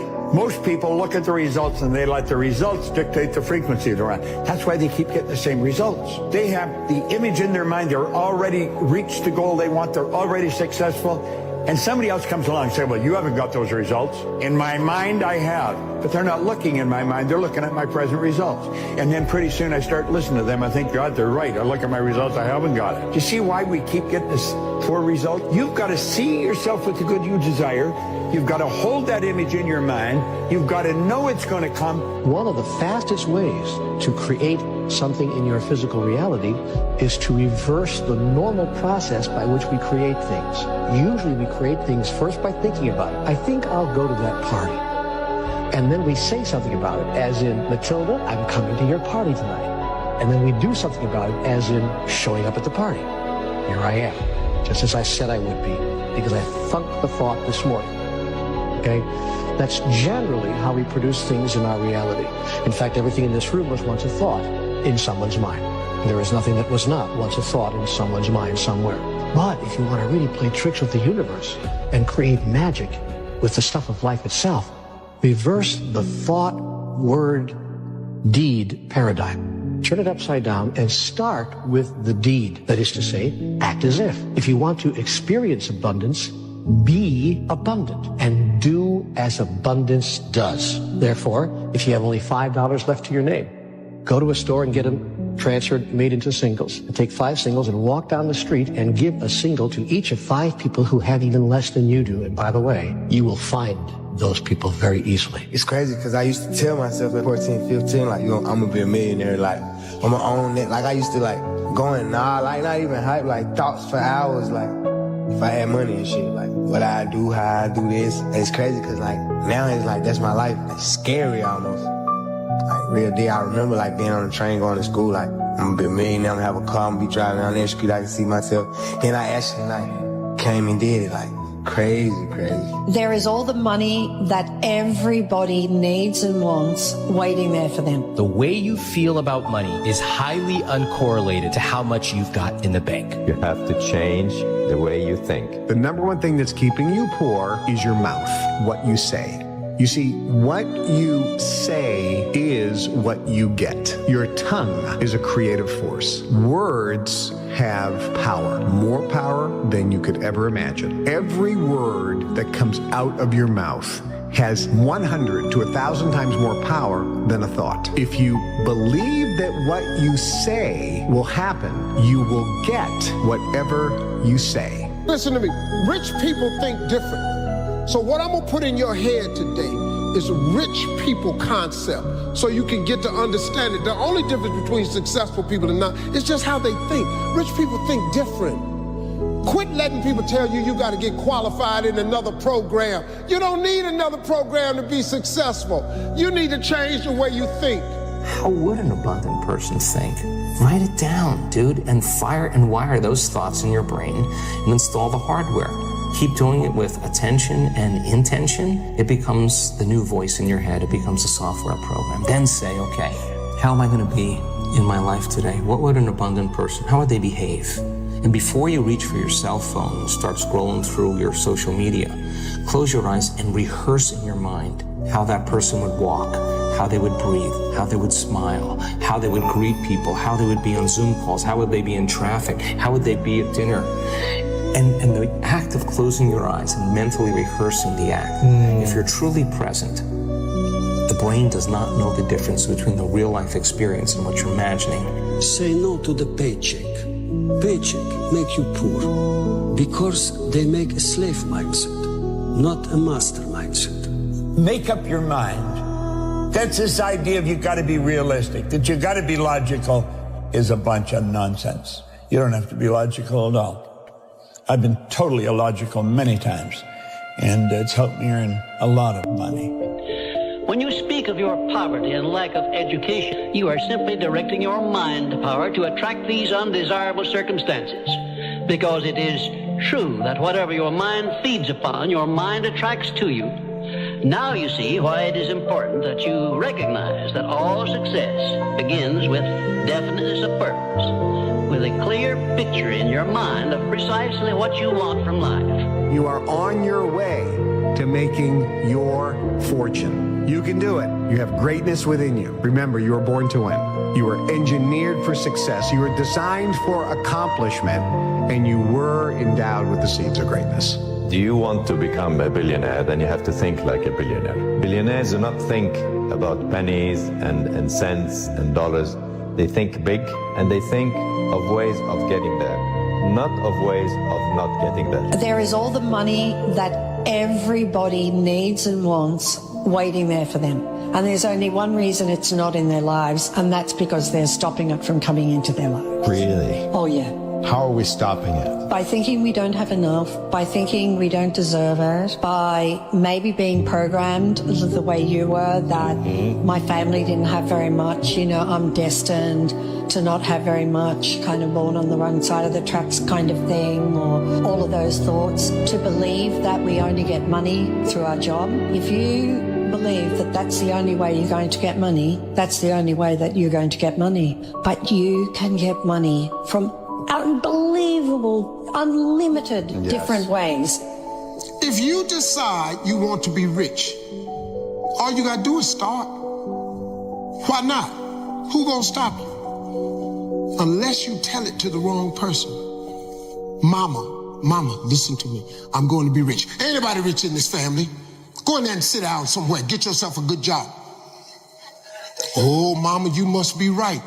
No, mama could be wrong. Because what you have in your imagination, God didn't show it to your mama. I'm sorry. He showed it to you. Know what you want and believe that you can and will get it. Give expressions of gratitude many times daily for having received that which you want, even before you actually get physical possession of it. Possession starts first in the mind. But please remember this. Remember, there can be no application of applied faith without action. When overtaken by defeat, as you may be many times, remember that man's faith is tested many times before he is crowned with final victory. And accept your defeat as nothing more than a challenge to keep on trying. But I'm starting to realize, bro, when you dance to your own rhythm, when you play by your own rules, and you living through your vision, that's a perfect indication you're doing it correctly. Because they literally don't see what you see. They don't see it. They don't see what you see. They don't see as far as you see. And they don't understand why you see what you see.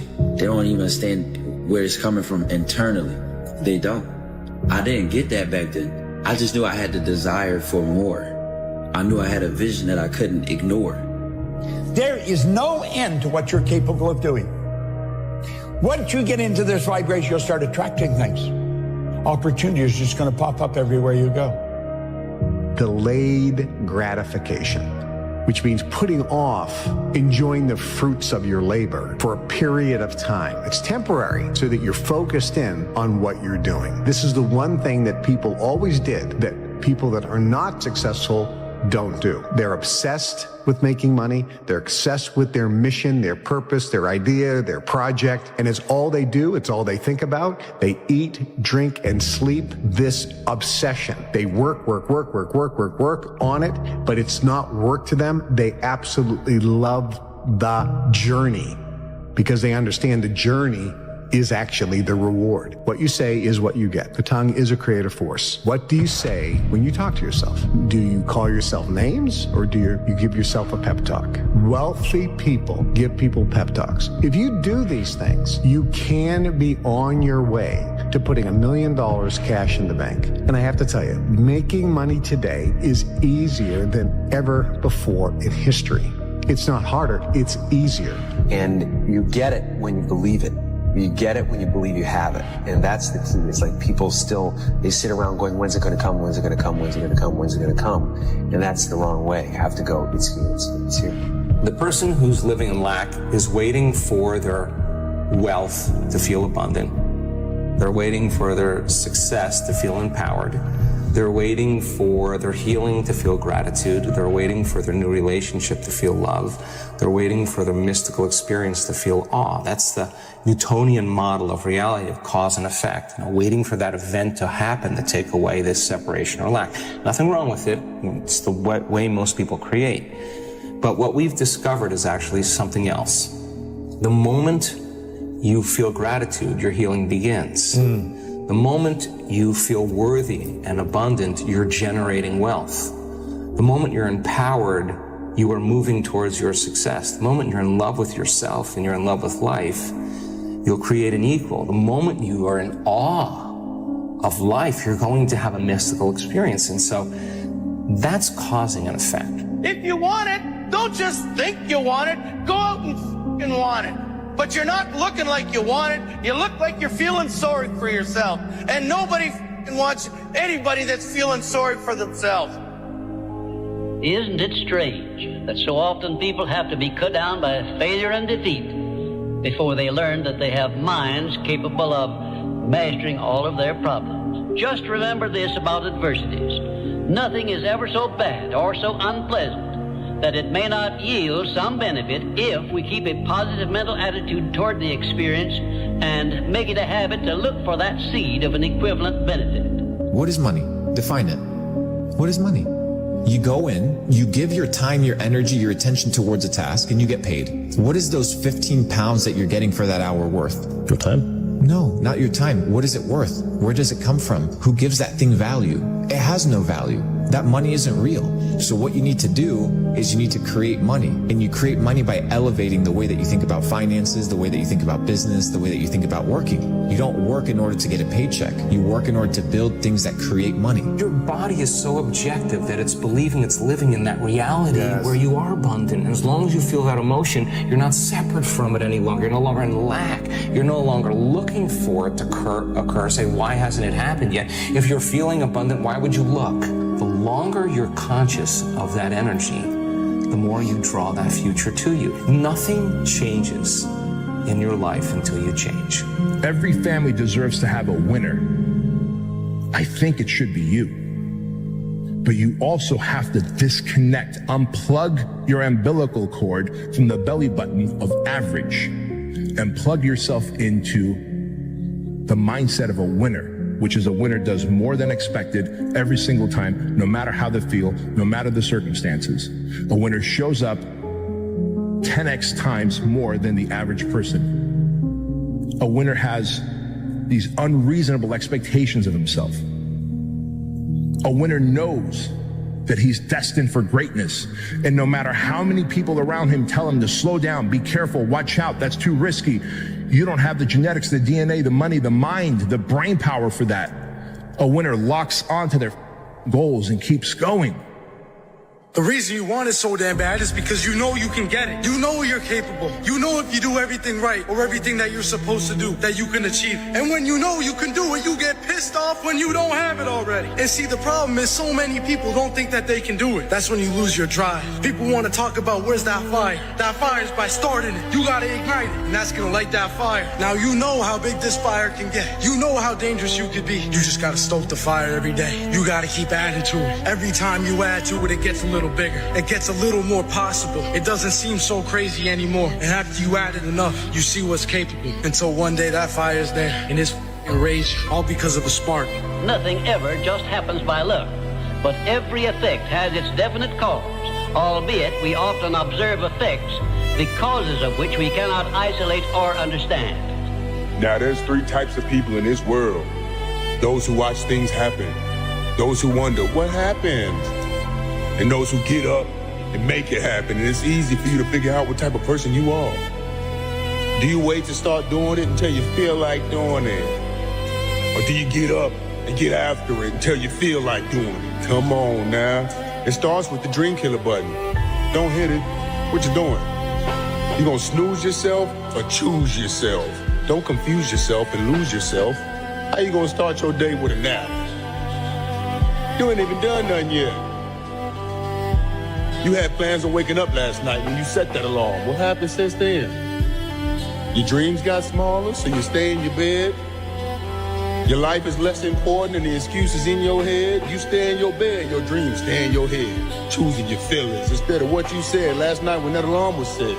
The reason you don't have more money in your life is because you settle for mediocrity. Because money is a frequency, it's an energy, it's a vibration. So when you readily accept lower quality food, what you're saying to the universe is, universe, I happily accept the lowest quality for the most important thing of my life, my body. Please, universe, don't send me more money because I am happy with less than what is ultimately available to me. You see how you're creating more of what you don't want? You're not living in your authentic self. Poor in spirit people say the words, I can't afford that. Authentic self people say the words, how could I afford that? That's the shift. I shall introduce you to your greatest asset, and with this introduction, the master key to success will be within your easy reach. I say this is your greatest asset with which you may tap and draw upon the supreme power which created you and runs this entire universe. The name of this principle is applied faith.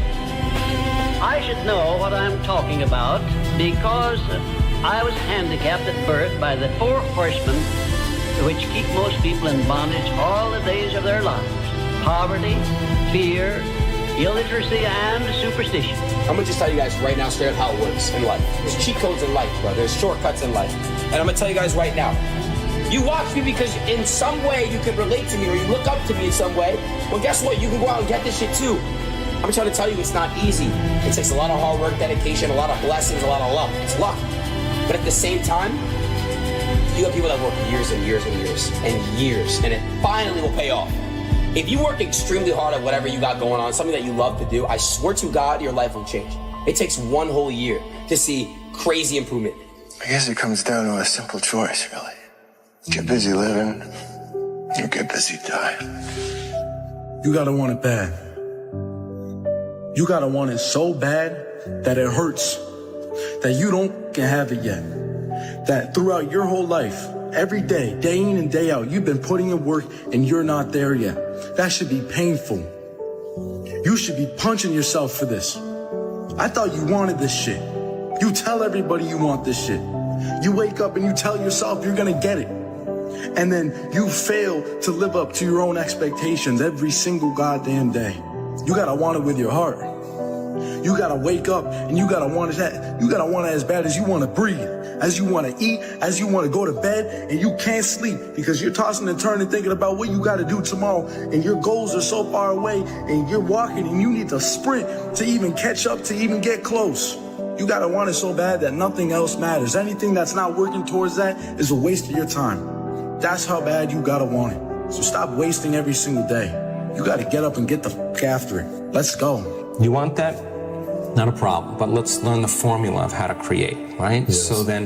So then you'd have to feel those emotions before the experience occurred. And if you understood that you could dissociate all of your attention from this three-dimensional reality and have no attention on anything known, and understand it's the field that creates matter, not matter that emits the field. And if you could get to that place and change your energy with a clear intention and elevated emotion, your heart starts beating in this beautiful rhythm like a drum. We've measured it so many times. And when that occurs, the next thing that happens, the heart informs the brain, it's safe to create now. What would be the outcome? The experiment of being abundant would be that you would have to feel that feeling. It's so good at doing it with your eyes closed. You got to do it with your eyes open. Now, why? Because if you're feeling the feelings of your emotions, of your future, you're no longer looking for them. You can do whatever you make up your mind to do. Believe, and you shall receive. Will you please remember that your life is exactly what you make it by your own mental attitude. Listen to this. You do not have to be the smartest cat in town to earn a lot of money. As a matter of fact, you can be pretty dumb and earn a lot of money.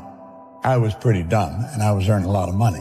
So when people tell me you got to be smart to earn a lot of money, I know that's not true because I knew I wasn't very smart and I was earning a lot of money. If you complain about money, if you judge people who have it, if you rush when you're in lack, if you cheat when you don't have what you need, an abundant person doesn't do that. You got to look at that and say, I got to break these habits. Yes. Oh my God, if I truly want to be abundant, I can't act this way. Now here's the big one. If I truly want to be a new personality that's in a new personal reality, I can't take lack with me. I can't take unworthiness. I can't take the story that goes along with it with my parents or my grandparents or my ex or whatever. That story has to end. When people look at the money that they're making and then the amount of effort that it takes them to make that money, they're like, you know what, at least I worked hard for my money. Bro, money gets printed out of thin air. You need to figure out how to make as much of it for the least amount of effort as possible. Why? Because there's dudes out there that are printing it. I don't think you understand. They're literally printing it. Printing it, and you're out here working for it, slaving away. So you need to ask yourself, how can I get as much money as possible for the least amount of effort? So you need to start a business. You need to be able to understand how to arbitrage. You need to learn how to sell. You need to learn how to market. These basic skills, because the assumption that you're going to find security in a job is a fallacy. They can fire you for any of a million reasons tomorrow. Your skills are what's going to determine if you stay afloat or not, if you have the ability to make money. The job doesn't count. The idea of having a side hustle that you're not actually fully invested doesn't count. You need to be focused on making money. Money is the name of the game. You have to take care of it. You are a creative force. Get the millionaire mindset. If you don't have the millionaire mindset, that money is a renewable resource and that you can create, and it is God, the universe, which is the source of your supply that gives you the power to give out. If you don't have that mindset, then you're going to have a struggle making your first million and making any large amounts of money.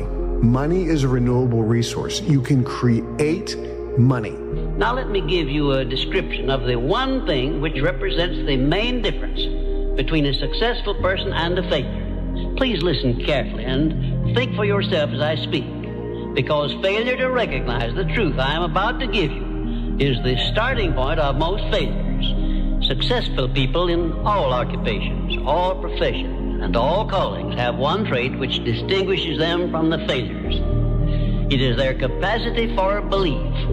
The failures see the hole in the donut, but do not see the donut around the hole. The successes see the hole also, but they see the donut around the hole. Changing your psychology around money changes absolutely everything. The way you feel about money is highly uncorrelated to how much you've got in the bank. The way you feel about money is highly uncorrelated to how much you've got in the bank. We're going to go back to childhood and we're going to go to the future. What conversations do you remember your family having when you were young about money? What phrases? Here's some examples that might sound familiar. We can't afford it. Here's the consequence of that. This person, hopefully, they end up in a pretty nice job. Maybe they've done well. They have some decent amount of money. They come to me and go, why do I still feel guilty ordering a salad when I eat out? And my partner is saying, we have the money. Look at our checking account. Why? Well, trace it all the way back to conversations you had starting at age 6. Wow. It's not about wealth. It's who you become. Isn't it a strange fact that most people make a negative application of their great power of faith by thinking about and believing in poverty, ill health, fear, failure, and defeat, when it would be so easy for them just to change their thinking over to the circumstances and things they desire? If you aim for success above mediocrity, you will need to learn to act on your own personal initiative, because your success is something which you must achieve for yourself without someone telling you what to do or how to do it. There are two kinds of men who never amount to much: those who cannot do as they are told, and those who can do nothing else. Most people learn how to fail and not to succeed. It's a mindset. It's a mindset. When they developed Tesla, everybody thought, not a new idea. But they were persistent, they were convincing, and they could see something that most people did not see. The same thing with Google, the same thing with Apple. They were providing something that people were looking for, but they did not know how to put it together. So if you want to be a billionaire, you have to start thinking what will work and not only what will fail. Billionaires look at their experience and say, this did not work, what can I learn from it? You have to change the way you think. Think about it. There's been many periods in my life that I've had internal growth, which was this: work, no results, but I'm a little bit better. Work, no results, but I'm a little bit better. Work, no results, I'm a little bit better. Work, boom, just got paid. I just got paid. And it looks like overnight success. Yeah. It's like, oh, shit, it happened in a year. No, bro, it doesn't. Because if you do all those things, even if nothing happens and you know you're doing the right thing and you're on track, overnight success becomes this easy thing because you were internally growing and then the bubble popped. And then boom, it looks like you were doing it all wrong. You want to make money, the key to making money is serving the most amount of people. The more people you serve, the more money you make. People always say, athletes make so much money. Doctors should make more money than athletes. But I'm like, wait, how many patients you got? How many patients you got? The doctor got 30 patients. Well, you got 30 patient money. But how many people are enjoying watching LeBron play? Hundreds of millions? So he gets hundreds of millions of dollars. I said, dude, don't ever get it twisted. You serve more people, you get more props, you get more money. Another way to get wealth is through servanthood. Listen very carefully. The more people you serve, the richer you become. The more people that you can serve and the more needs you can meet the more successful you become. If you're going to put your effort into something and you're going to work on something, you cannot afford the luxury of a negative thought. I'm going to write a book. I can't afford to think that it won't sell. I'm going to build a business. I can't afford to think that I'm not going to get any clients. Do not accept from life or anyone else anything you do not desire. And remember that Mahatma Gandhi proved himself to be more powerful than the great British military forces by this simple method of passive resistance. Keep your mind eternally engaged in thinking of that which you desire most, your major purpose in life, so no time will be left for you to waste on thinking of that which you do not want. The more I listen to this, the better my life gets. If they don't have what you want, don't listen to what they say. There's no greater waste of time than justifying your actions to people who have a life you don't want. Write out this sentence and paste it in a prominent place where you work and on a mirror where you see yourself in your home. Whatever the mind can conceive and believe, the mind can achieve. Remember also that you are the only person who can provide you with a positive mental attitude. What are you going to do about it? On your answer to this question rests your entire future. Opportunities in life are like trains. There's always another one coming. There's not like this is the last opportunity that will ever present itself to you in this lifetime. No, there are an abundance of opportunities, tons of opportunities. There's huge amounts. And if you don't take advantage of this because of various conditions and circumstances that you can't, there'll be another one down the road. This is the confidence or knowing this that you can and will have tons of opportunities in this lifetime. You can't take advantage of every single one. Take advantage of the ones you want. Oh, it's so easy to bank money. You know this. Online, anybody can go out and make 10 grand a month. Literally. I was talking with a guy in Singapore, probably worth a couple $1 billion. I was having a conversation with him, and he's like, you know what the biggest issue is between the elite and people that make no money? I'm like, what? Financial literacy. He said, most people are financially illiterate, and it's a language. And what do you mean it's a language? He's like, yes, finance is the language of the elite. Self-education will never betray you. Self-education will never betray you. You have to sit down. You don't like to read books. Nobody gives a the marketplace doesn't care. In order for us to change a belief or perception about ourselves and our lives, we have to make a decision with such firm intention that the amplitude of that decision carries a level of energy that's greater than the hardwired programs in your brain and the emotional conditioning in your body. And your body literally has to respond to your mind. Examine your personality and examine your personal reality. Change your personality, change your personal reality. Don't make it be about abundance. Make it about becoming abundant by overcoming the person who's not abundant. There's a moment when every boy realizes no one's coming to save him. And that's when he becomes a man. And some boys never get there and stay children forever. The winner never quits, and a quitter never wins. Definiteness of purpose. By now you should know what you want most from life, and you should have a plan for getting it. Going the extra mile. This is a must if your major purpose is anything above mediocrity. Wake up every day. How bad do you want it? How bad do you want your dream? It's so much easier to forget that vision than to remember it, right? So if you're going to remember it, you got to keep it alive in your mind.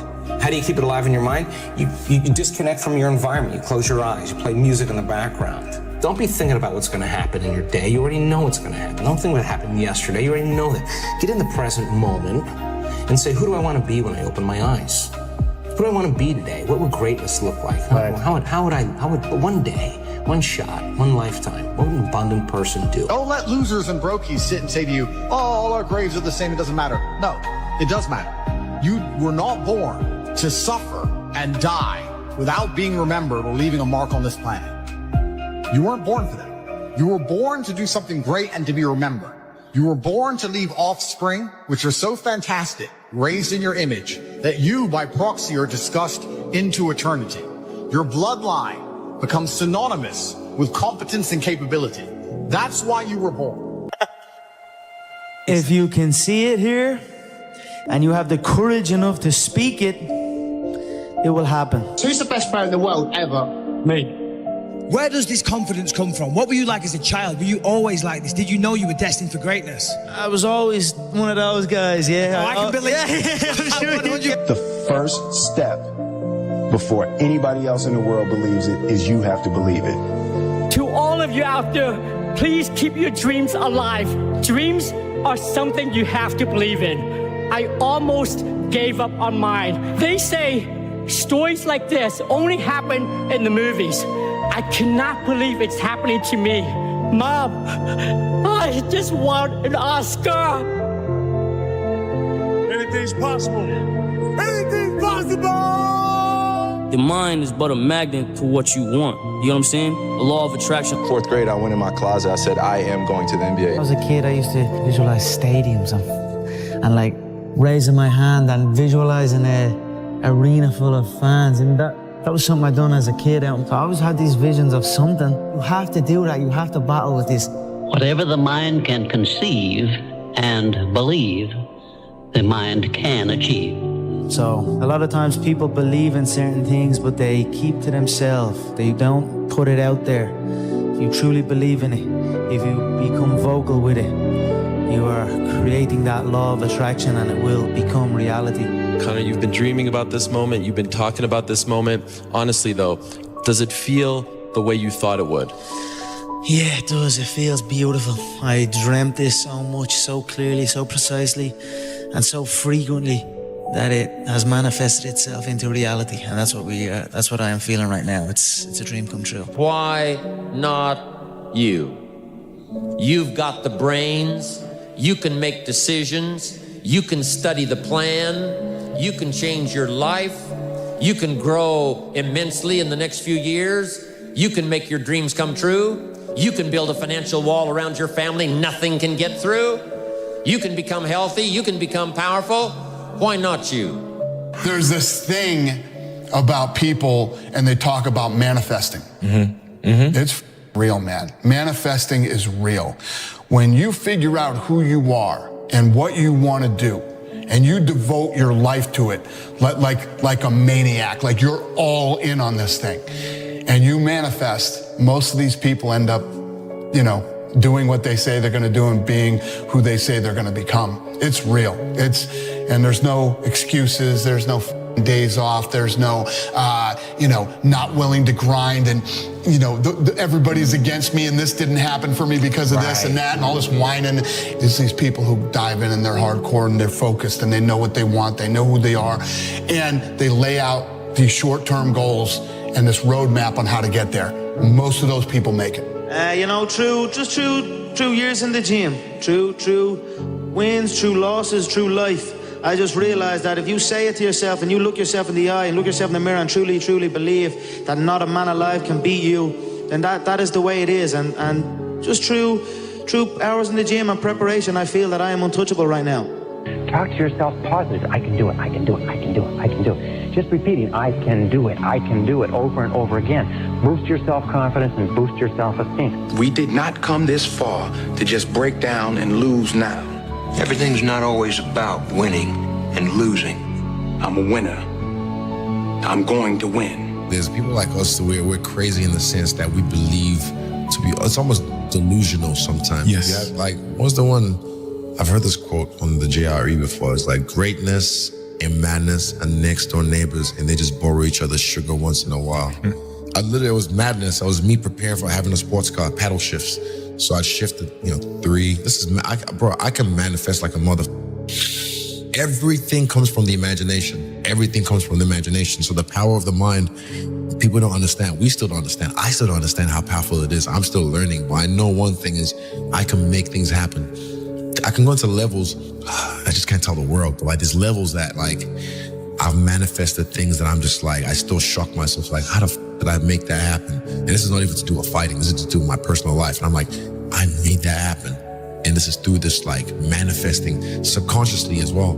Just years of something just manifesting, and boom, it's right there. I'm just like, I really made that happen. It's scary, man. You have to understand, you are a magnet. Whatever you are, that's what you draw to you. If you see it in your mind, you can hold it in your hand. You gotta create dream boards. You gotta put the new car up on your mirror. Put the weight you want to be on the refrigerator. If you can see it in your mind, you can hold it in your hand.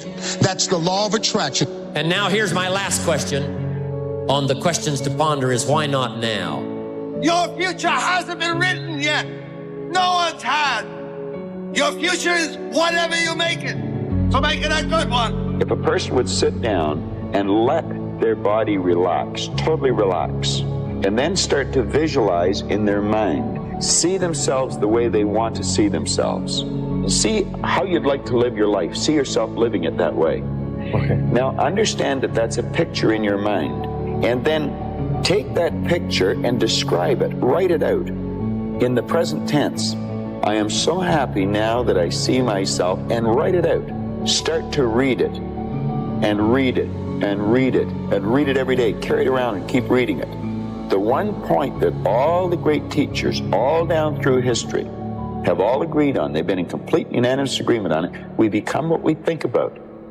Now, it may be fantasy at first, it might even appear to us as being a lie. But if you read it often enough, you'll start to believe it. And when William James said, believe and your belief will create the fact, you will see the person's personality change. Me signing my signature with Champion 2011 on it, it can't hurt me. It can't hurt me. It could only help me to believe it even more, you know? So yeah, I mean, it works for me. Everything is possible in your life when you believe. When you believe, everything is possible. Everything is possible.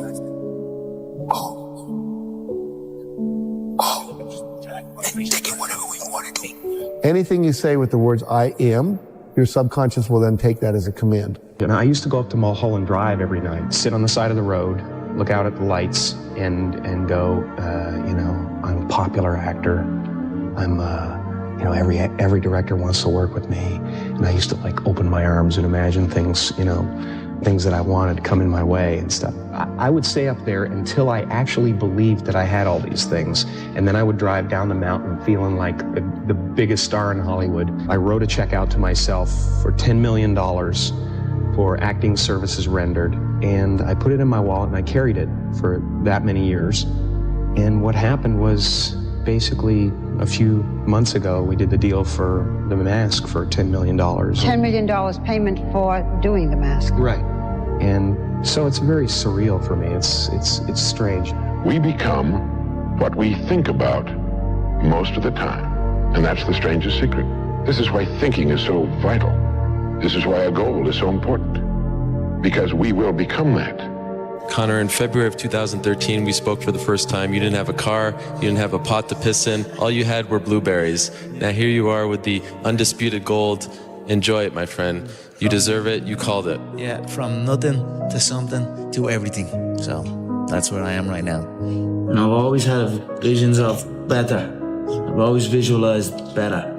And in times of struggle, like driving down in a banger of a car that I had to push start, I'd be still driving a soft top Bentley around beautiful California in my head, and lo and behold, now I am driving a beautiful soft top Bentley around California. So I always visualized good things.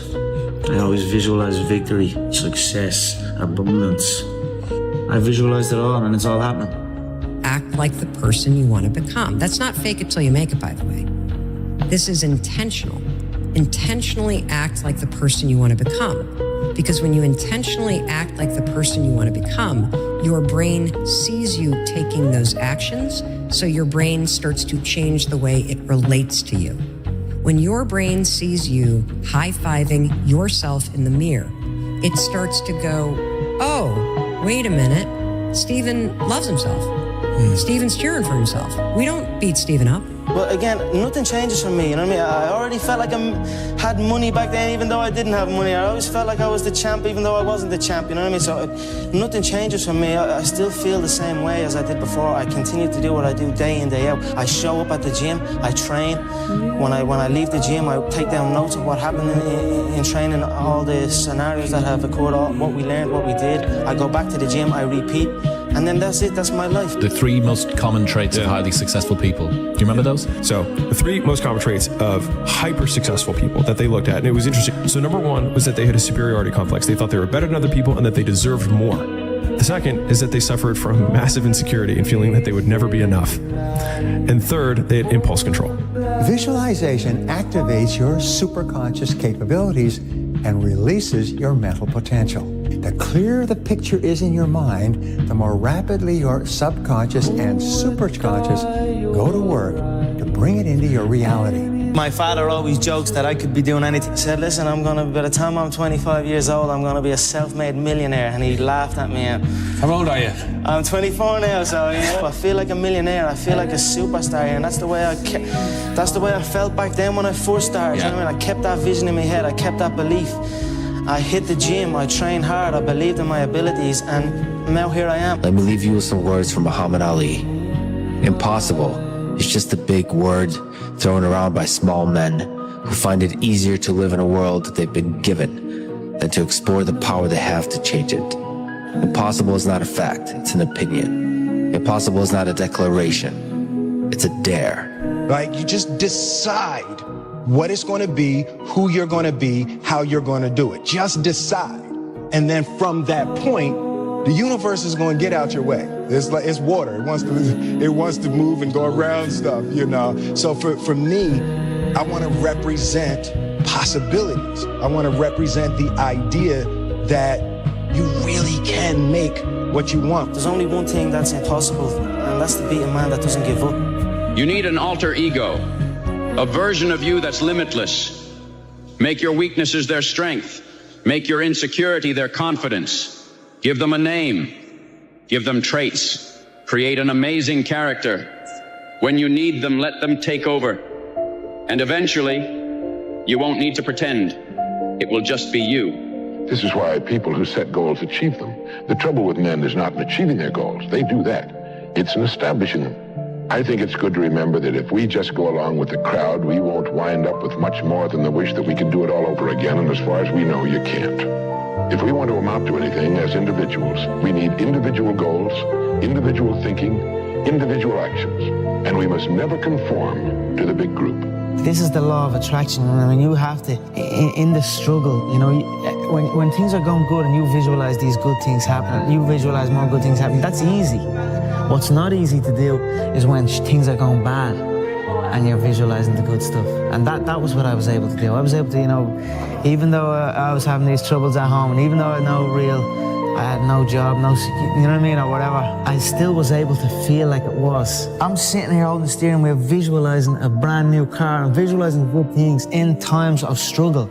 And that, when you can do that, I think that really makes that law of attraction work. I think it really attracts to you more. You know what I mean? Because that is harder to do when you're in the struggle to visualize these things. You have to believe in yourself. You have to believe that you're here for a purpose, to enrich the world.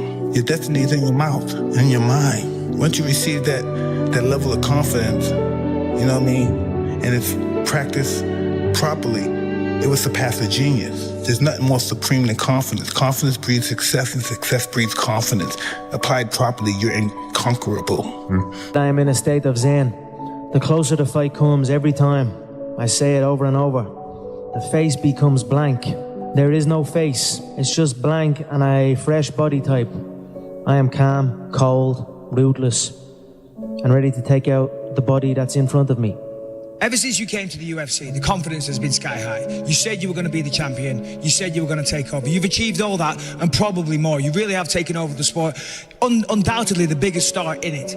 Where does this confidence come from? You know, confidence grows through work ethic, through seeing what's happening around you, and that's it. I put the work in, and it's paying off. Whenever you think you can't, the confidence comes from the thing that you built. You must build belief. You must be alive. I kept going, not because I wanted to. Trust me, all of me wanted to stop. I kept going because I deserved to know what not giving up on myself felt like. Great rule, you become what you think about, but you become what you say to yourself. So what you do is you say to yourself these magic words. You say, I never give up. Say it, say I never give up. I like myself and I never give up. Around 2010, 2011, I went through this huge spiritual thing where I became obsessed with the power of the mind, meditation, visualization, and just realizing how powerful our minds actually are and our level of self-belief. I just took myself to this different mental level where I took myself from being average, very average-minded, to actually believing that I was the and believing that I could be the and that I could be the GOAT and be the greatest and never lose. Like, I took myself to a different place mentally, and a lot of it came from mental practice and meditation and visualization and just seeking knowledge from people who are strong believers. You know, I always dreamed as a kid that, you know, it was possible to score 80 or 90 or 100. I always just like, you know, had a dream. You know, like sometimes you lay down in bed and you visualize things. You just kind of, you know, that's at least how I would go to sleep. I'd lay down, I'd imagine playing for the Lakers, and I'd imagine what the uniforms look like. I'd imagine where we'd be playing, and, you know, the smell of the arena and all sorts of stuff. And I would see myself, you know, getting hot. So you just keep dreaming and dreaming and dreaming, and before I go to sleep, I'm like at 120 points, you know? And so when you grow up, downloading that into your brain over and over and over, and then, you know, that summer, I made 1,000 shots a day. 1,000. Before you go to sleep every night, visualize yourself being, doing, and having the good which you desire. And when you impress the subconscious just before going to sleep, the subconscious works with that idea that you've given it, even while you're asleep. The subconscious mind will be correlating you with all of the good which you have visualized. You say you may not realize it, but your mind is working for you or against you, even while you are asleep. Once you figure out your brain, you become unstoppable to almost anything. Your brain's amazing. Once you feed it the right conversation, the right mental nutrients, the right mental supplements, the right internal dialogue at the right time, with the right hit, with the right proof of what you've done in the past, and you send that right to the right circuit, dude, you're a beast. A beast. I truly believe we are all equal as human beings. If we are obsessed with something and we truly pursue our passion with everything we have, regardless of anything else, if you are obsessed, work hard, put in the time, you will succeed. And that is a philosophy that I carry. I remember during one lunch break, I was in the car park and it was pissing rain down, and I just said to myself, there was some music playing, and it was like there wasn't even words to it, it was just a kind of a beat, and I got like I went somewhere with it, and I was like, I'm out of here. I'm gonna just drive out of this building. So I head home and pursue this dream of becoming a world champion in mixed martial arts. And that's what I did. I drove home. When I got home, my mother and father said, "How come you're not still at work?" And I said, "I'm never gonna go back to that site another day in my life." And then all hell broke loose. But through hard work, through dedication, they saw what I was pursuing, and they supported me, and I done it. I did it. Visualizing is my biggest tool of life.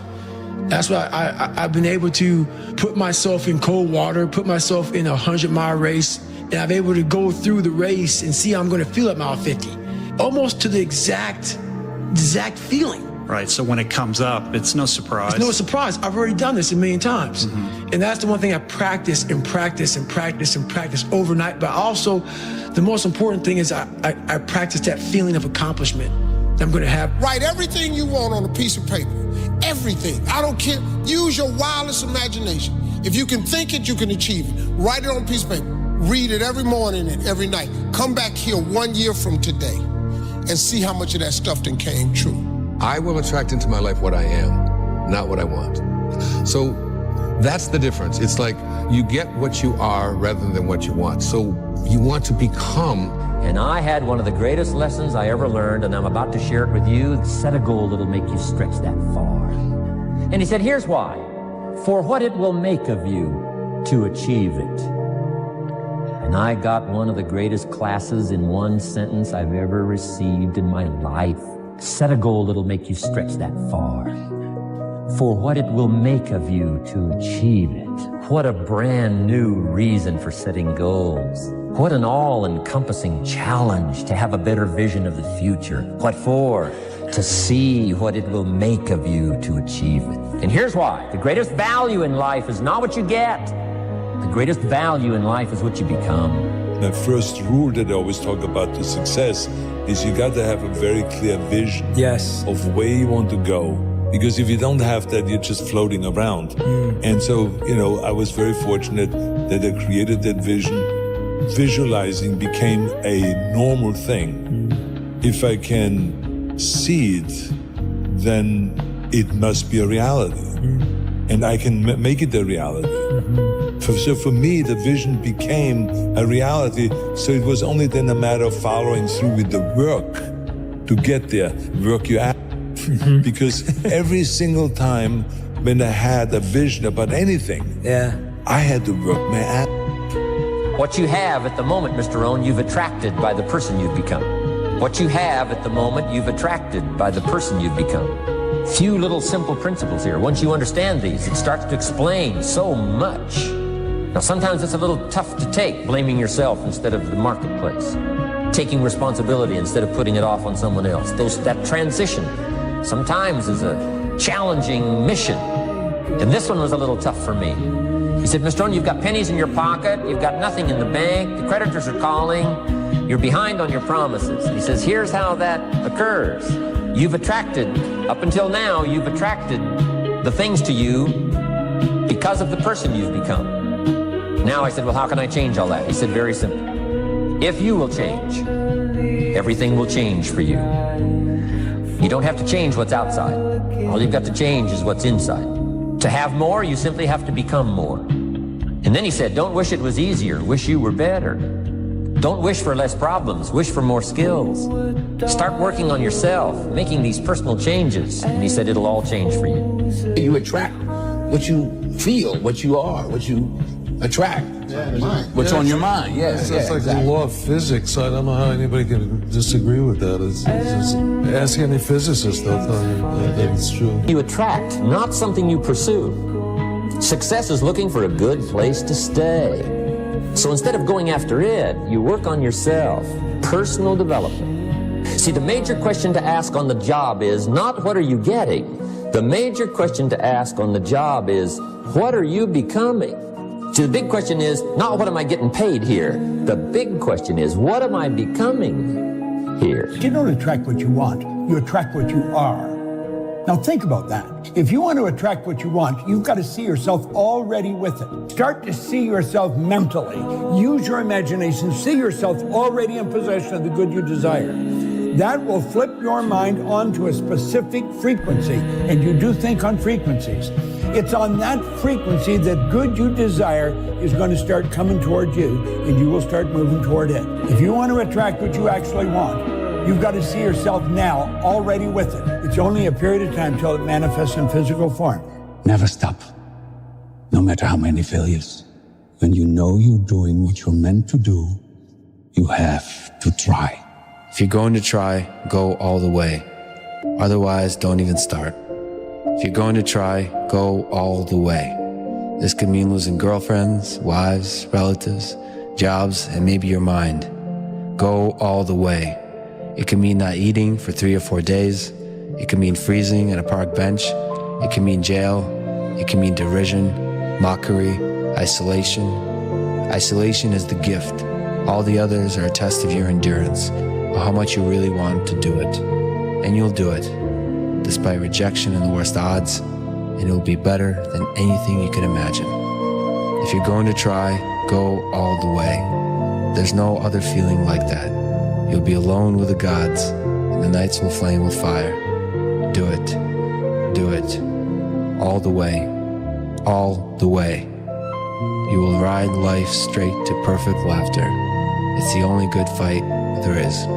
I'm enjoying the fruits of my hard work. Nobody works harder than me inside the octagon, outside the octagon. I am a workhorse, so I'm going to enjoy the benefits of this life. I'm going to get myself a big mansion in Las Vegas. I'm going to get the soft top cars. I'm going to bring my whole team out. I'm going to spoil them and give them this life. Big steaks that size. We're eating every single night each. We're eating good. We're living good. it's human nature. Some people will sit and take positivity from that. They will look at that and take inspiration and inspire. It will inspire them to go and push for that. Others will shell up and critique it and be negative towards it.